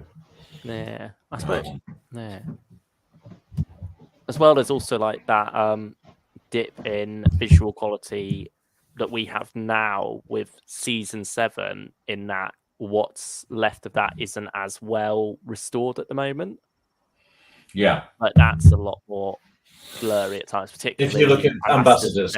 Yeah. Well, I think I told you that I in the 90s I went to the BFI and they were experimenting. They were trying to colorize, and they're only managing at that time with whatever tone to colorize bits of it. And that was interesting. And they were saying, well, we'll never be able to colorize the whole thing. And then when the VHS came out, have you ever seen the VHS of Ambassadors? Because it goes, there's bits of it in color, and then it go back into black and white, and then it'll go into color, and then go in black and white, which I loved. Oh. Because it gave you the best of both worlds of how most people saw it, i.e. in black and white, and how it was made in color. And you just keep sort of going from one to the other, which was a kind of psychedelic experience of its own. Yeah, another version for them to put on the Blu-ray. There you go. That's right. Yeah, whenever that Stylish One has just said, I'm heading off now. Thank you for joining us tonight, Stylish One. Hope you've enjoyed. Thank you, Stylish One. God bless you. Frank also says the robot in the Sontaran Experiment was a bit naff, though. Yeah, that's one of the bits. Yeah, I know. I didn't occur to me at the time, and I still look at it now and go, well, I mean, I can believe that it's possibly hovering behind those hills somehow. It's levitating. I think the sound effects for it work. It's kind of haunting, like the beeping. Yeah, the sound effect. You see, Dick Mills, or Brian Hodgson earlier, and Dick Mills, they could sell anything, couldn't they? They could make anything sound sinister or effective. All that. Yeah. The reversed shots of the ties. The ties. Yeah. That's great. That's a fitting one. Yeah. And I love the fact Steyer's got a sense of humour. Or he makes these little. Well, I think Lynx did as well. There's something which Pertwee says. It contributes again to them being villains more than just a monster. Yeah. They're well-known characters. The way the little sort of ironic remarks. So that's right. I love the line when she says he's ugly or whatever. So Lynx, you're Lynx. You got the same ugly, and he says, "I am Steyer, Field Major Steyer, as you will address me, of the Sontaran G3 Military Assessment Survey, and your opinion of my looks is of no interest to my program." Which is such a great Bob Holmes line, And then that's right. And he says something which is more like a line the Master would say when the Doctor's sort of trying to. He's encountered Sarah in the torture cave, the torture dell or whatever it is, and he's sort of showing her attention. And Steyer appears around the corner and goes, "Very touching." It's like that's a master line, isn't it? I feel like you definitely have that a couple of times where he walks in on Doctor and Joe, don't you? Yeah, very touching. Very touching, Mr. Grant. Yes, all that stuff. And then there's I love the dismissive. He shoots the Doctor and he goes, "Worm." I mean, there was nobody could write insults like Robert Holmes, could he? And they're just so wonderfully sort of extravagant and that was the great thing about being old enough when you're 8 or 9 to enjoy the insults and then borrow them and take them into school. So after Brain and Morbius, going around calling people chicken brain biological disaster, which is what Solon calls Kondo at one point. You chicken brain biological disaster. There were quite a few of those. I remember calling certain female teachers palsied harridans because that's another Brain of Morbius. There's loads of them. I must write a collection of them. Go on. Have you got any viewers left? Has everybody gone to bed? No, we still got people watching. Gone and 5 topped people themselves. tuning in. Back with the Time Warrior. One of my favourite Sontaranisms, I suppose, is Link's casually turning to Iron and going, "You have a primary and secondary reproductive system on this planet. You should change it. You should change it." Yeah. Just how matter of fact he is about that. That's right. The thorax is of a different construction. There's another one where I can't remember what Pertwee says to him, and Kevin Links. Kevin Choji. Kevin Lindsay's timing is just so great. That's the thing about a lot of these actors playing these things. You can see that they've got, the comic timing, but not used in comedy and in another genre, but brilliantly. So Pertwee says something to him, and Links looks as though he's about to react, and he goes, "I'll overlook that insult for the moment." I can't remember what he said. The look in his eyes. Yes, it's brilliant. It's brilliant, and that's a wonderful sort of combination of a really good actor and a really good bloody mask. Which those Friedlander masks were just. I think, is it something superb. height related, or like? No, I think it's impugning the honor of Sontar, isn't it? Something he said. I don't think Sontar is Sontar mentioned yet. I think they're just Sontar. Do we or hear Sontar? Yeah, or Sontar or not. I don't think it's turned into Sontar until the revived series. I could be wrong about that. Or if it is, it's the 2 Doctors. I don't know. Could be talking out of me probic vent. I don't know. I think it's time though for the little Hinchcliffe quiz. Yeah, crack it out. Yeah, John the Hinchcliffe and Benedict. Okay, right. Let's go. Okay, right. This is the Hinchcliffe. This is written. Last thing before that. Yeah, not quite headed off just yet. He says, "Got to say that shot of a Dalek on the trenches is one of the best Dalek shots. Dalek's Master Plan Part 1 and Power Part 4 also have brilliant Dalek shots." And then he goes on to say, "Also, I just want to, Mr. Noonan. Oh, I just want to say, fuck not off, quite sure what side this one's going on here, but Mr. Noonan, that your friendliness, attitude towards fandom, and care put into your performance makes me like it even more. Thank you for all your hard work." Well, it's a pleasure and a privilege, and thank you very much, because it's just lovely to be able to have these conversations with people who are as enthusiastic as I am about it. That's what it's brilliant to do. Yeah, This one also says, "And thank you for being such a great ambassador for Big Finish." Drop that one to Steve Berry, and for engaging so much with the community. Keep up all the great work, Stephen Noonan, you two, Ben and Luke. Before you finish for the night, Stephen Noonan, can you please say something positive about the Troughton Dalek stories since Ben and Luke slandered them? Oh, okay. Right. Well, I'm particularly, excuse me, I'm particularly fond of Power of the Daleks, and I think that animation now works very well, and I love the pace of Power of the Daleks. It's just good. It's its own sort of slow, strange, inexorable pace and atmosphere. And I think I'd love to see it because Bernard Archard, as Bragan, is he called? Who we later come to admire as Professor Scarman, is just such a good actor in Doctor Who. And what's his name? Robert James as what's he called? Oh, Lesterson. Listen. Yeah. And who's what other story is a question? What other story, Doctor Who story, is Robert James in? It's a Tom one.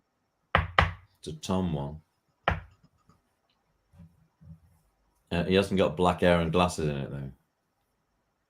It's a historical Tom one.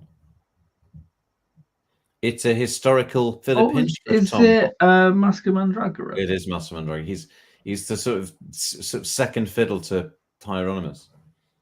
And Janley Gently.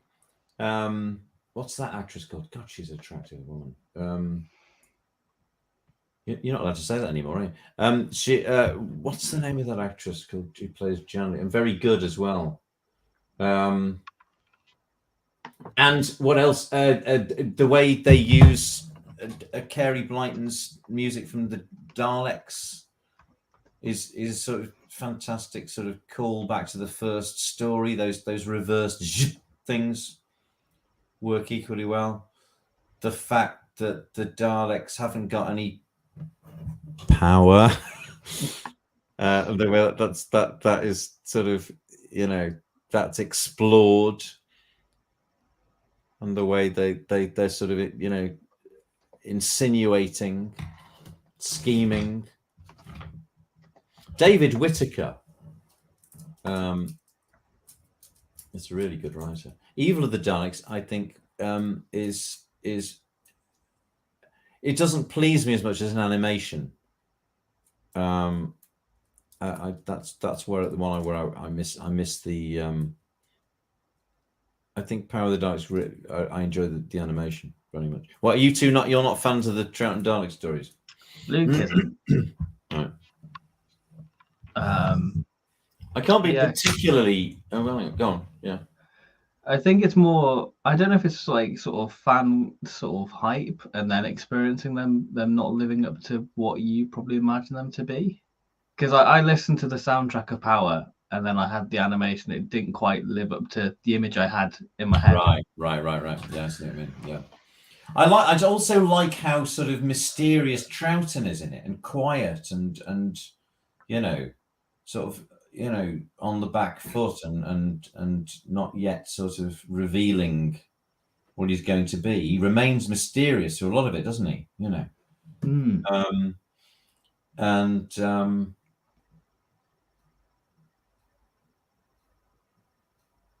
What else about it? Sorry for doing a bit of a disappearing act there. Back now. No, I had no idea you'd gone. I thought you'd just gone quiet. Sorry. Where's the actress who played Gently?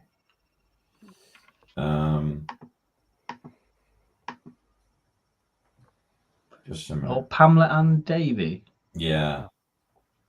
Oh, it looks like I'm not the only one who disappeared for a bit. Hooving with a small collection says my internet cut out. Where are we in the talking? I think we're sort of. Oh, you're about to have a quiz. You're about to have a quiz. It's about to have my. This is my Hinchcliffe Era I wrote years ago. I wouldn't like to say how many years ago. No, I can't find it. Oh, there it is. Just a minute. I'm just going to move over and grab it. Yeah. Okay. Question one. So shall I give you a question each? Or shall I just do fingers on buzzers? What do you want? Are the books closed? Yeah. Should we do it like question to one person, then they can hand it over to the other? Are you going to keep track of the? Score? Yeah. Why not? It's a shame the listeners can't join in. You can play this at home. Why not pop it in the chat? Yeah, pop it. I'll switch over away from the chat. Okay, we won't lose the chat this bit because there is a story on it. There's a question on every Hinchcliffe story, and there may be more than one question on a given story. It looks like only Talon de Wing Chang has multiple questions for some reason.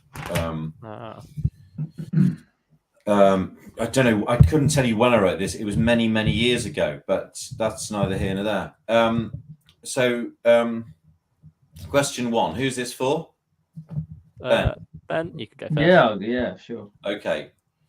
Name the two criminal organizations behind Robot. Oh, I have no clue on this. Luke, I think I've got one. Go on. So it's like the Social Reform Society. And I can't think. You've got the acronym right, but you got the first word wrong. Societal? No, come on. Scientific. Yes. There we go. So, And Doctor Who, that's the oldest social fiction series in the world. Say again. Yeah, Is it just called Think Tank? It's called Think Tank. Yes, yes. Of course. Okay. I know how you feel, Ben, because this happens to me all the time, often with questions I've written myself. This is a slightly more difficult arc in space question. How does the Doctor describe the process by which the Wirren and humanity share each other's intellectual DNA or race memory?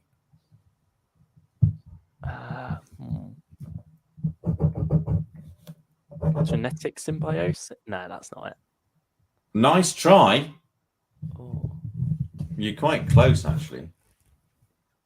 All right, I'll hand it over to Ben this one. Oh no, not a sausage.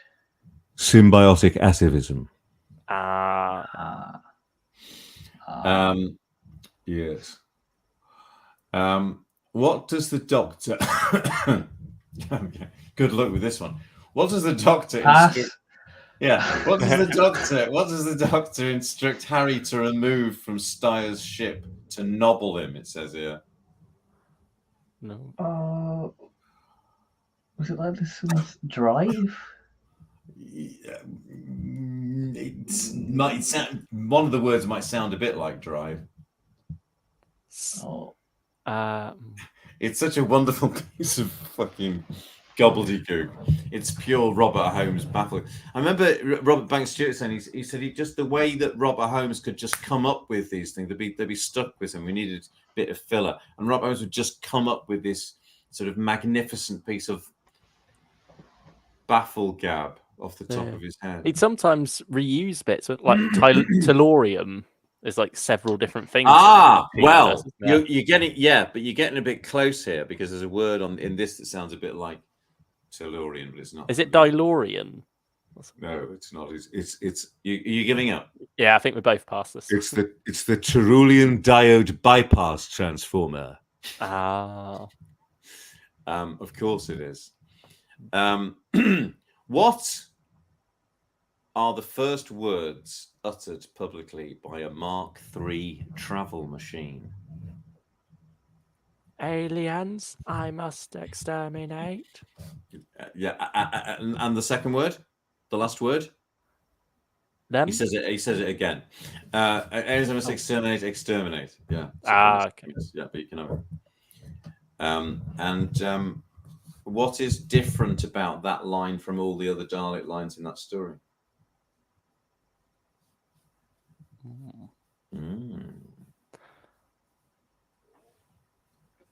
Davros is controlling them.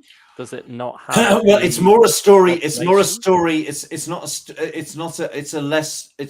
diegetic question. Right. If you know what I mean.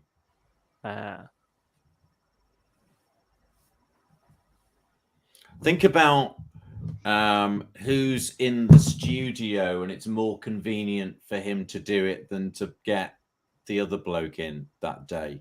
Oh, is it Michael Wisher doing it? Michael Wisher does it, yeah. So they don't have to pay Roy to come in for one line. Gold, this is a question about gold, we are told, is cyber lethal, it says here. What explanation is given as to why this has never been mentioned in previous Cyberman stories? I think this one's yours at the moment, Ben. He goes, thanks you very much. Thanks, mate. You can have it. You can have it back. Oh dear me. I feel like a terrible fan here.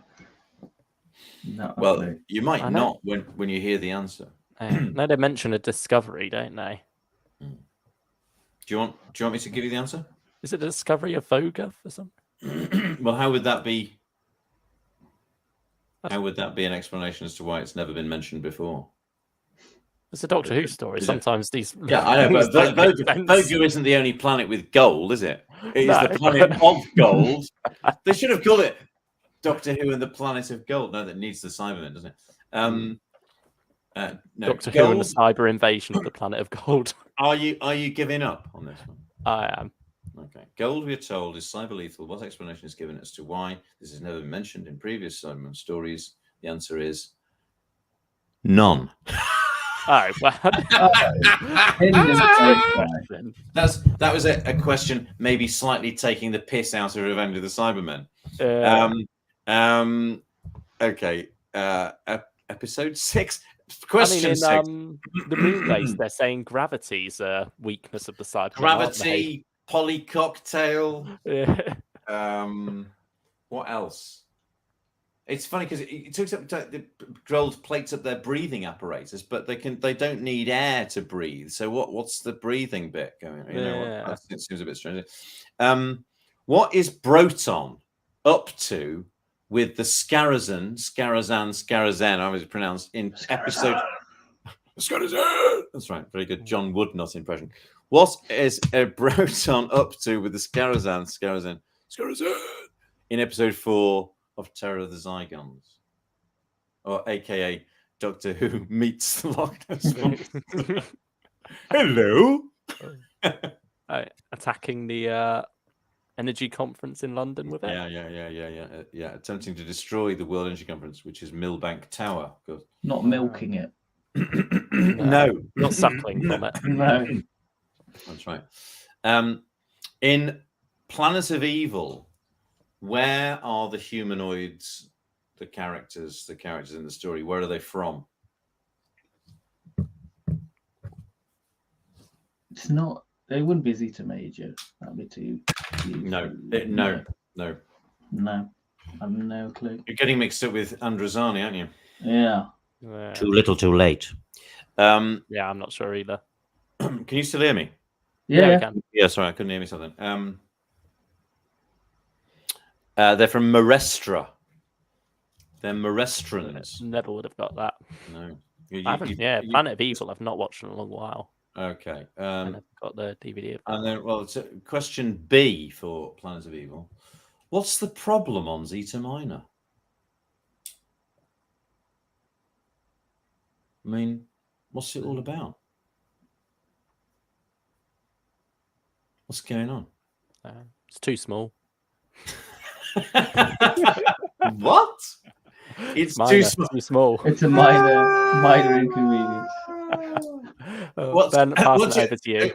Have you not watched it because you don't think much of it, or you just haven't got around to it? Or I never picked up the DVD of it. I watched it when it was on the Horror Channel, like about 6 years ago now. And now, rather than forking out for the DVD and for them to then come along and announce the Blu-ray, I'm just going to wait for the Blu-ray. How long do you think we'll wait for the Blu-ray? Oh, I don't know. Are they going to wait until Tom, and to capitalize on that? Is that what's going on? I mean, surely that's the most obvious one to bring out because it's they've got to save some. I'm biased, but for me, that's one of the greatest seasons of all time, isn't it? I think they might be doing the same as they did with Terror of the Zygons, how that was saved for one of the last ones with the DVD range, saving this for last, so they've got some heavy hitters to go out on. Because they've already gone through 12 and 14. I mean, I'm assuming they've already recorded stuff for it, have they? I mean, they've probably got. I should have asked because I was having dinner with in Los Angeles, and there's these surreal, moments when you're Janet Fielding sitting up with you, Sophie Aldred sitting there, and Fraser Hines. But there was Russell Minton. I realised sitting next to me who produced it, and I thought there was. And then the next, I thought, oh god, there's all these questions. If I hadn't had 15 margaritas, I would have remembered to ask him.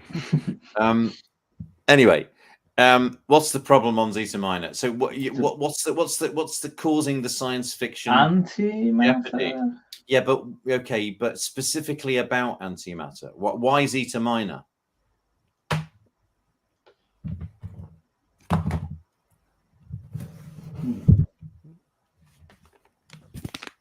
There's a big hole. Well, yes, but I don't know. Okay, it's the gateway to the antimatter universe. But actually, I'm going to give it you for antimatter, because I feel generous, Oh, yeah. I'll take the small victory. But I know I can't find where I was keeping the score. Oh, there it is, over there. Yes. So, okay. how does Stigron, or Stigron, as Milton Johns calls him, intend to destroy humanity?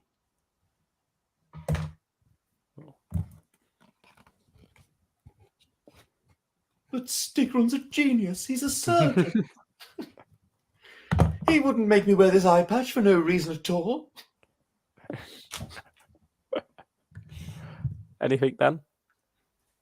How does he intend to? Or you Okay, I'll give you a clue. It's written by Terry Nation. There's a clue. What's Terry Nation? I know this one, but I'm just waiting for whether Ben's going to pass on. Radiation. It's not radiation. A virus. It's a virus.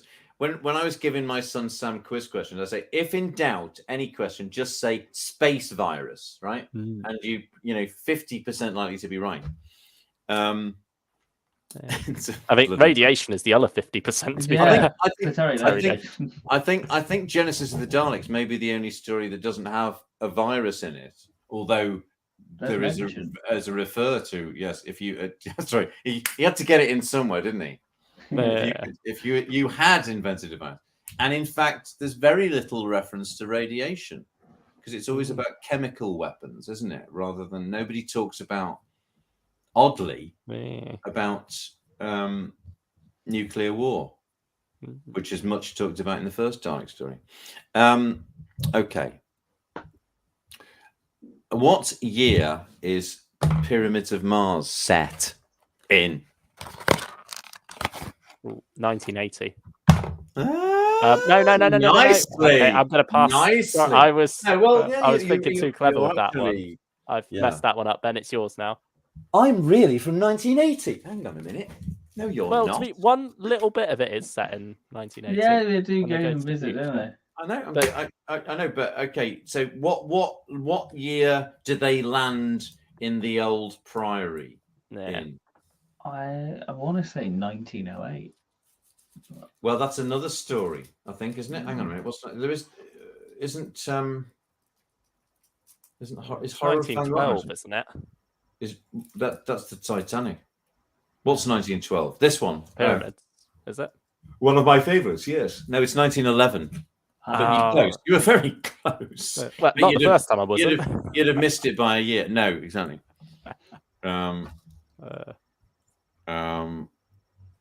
Okay. I gave you the Android emotion question before the Pyramids of Mars question. You should have spotted that. It's just brilliant. How long do radio waves take to travel from Mars to Earth? Also, Pyramids of Mars. Space virus.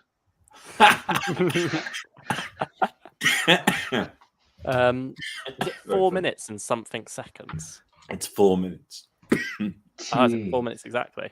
Yeah. 4 minutes. Is that scientifically accurate or just? I don't bloody know, do I? Okay. How does Ohika? It's one of the great double X, isn't it? Mara and Ohika. How does Ohika describe? I've inhaled a bit of my own saliva. How does Ohika describe the execution of Morbius?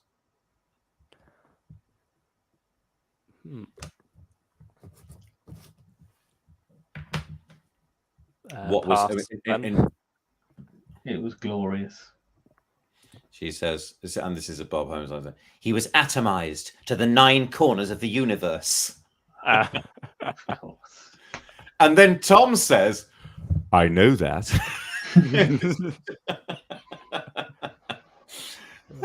Dear. What makes your blood turn into vegetable soup? Or what do you have to have in your blood for it to turn into vegetable soup?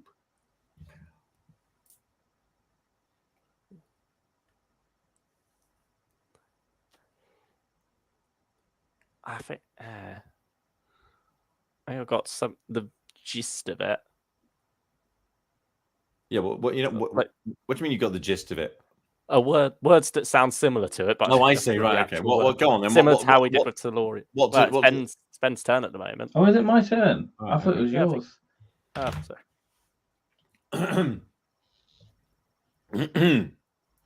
Go on, Luke. Is it Sisyphites? You're not far off. It's schizophyites. There. Schizophyites, Yeah. yes. The smallest known cells, plant bacteria. And now we're on to the Mask of Mandragora. Where is the Mask of Mandragora set? You could say Port Marion. Actually, where's it supposed to be set?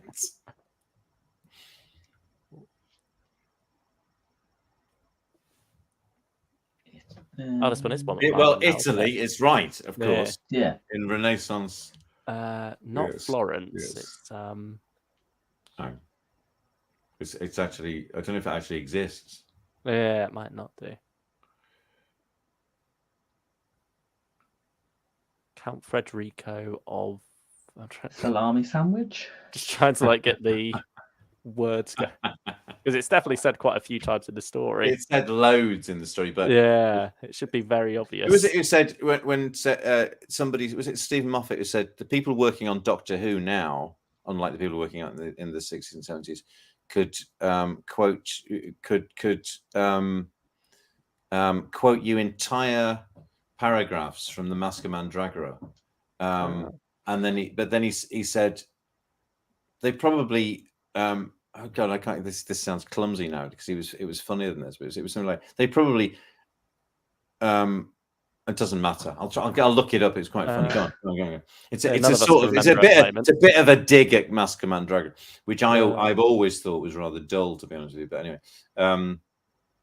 and this was the one that when they did Five Faces, and they were going to do. They eventually chose Legopolis as the Tom story, which was so disappointing at the time. We don't want to watch Legopolis now. We want a Hinchcliffe story after all these years, you know. But the one that Nathan Turner was considering was Mask of Mandragora. So I'm kind of glad they didn't, because that would have been really disappointing. Because it's just rather dull. Yeah. Weren't they going to do both? The villain's a sparkler. Say again. They were going to do both Legopolis and Mask, but it got cut short a week, so they got rid of Mask. Oh, is that what it was? Yeah, that's right. Yeah, I think Nathan Turner was always going to put Legopolis on, wasn't he? Because they'd want to sort of tail into Castrovel. Yeah, maybe you're right. I suppose. Well, you need to have 5 faces, don't you?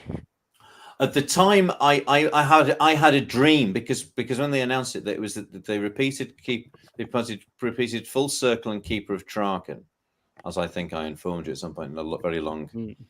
And then it was after Keeper of Traken, they said this autumn we'll be repeating early, and all it said was we'll start with an unearthly child. And I didn't sleep that night. I was standing for hours looking down into the hall from our landing, just trying to imagine what stories. And then I had a dream it was going to be Terror of the Zygons. I had another dream it was going to be the Sea Devils. And then I wrote to the BBC and I got the list. I was so pleased it was going to be, well, 3 Doctors and Carnival of Monsters was just sort of wow. I think they broadcast them the wrong way around, didn't they? They did, yeah, because they wanted to do First Doctor, Second Doctor, Third Doctor, and then the 3 Doctors. Yeah. But they were broadcast in transmission, in production order, because Carnival of Monsters was made before the 3 Doctors. And of course, in those days, because the stories there weren't really story arcs, you don't really notice. Yeah, but especially with it's not like you'd been quite aware of the Doctor's exile anyway. Well, no, and you don't have the setup of that. No, arc, and they don't come out of the TARDIS on the SS Bernice, and the Doctor makes any reference to the fact that he's delighted he's got the freedom of the universe back. Yeah, they're just pissed off that they can, or she's pissed off that she can smell farm excrement. So I still can't remember the name of the place in San Martino. Oh, there we go. Which sounds like a drink. What year is it? Oh no, when is it set? I just want the century, because I don't think they ever specify an actual year. Is it 15? Very good. Yes, it is indeed. The 15th. Because their constellations will be in position again in another 500 years. That'll take us right to about the end of the 20th century. Well remembered. You're not That getting was points an for that, interesting Luke. time. I can't remember, mate. You said one of those stories that I haven't revisited as often as obviously Salami Sandwich springs to mind. I'm trying to think of it. I love a knees up. That's one I remember. Remember the French attaching corps? They lost. Yeah, The worse the situation, the worse your jokes get. Yeah. How does Eldrad regenerate?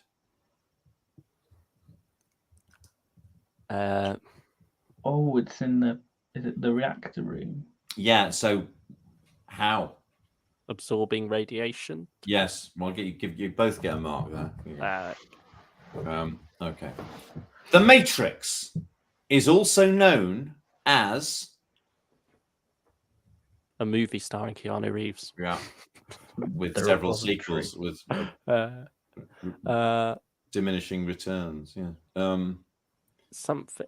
Repository of all-time knowledge. Well, that's a description of it. That's, but oh no. Yeah. What? but Oh, it's okay. got another name. It's something net, isn't it? Yeah.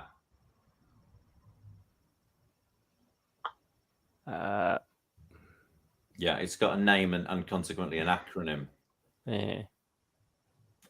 I think it's. No, it's not coming to me. No, No. it's the APC net, which stands for Amplified Panatronic Computer Net. No. What was the date of the transmission of episode 1 of The Face of Evil?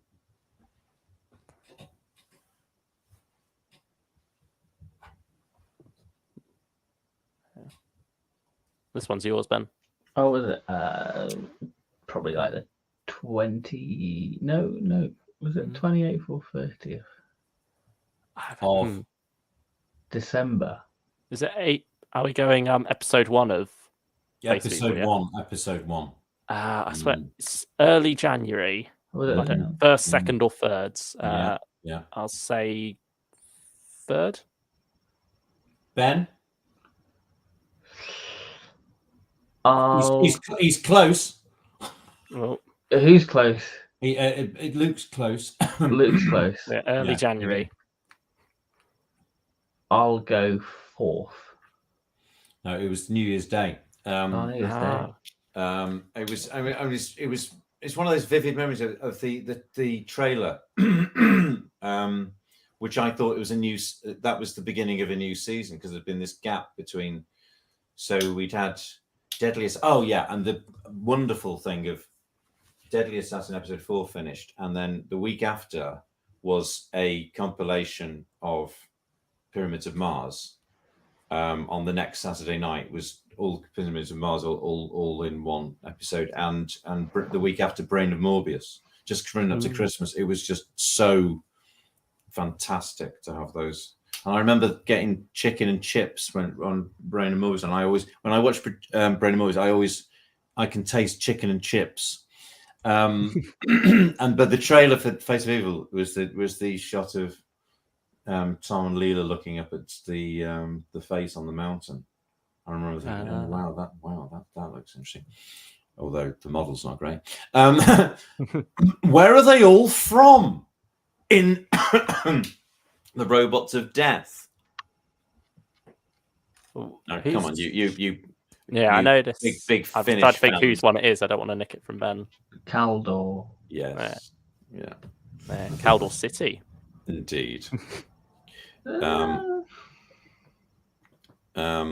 There was a story in the Doctor Who Weekly of Crisis on Caldor, which is the first time it was revisited many times since, I'm sure. What sort of energy powers the time cabinet of Magnus Greel? That's Zeta energy? Close. Zeta beam energy? No, you're very good at getting quite close to these these words. It's close, but not good enough. Sigma energy. Sigma. And then like Sigma energy. Whose theory of time travel sent science up a technological cul-de-sac?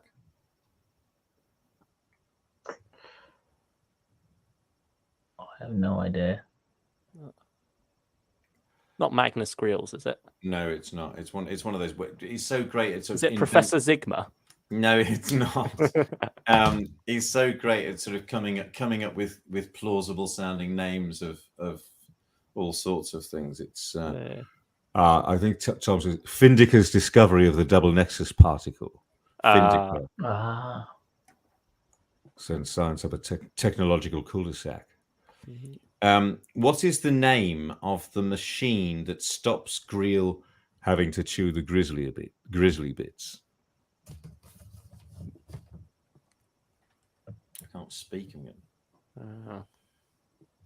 You got some grizzly bits in your teeth. Yes.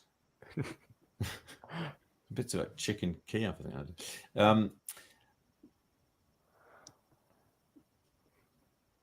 No, it's not coming to me, Ben. It's the Ben. No.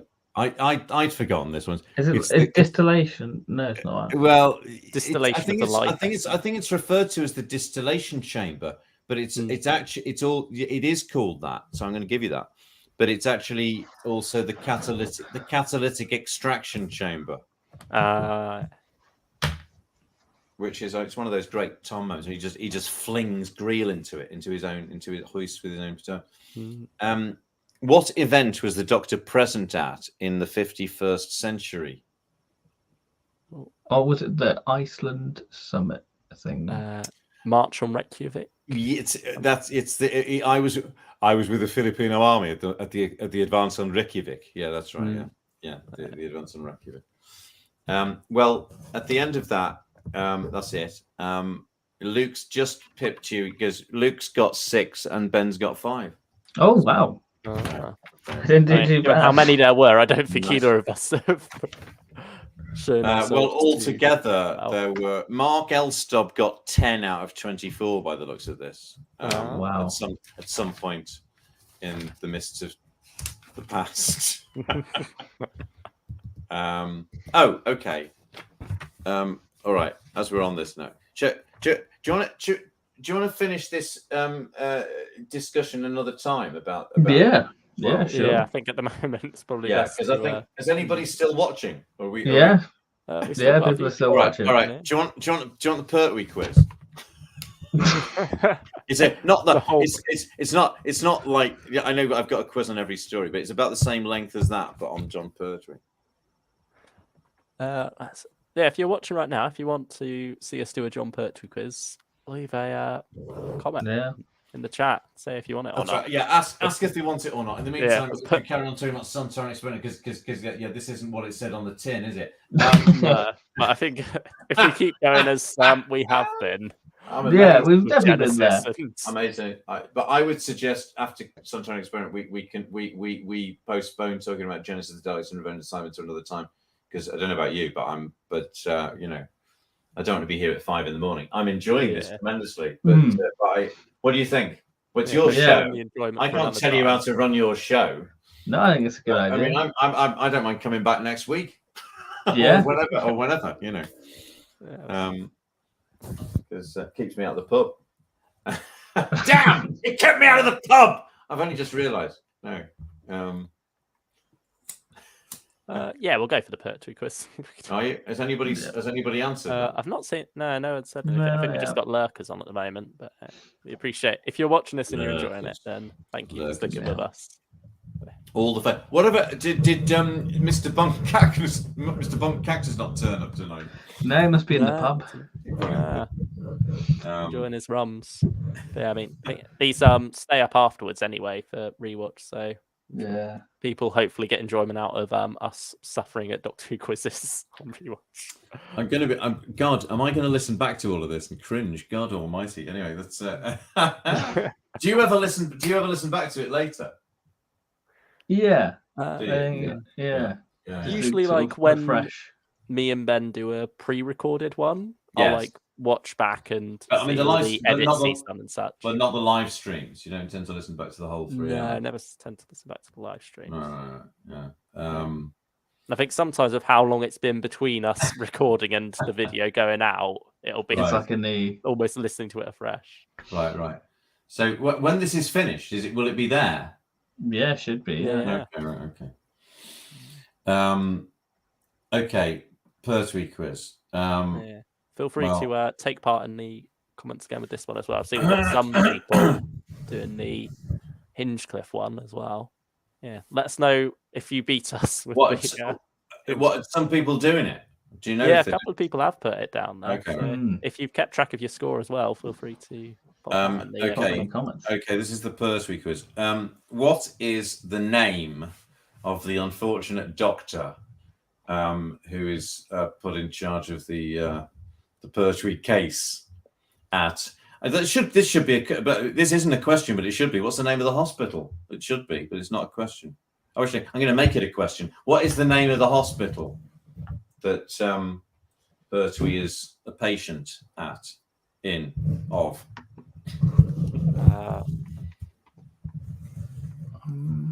I'm not sure. I know the location, but I couldn't tell you the in-universe one.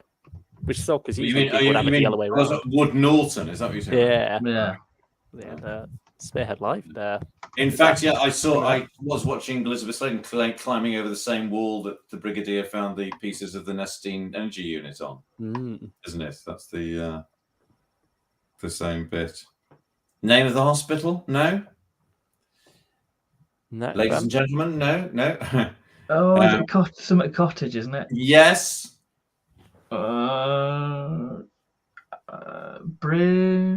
Yes. You're nearly there.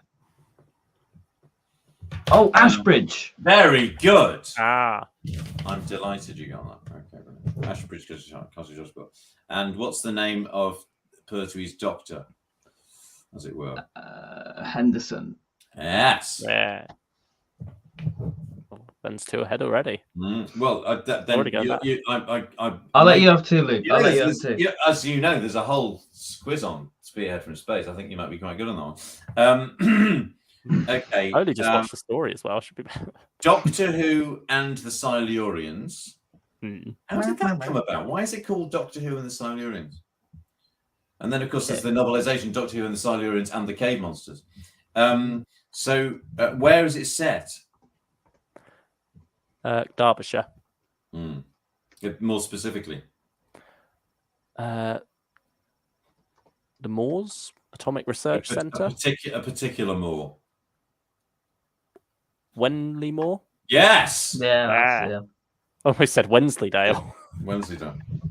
That'd be a bit of a cheesy answer. There's another. What's the name of the hospital in that one? Oh yeah, the one where there's a plague. There's something into later. I think it's just Wenley Moor Hospital, isn't it? Set in some caves in Delia, Derbyshire. What is the Silurians' plan? Ultimately, obviously, there's a plague involved, but sort of in cosmic terms, or sort of destroy the Van Allen belt. Yes. Yeah. So that the human race all dies of sunstroke on a cloudy day. Yeah, that's sunburn. Yeah. The Dave Allen belt. Yes. So good. Name the professor in Ambassadors of Death. Ben. The one is French in the studio and English on location.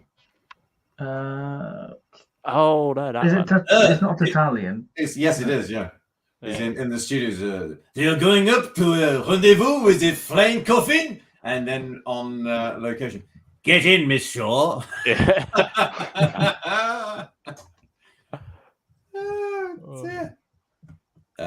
Who got that? Ben, right? Okay. Yeah, Ben got that one. Okay. What's the name of that astronaut that we see the beginning and the pre-titles talking to Van Leyden? Crossroads? Yes. Not Van Lutyens from Fury from the Deep. From Fury Deep. And what's the name of the misguided general, Ben? General Carrington. Yes. General Carrington. Yes. Okay. In design terms, what is significant about Inferno in the history of the program? Very significant.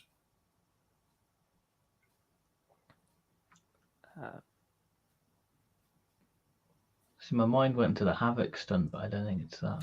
It's not to do with Havoc. It's going to go right back to in studio. Yeah, but right back to the program's beginning. Is it the last time? Yeah. Go on. It's not. Is it Ealing? Last time using it? No. Last time using the special titles. No. Oh, the TARDIS console. Yes.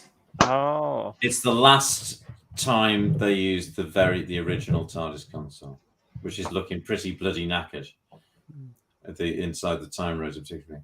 And then there's a brand new knackered looking one.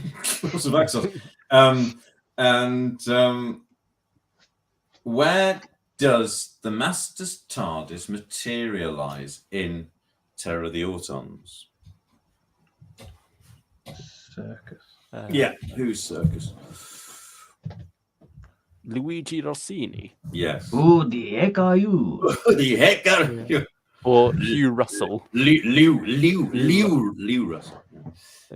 Who got that? Who got that? Right. Who got that? Who's I'm not even sure. So, I think Ben said the circus, and I said and you Luigi got Rossini circus. Well, then neither of you are then. You're both or neither. What do you want? Do you want a mark each? There you go. Yeah. Okay. We're not very competitive, are we, Ben? Which it's a gentleman. Well, I tell you, sorry, Mark Elstop's so competitive, it's ridiculous. Who is the first victim of the Terror of the Autons? Mr. Farrell Senior? Nope. Oh. It's a bloke in the lunchbox, isn't it? Mm-hmm. Gooch. Yeah, Gooch. Yes, that's right. Yeah. Moaning about his boiled eggs. Well done, Nick. Okay. Apart from their effect on my digestive system, they're aesthetically dull. That's right. Name the professor in Mind of Evil. Emil Keller. Oh, nice, but that's not the one. I don't mean that one. I mean the one at the beginning who's demonstrating it. Oh,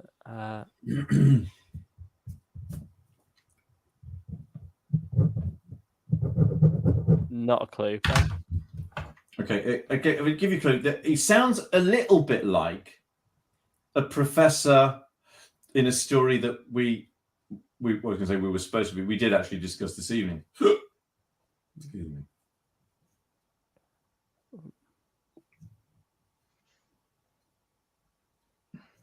Oh, is it like Kettering? Yes, it is. Well done, Ben. Nice. Played by Simon Lack. What other Doctor Who? This isn't a question. What other story was Simon Lack in? It's a Tom one.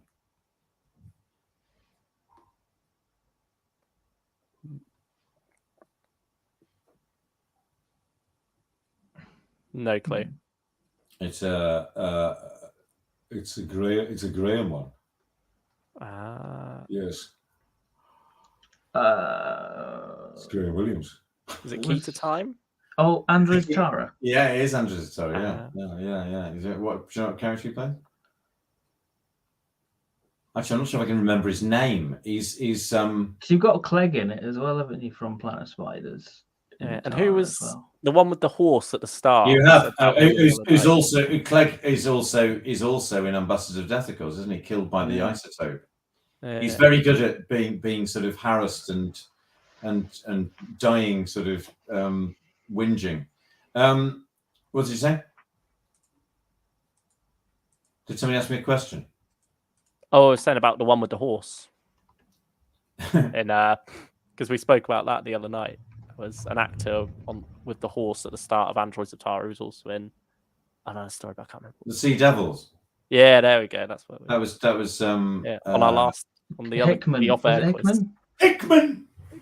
Hickman, where are you?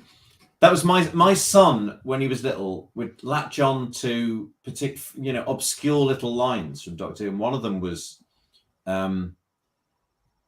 "It's not your life savings. It's only a couple of quid.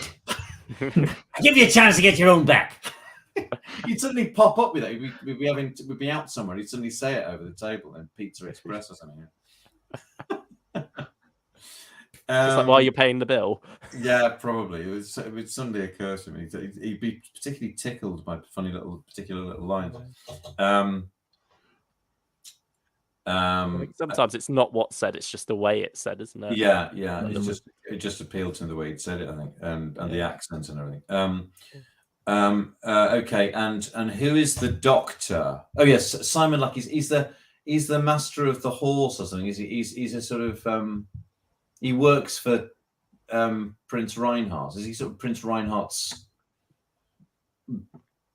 squire or something? I don't know. Yeah. Who's the Doctor in Mind of Evil? Who looks? Was it Michael Sheard's character? It is Michael Sheard's character. Yeah. Yeah. And it's said sort of pathetically and plaintively by the criminal who's had the Keller process. Who keeps. Yes. Summers. Yes. Yeah. Dr. Summers. That's right. Yeah. Dr. Summers. That character is he called Barnum? Yeah, that's. Who's also in another Doctor Who story. There's a wonderful bit right at the end where Joe's sat with him, and like as the scene's about to end, she turns to him and says, "What's your other name?" And then you never find out what his first name is. Another bit of Katie Manning's improvisation. I transcribed the whole of her improvisation in Frontier in Space for a quiz. You know when she's improvising in the cell. Oh, doing the recap of her life. That's right. Yeah. I think you ought to be a bit more reasonable with the master. That's right. Is it in this one here? Hang on a minute. Where's that thing? There's so many of these quiz books. I can never remember what's in what. The mind. It must be the other one. No.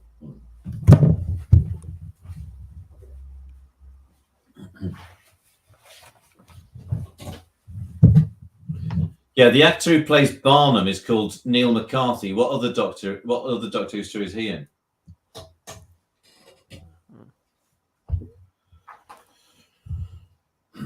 It's a Tom one. It's a Key to Time one. Okay. I'm sensing a theme. Not Android Satire again.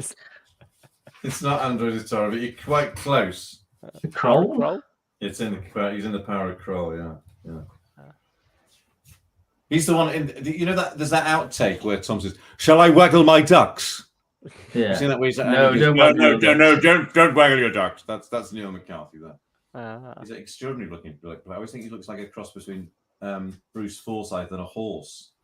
Now where's the Frontier in Space? Here it is.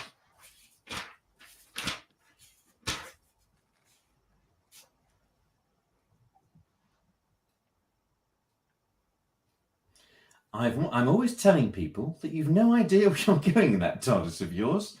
I mean, you're supposed to be getting us back to Earth, right? And we keep landing up in one terrible situation after the other. I mean, when I get back, I'll probably be court-martialed. And then I'll be put in a cell again. That's if we do get back.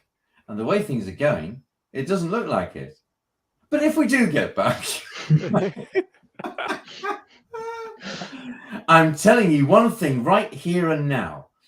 I'm never going up in that TARDIS with you again. It's amazing. This is the master was taken in by this remarkable piece of information. But if we, and then I'm never going to turn it down by this point. But if we do get back, I'm never going back up in that TARDIS with you again. But if we do get back, I really think you ought to be a bit more reasonable with the master. I mean, he keeps offering you a share of the galaxy or whatever's going on, and you keep refusing and playing dirty tricks on him. But you see, the trouble with you is, well, you're so stiff-necked. I mean, you've got to realize that this time the master has won. You might as well make the best out of a terrible situation. I mean, look at it now. Here we are. Goodness no, oh God almighty, it goes on. It's about another page of this. And what does Delgado, the next question after asking the person to recount the whole thing is, what does Delgado finally reply to Manning's impro?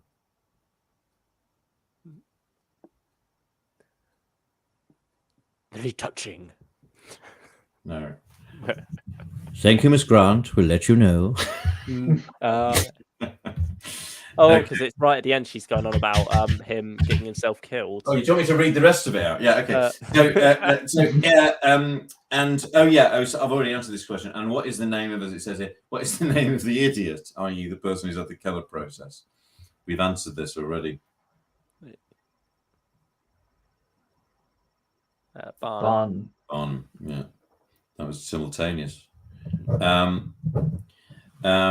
What's the name of? It says, what's the name of the Crim or the chief baddie, who's also in a story that we should have been talking about tonight. We haven't got round to. Mailer, Harry Mailer. It is Mailer. What's the story he's also in? Is it Revenge of the Cybermen? Yeah. He's tough as an old boot. And here's an easy one, or it should be. Oh, Lesterson, isn't it? Or Lester.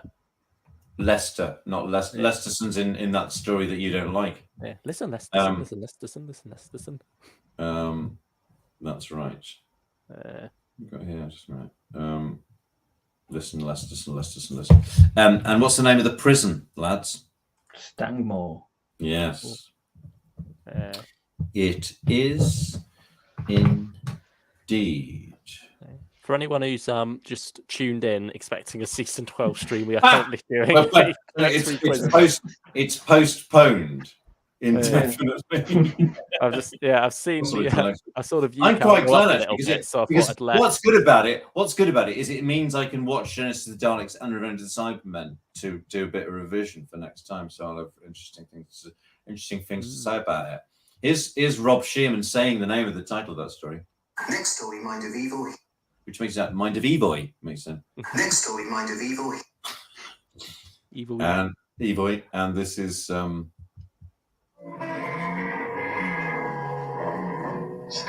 Prison is the scene of the next Doctor Who adventure. A doctor investigates a bizarre experiment to control the forces of evil in the human mind. This is when the trailers were almost as long as the episode. Science has abolished the this was on the and substituted you go to select episode. That's right. Well, yeah, you know your DVDs. They only did that for a few of them. It's the Abominable Snowmen. That's right. The Abominable Snowmen The one. negative impulses that made this I love the time it's going to be on. Do you remember the time it's going to be on? 5:30.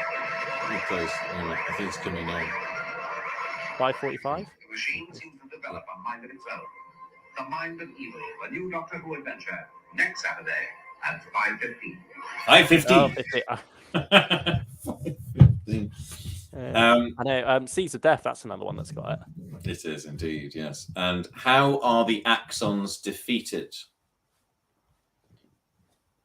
Whose question is this? Time loop. Oh, I don't. Have we? Yeah. Time loop. Some kind of galactic. Yeah. Forever in the time vortex in a time loop. Yeah. A time loop is a time loop. Is that when he's doing that? Yeah, it's rotating his arms around. It's a time loop. Yes. Who got that? Oh, you did, Luke. Okay. Yeah.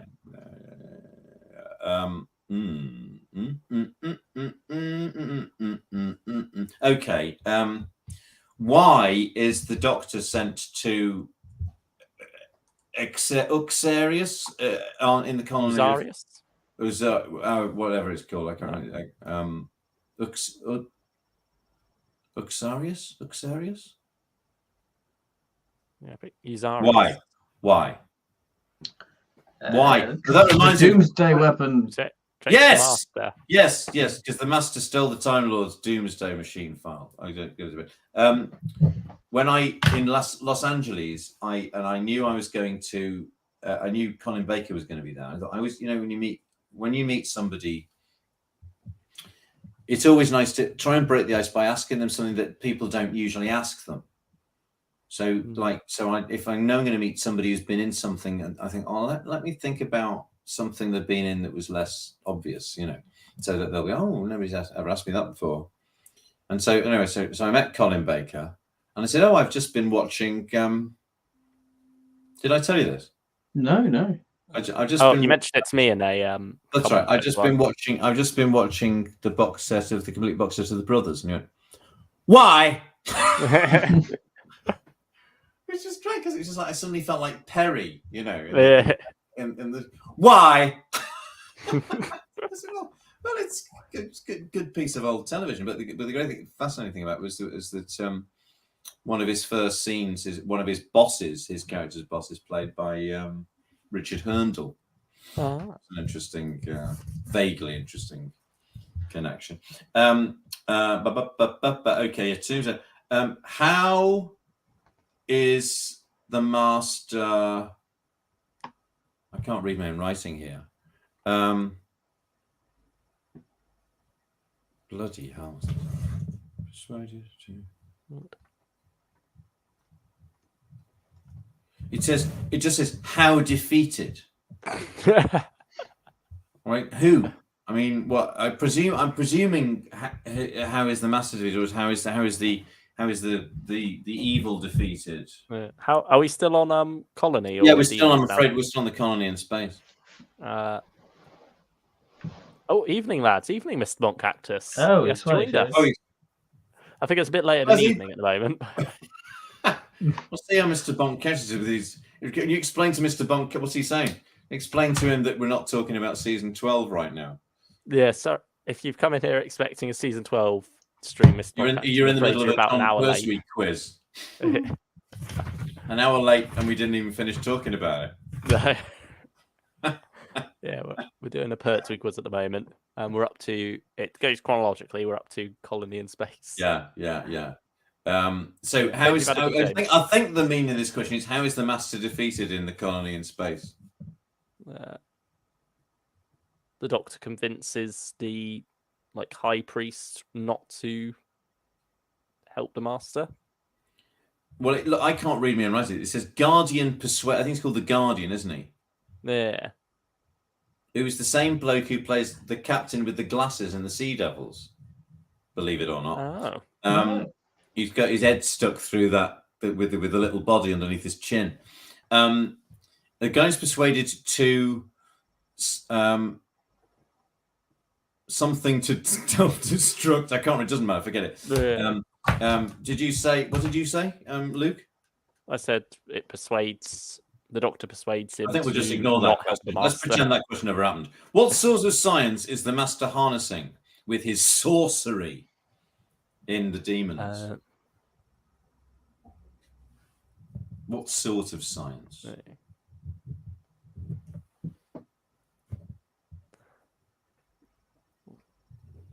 Any ideas, Ben? No. Mr. Monk Cactus says, fair enough, no worries. Also, morning. Morning, Mr. Monk Cactus. He's always on topic. Psychokinetic? No, you're not. Psionic. P-S-I-O-N-I-C. Psionic forces. Yeah. I suppose it is morning. It's 1:45. They probably can't believe we're still here. Is this the longest you've ever gone on? I think so. Yeah, on this channel at least. You did there was a bloke in Los Angeles who came up to me and congratulated me on for being responsible for the longest Big Finish podcast in its history. It was the first time I was on it. Badge of honor. So it was Stephen Noonan in a 5-hour essay. We are up to 5 hours now. What day was the Day of the Daleks episode 1 transmitted? New Year's Day 72. It was. Well done. You like your New Year's days for these questions. Well, they're they're kind of remarkable, I suppose, isn't it? That it's New Year's Day. Perhaps not that remarkable, but anyway. It's the New Year's Day. That might have been. I think that was a question in the quiz of Rassilon. Ah. Which I won, by the way. Well, me and John Dorney won it. And there were other people in the teams I think that contributed. Who got that? Yeah, you did, didn't you? That's right. Yeah. Mr. Cactus says, I thought my YouTube just had it live for some random reason. Lol. No, we are actually still here. Yeah, we're still here. Where's he been? Ask Mr. Cactus where he's been. Has he been to the pub? Yeah. Have you been to the pub? Ask him if he's getting a spicy pizza. No. Have you had to run this time? What's the name of the real Earth delegate in Curse of Peladon? You know the story about the French kid, don't you? It rings a bell. The French kid I was on an exchange with, Laurent. I told this to somebody. Yeah, you definitely mentioned it to us, but I can't remember. So he's never seen Doctor Who before, and it was Doctor Who in the Monsters season. So it was second. So they'd stuck episodes 1 and 2 of Curse of Peladon into a first episode, episodes 2, 3, and 4 into a second episode. And this French kid, he's never seen Doctor Who before, and I got to the end of it, and you know how the Curse of Peladon ends, and I said, "What did you think of it, Doctor Who?" Because he'd never seen it. And I was trying to think, what on earth would he make of it? And he said, "Oh, it was very funny at the end when he ran off with his mistress when his wife arrived." Oh yeah. So he thinks the Earth delegate was John Pertwee's wife and Joseph, which is plausible. I think probably you might have mentioned that on the podcast. Actually, something like that was happening in real life. I don't think I did actually. I think I mentioned it. I've mentioned it. No, I don't think I mentioned it somewhere. Maybe I can't remember what I've mentioned. What's the name of the Earth? She's not obviously they don't name it. She's one of those names that you see in the credits, and you go, "Oh, right. Well, thanks for telling us that the delegate actually had a name." I don't think you're going to get it if you don't know it now. Amazonia, played by Wendy Danvers. And it says here, Curse of Peladon. What's it all about? What's it all about? Well, a huge Ice Warrior disappointment for Ben, I think, probably. Yeah, Galactic Federation. That is the answer. The Galactic Federation. Well done. That's what it says. Okay. Snowflake has also joined us. Hello. Oh my God. It's all kicking off. Mr. Monk Characters has not been to the pub. He's just been doing some editing. Excellent. Oh, nice. Good for him. Well done. Where's Snowflake been? Snowflake, what have you been up to tonight? Stephen, what is your favourite first Doctor story? Asked Snowflake. Oh God. Well, Twice Upon a Time. Puts the cat amongst the pigeons. Oh dear. What is my first favourite? That's a very good question. I think this. I don't know. It's too hard a question. If I got to choose one, if I had to choose one first Doctor, oh blimey, I don't know. Well, it might be one of the missing ones, but are they allowed? I imagine so. No, I don't know. I probably have to say the Dalek invasion of Earth. It's just sort of, or the Daleks. It would be. It's going to be a Dalek one. It's the Daleks, the Dalek invasion of Earth, or the Daleks master plan. I kind of find it difficult to choose between them. It wouldn't be the Chase, but I like the Chase. But it's not quite on the same level. I think I've got to say the Daleks. Without the Daleks, there wouldn't be Doctor Who. And it just does everything for the first time, and it does it so well. And I think it's actually the only Hartnell story that's nearly scary. Do you know what I mean? It's difficult to find 60s Doctor Who. Actually, it's unnerving, isn't it? Yeah, it's really, and the way the music's used, the suspense in the first episode, building up to that cliffhanger, that correct, rightly famous and seminal cliffhanger, is terribly good. And the Daleks are really strange, and well, you kind of believe their alienness and their paranoia. They're sort of all the things that make them what they are. It's terribly well, all the elements are very well put together. Actually, Celestial Toymaker. Well, part 4 on Lost in Time terrified me when I was younger. Did it really? That's very interesting. Yeah, okay. I think just because of the surrealness of it just creeped me out. Not the surreal nature of it. Yeah, Cyril. Very so like all chalked up afterwards. That's quite a Yaroo. Very strange. Yeah, sorry about that. Just unnerved me for whatever reason. Interesting. Yeah. I enjoyed listening to that one when I was preparing. Okay, so we're on to the Sea Devils now. Now I'm going to give all of these to Ben. Oh, okay. Right. So I think you're going to be all right. Right. All right. Right. What's the name of the Colonel? Trenchard. Yes. No. Okay. Yes. Yeah. What's the name of the captain? Hard. Yes. You said they're a bit easier. They're a bit easier than those ones the other day. John is his first name. And what's the name? What's the name of the parliamentary private secretary?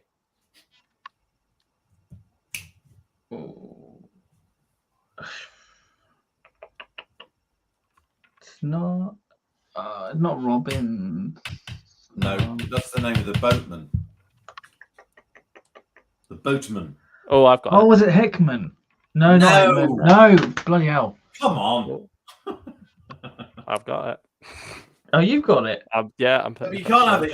This Ben's got to get it. Come on.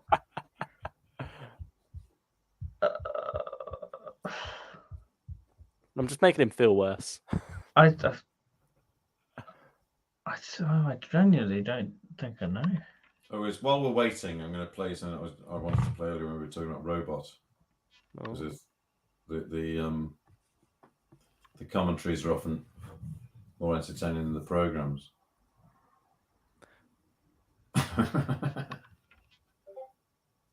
This is my French Sarah goes. Haven't you finished yet? Where are we? Here we are. Listen to this. Okay, this is Tom. He said, "Good God, you're not suggesting the robot's getting its leg over Sarah Jane."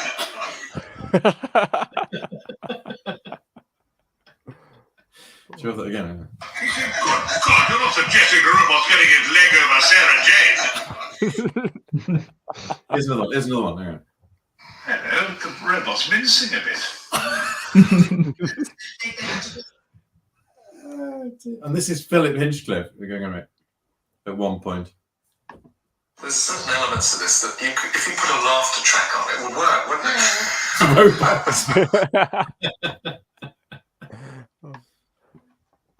it? Here's another one. This is Tom on. This is one of my favourite Tom lines from that story. Right? Yes. And start a nuclear holocaust that would turn this little planet of yours into a radioactive cinder suspended in space. Yeah. Suspended in space. Yes. Do we know what? Oh, here's a classic line. Thank you. That's what I wanted to know. But I'm still waiting for what I want to know here. What's the name of the parliamentary private secretary? Yeah. Come on, Ben. My mind's gone blank. Get up and have a walk around. See if that helps clear your mind a bit. That was a clue. It's not Walker. Yes. Oh, it is late. You can't have it. Thanks. But in the meantime, here we go. This is great. This is on the LP of. Have you ever heard of the LP of Genesis of the Daleks? Yeah.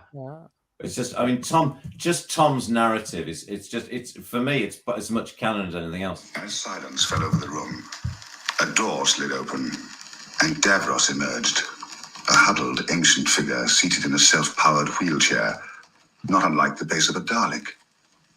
From it protruded masses of tubes and wires, all attached to Davros's body. A complete life support system. If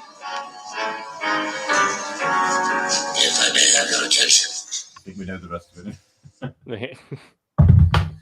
For some time, I have been experimenting with the Mark III project. Details and specifications will be distributed later. However, I haven't got the voice for this now.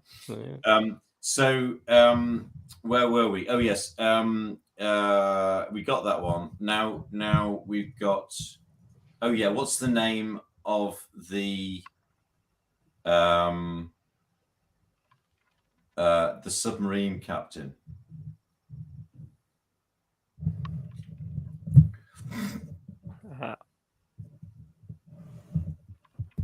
With a twitchy eye, who's also Russell on.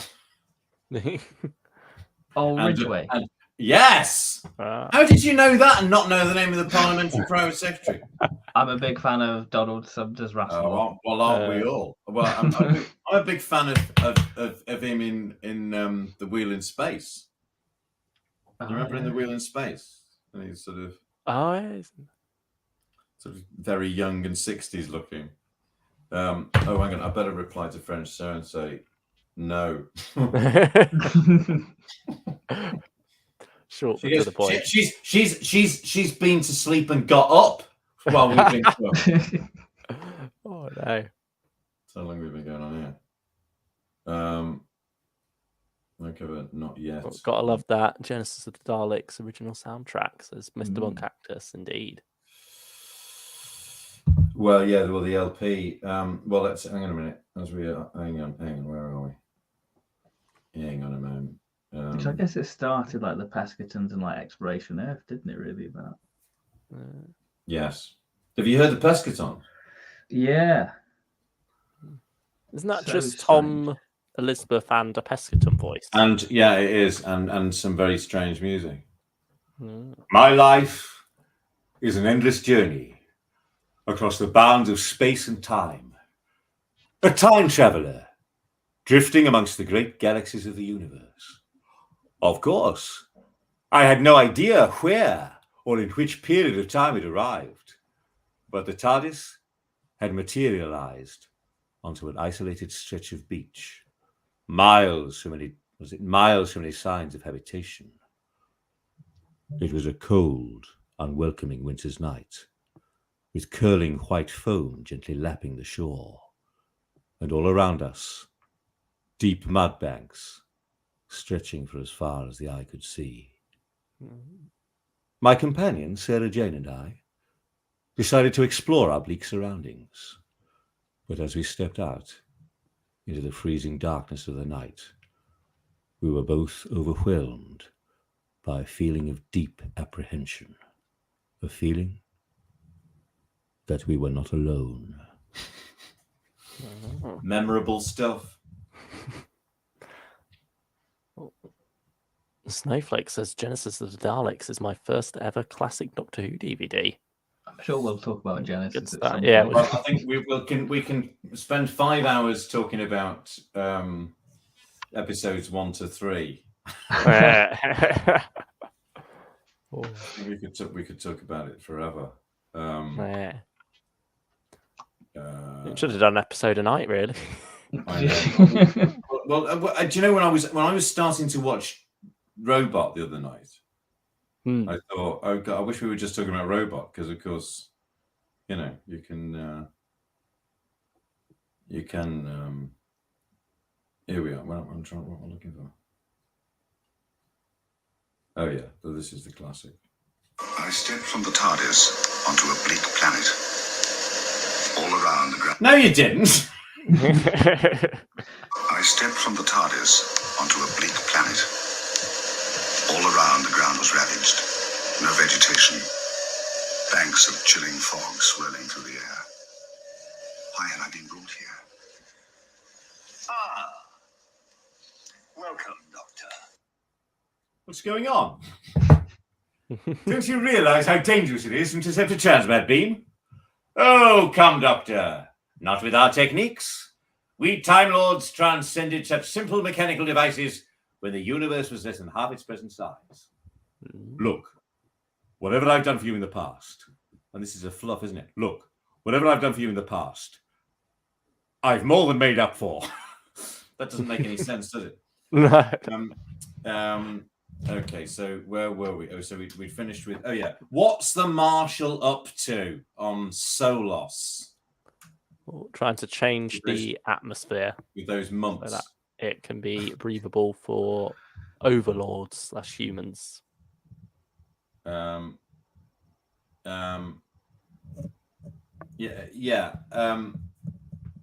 Well, it's trying to stop the independence of the colony. Yeah, that's true. But he's up yes, to quite a few things. But yes, that's right. But he is trying to. He wants to change the atmosphere. There you go. How is he defeated, Ben? Space virus. Transforming into a mutt. Well, no, he's not. No, it's there's Glam Rock Boy. What's he called? Oh, Kai. Kai, Yeah. that's it, Kai. Yeah. Oh, I keep getting him mixed up with Kaleidoscope Cal. I think because when that Kaleidoscope. Focus. Yeah. Poor Cal. What happens to Kaleidoscope? I don't think I followed Kaleidoscope actually in time. Nah. I loved episodes. Well, I loved episodes 5 and 6 for some reason. I love it. I like them far better than the rest of it. Yeah. So what's the answer to this question? Kai makes him disappear. Kai appears and just zaps him invisible.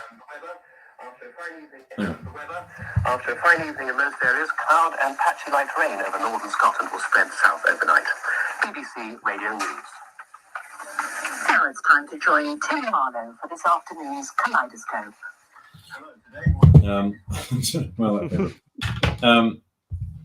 This is good. I did enjoy Kaleidoscope. There is a lot of fun to it. The cast are terrific, and the 1970s soundscape and the audio is terrific. You've also got Stephen Noonan, who's played the first Doctor recently for Big Finish, and he's been terrific. He plays a Russian general, and he's terrific in that role. But he also plays Keith Hazel, who is meant to be a sort of a Mick Jagger type pop star who gets brought in around halfway through the story. And that voice is so entertaining, is so fun. And I really, really enjoyed his performances in the Kaleidoscope box set. Thank you, Will. Mr. TARDIS has just popped in there. Mr. TARDIS is, yes, that's right. He's just joined me here. He's my lodger. He stays rent free as long as he pops in and says things like that every now and again. What is the this is the Time Monster question. I can't read that. And who cares? It's the bloody Time Monster. Tom said that's my answer. Interstitial. Interstitial. In the Three Doctors, how is Hartnell trapped, or what's he trapped in? He's trapped in the scanner up there. That's what he calls a scanner. That's just what I call a scanner. That scanner is what I call a scanner. No, it's a particular thing that's Time Eddie. Yes, it is. Yes. What's the time, Eddie? Yeah, that's right. Yes, absolutely. Time Eddie. This infernal Time Eddie. Okay. Where does the TARDIS land in Carnival of Monsters? SS Bernice. Yes. In the cargo holds, which is actually inside a miniscope on. But what sea is the SS Bernice on?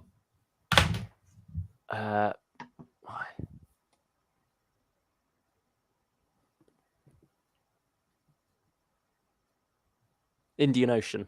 It is indeed the Indian Ocean. There we go. Nice. And On what way year? tomorrow.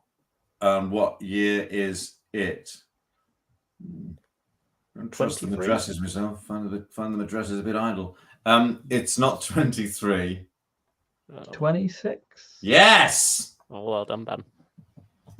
Ben's doing well on this one, you know. I've done my homework.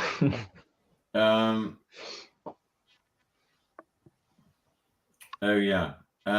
He's got a handicap bonus. I wasn't allowed to answer the Sea Devils. It's- Get the competitive side on.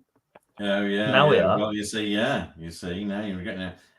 Okay, this is interesting phrasing of a question. In Frontier in Space, who are the protagonists of prejudice? In other words, on either side, who are the sort of prejudiced characters on Earth and Draconia? General Williams. Yes. And the Prince. The Prince. Yeah. I don't think he's got a name. I think he's Oh, called the Draconian Prince. Yeah. Played by Peter Birrell. Yeah, they should have given him a name, shouldn't they? Racist. Yeah. Racist Malcolm Hulk.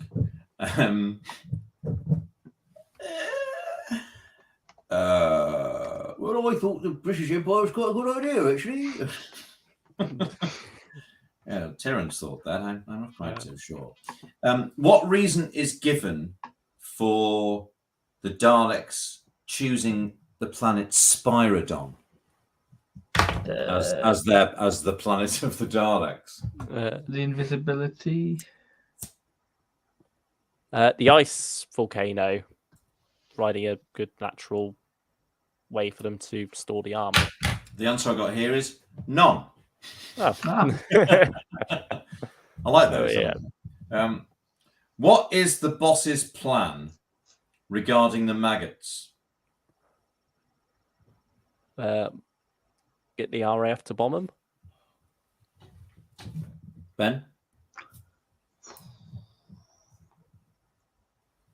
I don't know. The answer is there isn't one. Question 20. New Year's Day. Where a space virus, New Year's Day. Where does the Doctor? What's the next bloody story then? Oh yeah, I know. Time Warrior. Oh yeah. When does the Doctor estimate that humans will have atomic weapons if Lynx gives them breach loading ones in the 12th? 14th. Ben? 16. No, is it 17th. Sorry, too late.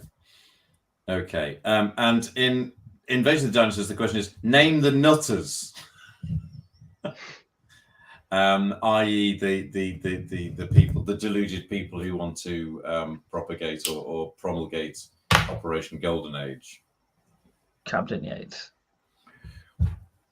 Well, yes, is one of them, but he's not in charge, is he?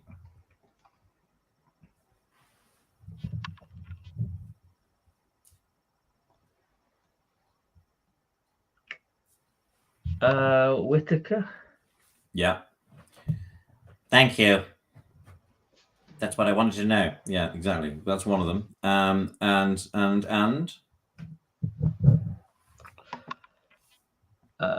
What else? Oh, thank you. Well, that's all right.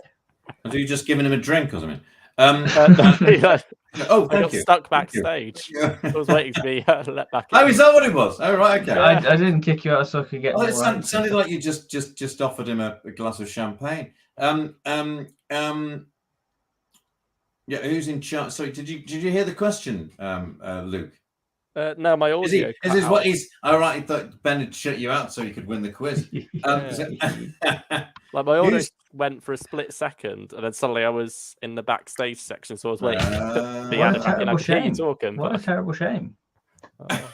It was it the Nutters? Did you put it? It's the Nutters. Name the Nutters in Invasion of the Dinosaurs. Oh, what was the original title of Invasion of the Dinosaurs? By the way, this isn't a question; it's just interesting. Invasion. Scoop, something like Time It Skip. was Time Skip. Yeah, that's right. And then you said, "Oh, all right then. If you want to call it Invasion of Dinosaurs, fine."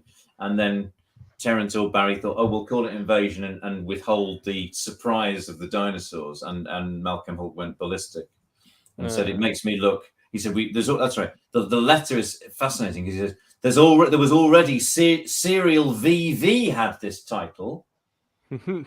Which is, of course, Invasion, and he says, and it makes me look indecisive as a writer, and it's a very uninteresting title, and so that was him and Terence falling out. He said, "Thankfully, I'm going to focus more on writing fiction from now on," and that was that. Yeah, I think General Finch on the topic of one of the letters. Nice, yeah, nice. Yeah. Who's the sort of big boss, if you like, or the sort of the beguiling undersecretary, isn't it? That kind of character, yes, whatever he is. Yeah. Smarmy bastard. They shall have their new world, but it shall be this one. Was it Grover? It is Charles Grover. Charles Grover. Yeah. And then not to be confused with the character from Sesame Street. Is it Butler, the other one? It is. Oh, Martin Jarvis. Martin Jarvis, yes, exactly. Who got that?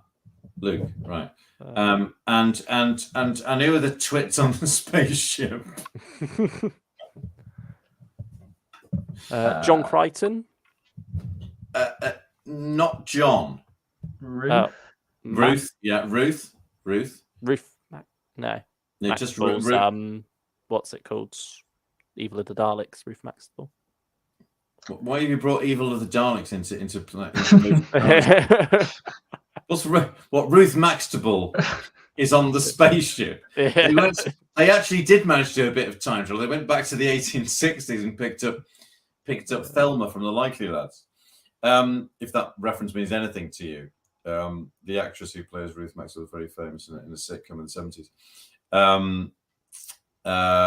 So we've got Ruth from Ben. Thank you, Ben.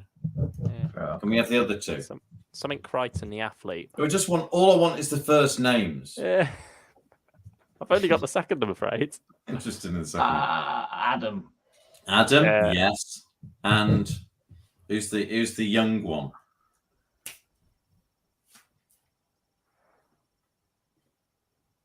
Ruth's particularly irritating, isn't she? Actually, I know people like Ruth. You could say left a mark. Yes. And what other story is Ruth in? Evil of the Daleks. Well, you're right. You're in the right direction. You're going in the right direction, but go even further back. We're going backwards. It's one of your favorites. Celestial Toymaker. Yes. Oh, she Clara. Yes, she is Clara. Yeah. Clara. No, not that Clara. Stupid woman. And she was also very famously in a series called Allo Allo. Good morning. Indeed. Oh yeah, and Death to the Daleks. What's it all about? Perineum. Yes, is the answer I've got here. Get that perineum to where it's needed. And in the Monster of Peladon, what are they mining? Trisilica. Yes.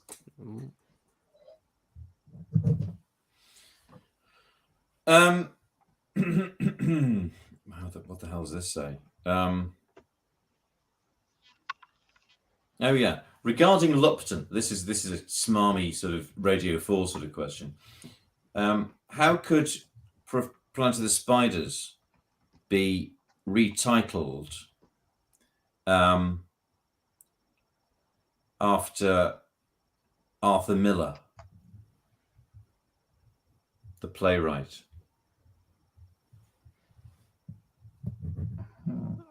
You know any famous plays by Arthur Miller? No, not really. You, Ben? Slightly more your area than mine. I feel like I'm getting mixed up with the Crucible, but I don't think that's. Well, that is Arthur Miller. That is Arthur Miller, yeah. Yeah. That is Arthur Miller. That's play about witch hunts in Salem. This one's sort of set in the 1950s, very much about the sort of the horrors of how American sort of capitalism will fuck you up, as it were. What was Luxon's job before becoming a spider summoner?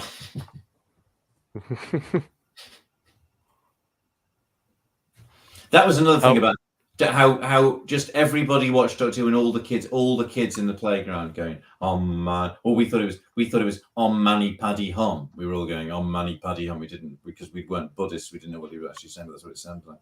All the kids in the playground. He was a salesman, wasn't he? Yes. Yeah. True. So. Is it the salesman? Ben? Death of a Salesman. Yes, Death of a Salesman. Very good. Very good. And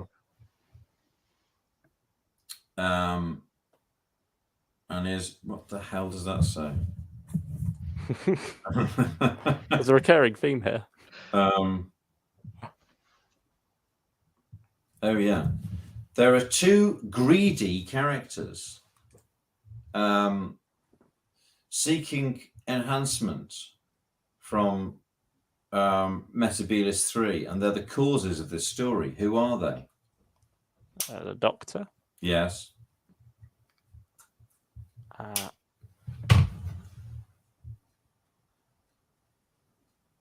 The Great One.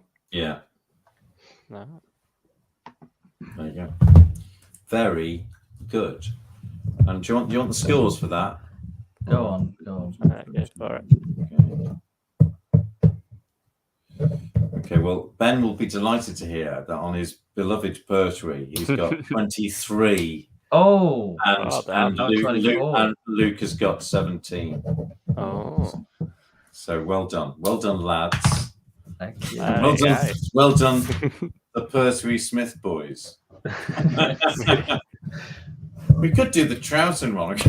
We Save can that do for once we finish Revenge of the Cybermen. Yeah. Should we sort of call it a night for now then? Yeah, call it a night. It's been a lot of fun. But it's been great. Have there been any more comments? The chat's kicking off a bit at the moment. Oh, what are they talking about? Cactus and. Are they just talking amongst themselves? Yeah, pretty much. Snowflake said it's the first.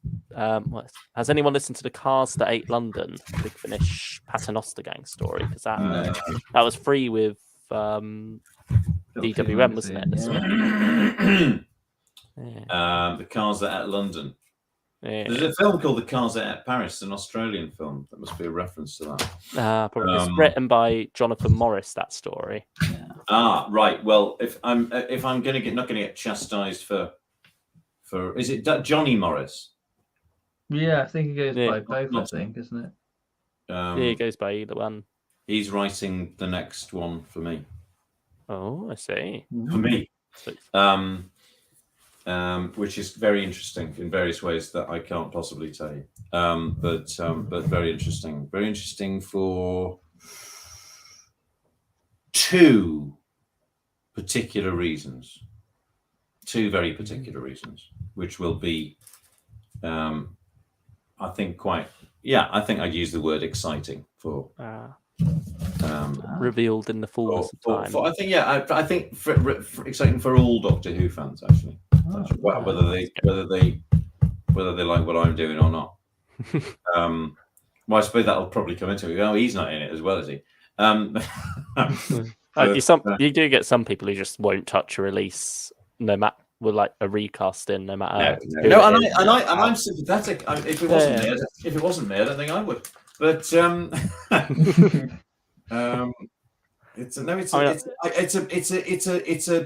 it's an interesting position, and it's very much one I do sympathise with. I understand why people go, no, that bloke, that Hartnell is inimitable. He was William Hartnell, and that's I shouldn't be saying this publicly. I'm going to talk myself out of the job, aren't I? But no, I'm just what I'm trying to be is sympathetic to all schools of thought in the fandom, which I try to do. If I've said anything offensive tonight, and if anybody's ever listening, then it's too late for me to do anything about it. Keep it to yourself. I think I said some vaguely disobliging things about the Graham Williams era. I think one or two things. So you said you've come around on it a bit. Nothing to. No, I do. I like it now. I do. But it was, as a kid, I was just like, oh god, it was just weird being bored by it. That was the thing.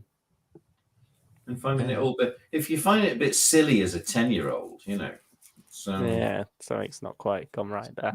But, I mean, on the recast topic, Well, do you have favorite? Do you have particular Graham Williams stories that you like? Do you obviously City of Death? Everybody likes City of Death. I quite like Sunmakers. Yeah. Imogen Fendal and Horror Fang Rock, up to a point. And Horror Fang Rock is sort of honorary Hinchcliffe, probably. Yeah. What about you, Ben? See, I like Destiny, but okay. Well, if you see, but that's fine. But that's all right. That's all right. It's not. Nightmare of Eden's good. What? Nightmare of Eden's good. I enjoyed that. I think. Well, actually, when Destiny came out, we were just so bloody delighted to see the Dalek. So yeah. And that Davros came back seemed very exciting. It's just, when you look back and you look at Genesis and you look at Destiny, it is from the sublime to the ridiculous, isn't it? Don't you think? Yeah. It's just let down a bit by being a sequel there. The Irish one has come back and said this is still going. Wow, that's dedication. We'll wrap it still up, enjoying we'll yourselves. I think it's just But what do you think? Well, to last point then. What about the 80s Dalek stories? What do you think then? Oh, Stars just said Horns of Nymon is good as a Target novel. See, he said that before. Yeah, that's right, didn't he? Yeah. What was that about Paracron? Snowflake. That was the first Target book I read. The Power of Kroll, was it? Yeah. I have spoken with the Nymon. He speaks of many things. The Nymon be praised. I wasn't impressed by. I don't remember it's got one of the worst illustrations. The cover of the Horns of Nymon. It's got. Is it Tom looking rather funky on it? Tom looks more like the Nymon than the Nymon. They've somehow managed to get everything about his face like somebody completely different. It's a good likeness, but not for Tom. No, I don't know who it's a good likeness for. But it's not very well drawn either. But the best one's the robot one. The robot one isn't good at all. That's also, I don't know who the hell that's supposed to be. It's like Jim Broadbent or somebody. No, the best ones are the Christos Achilleos ones. The early ones. Well, clack clack. Clack. I love clack. Clack. Great. I think go back to the 80s Dalek stories. I'd say they get better as they go along for me. So favourites, Remembrance, Revelation, and then Resurrection's my least favourite. It's got too much going on. I wish somebody had replaced the Kev McCulloch incidental music on Remembrance of the Daleks. Then I just thought it just does my head in.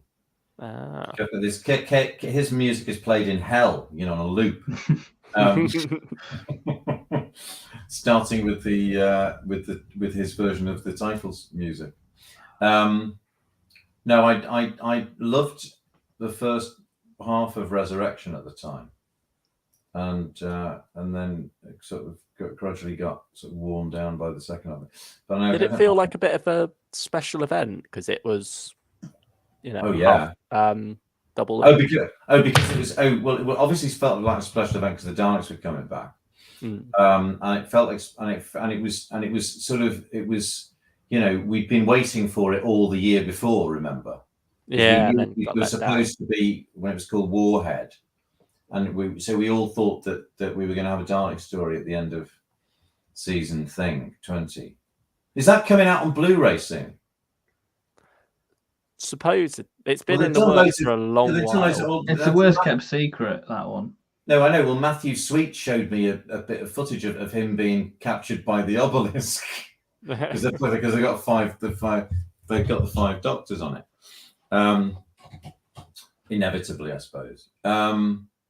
Yes, so we were looking for the Daleks. Yeah, I suppose it did. It was the first time we'd seen a 50-minute episode, even though it wasn't meant to be. Is it the first time we've seen a 50? Must have been. Oh, Yeah. Or was that Curse of Peladon one before? Was that after? Oh, I see what you mean. But yeah, but what the first one that went out? Yeah, the first one that was on its original transmission, even though it wasn't meant to.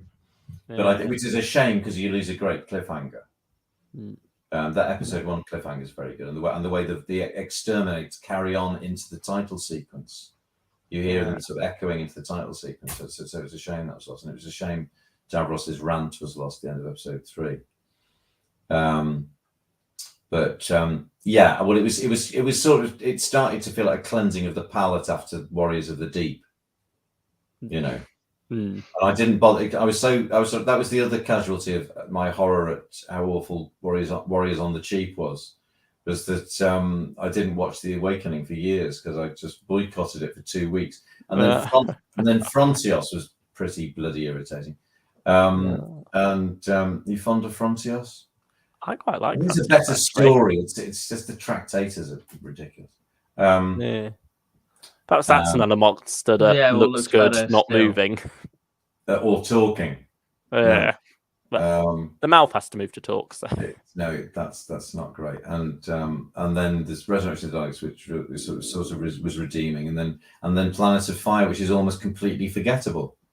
I don't think have I ever watched it. I think I watched it again when it came out on DVD. I watched part 1 and 2, but I've never gone back to it still. Isn't there an extended? Didn't Fiona Cumming make an extended version of it or something? I think it's a cut down version. Actually, Was it it's cut like down? one long movie, but I think it's about an hour long. Yeah, because I think because she liked the way they did Enlightenment. It's like, right, we're doing Planet of Fire then. She? I think isn't it in widescreen as well? I think so. Like Yeah. updated special effects. Is the do you think the Enlightenment revisit that she did is that an improvement, or is it just another version? I'd probably say just another version. Yeah, I would as well. I think I tend to go back to the original because I like having episodes. Things that were made with 4 episodes should have 4 episodes. What I've seen, Enlightenment is quite well loved anyway. Like some people say that's their Fifth Doctor story. Yeah, well, it's good. I mean, you know, but I curiously quite like Terminus. You know, I thought episode 1 of Terminus at the time was really eerie and quite sort of unnerving. It just the Garm's a disappointment, obviously, and not how he was intended by what's his name? Noel Gallagher. Stephen Gallagher, isn't it?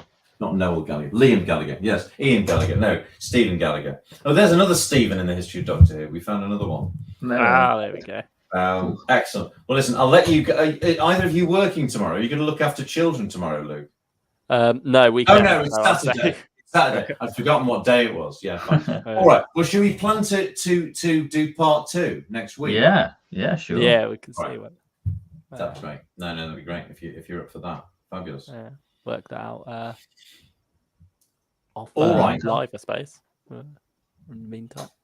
Superb. Oh, I think it's French Sarah has just given me a thumbs up and an X. That's good. All right. Well, brilliant. Great pleasure to join you. Thank you for being here. Well, thank you for having me, as we used to say to people's parents. So great. All right. So next week, have we finished talking about Sontaran Experiment? I'd say we can wrap it up there. Just about, probably. Think of anything else that because I think I did want to talk about the sadism of Robert Holmes, and that way that sort of is articulated through Satire, which is a sort of Stylish one says, "Thanks for an amazing stream, everyone," and the Snowflake says, "Night, everyone. Great stream as always." Oh, thank you. Good night, Snowflake and Stylish one. and good night all. Good night, Ben. Good night, Luke. Thank you very much. Good Good night. night. See you next week. We'll no doubt liaise and talk about in the meantime. Yeah, sure. Fabulous. Tatty bye, everybody. Bye. Bye, everyone. Bye. Bye.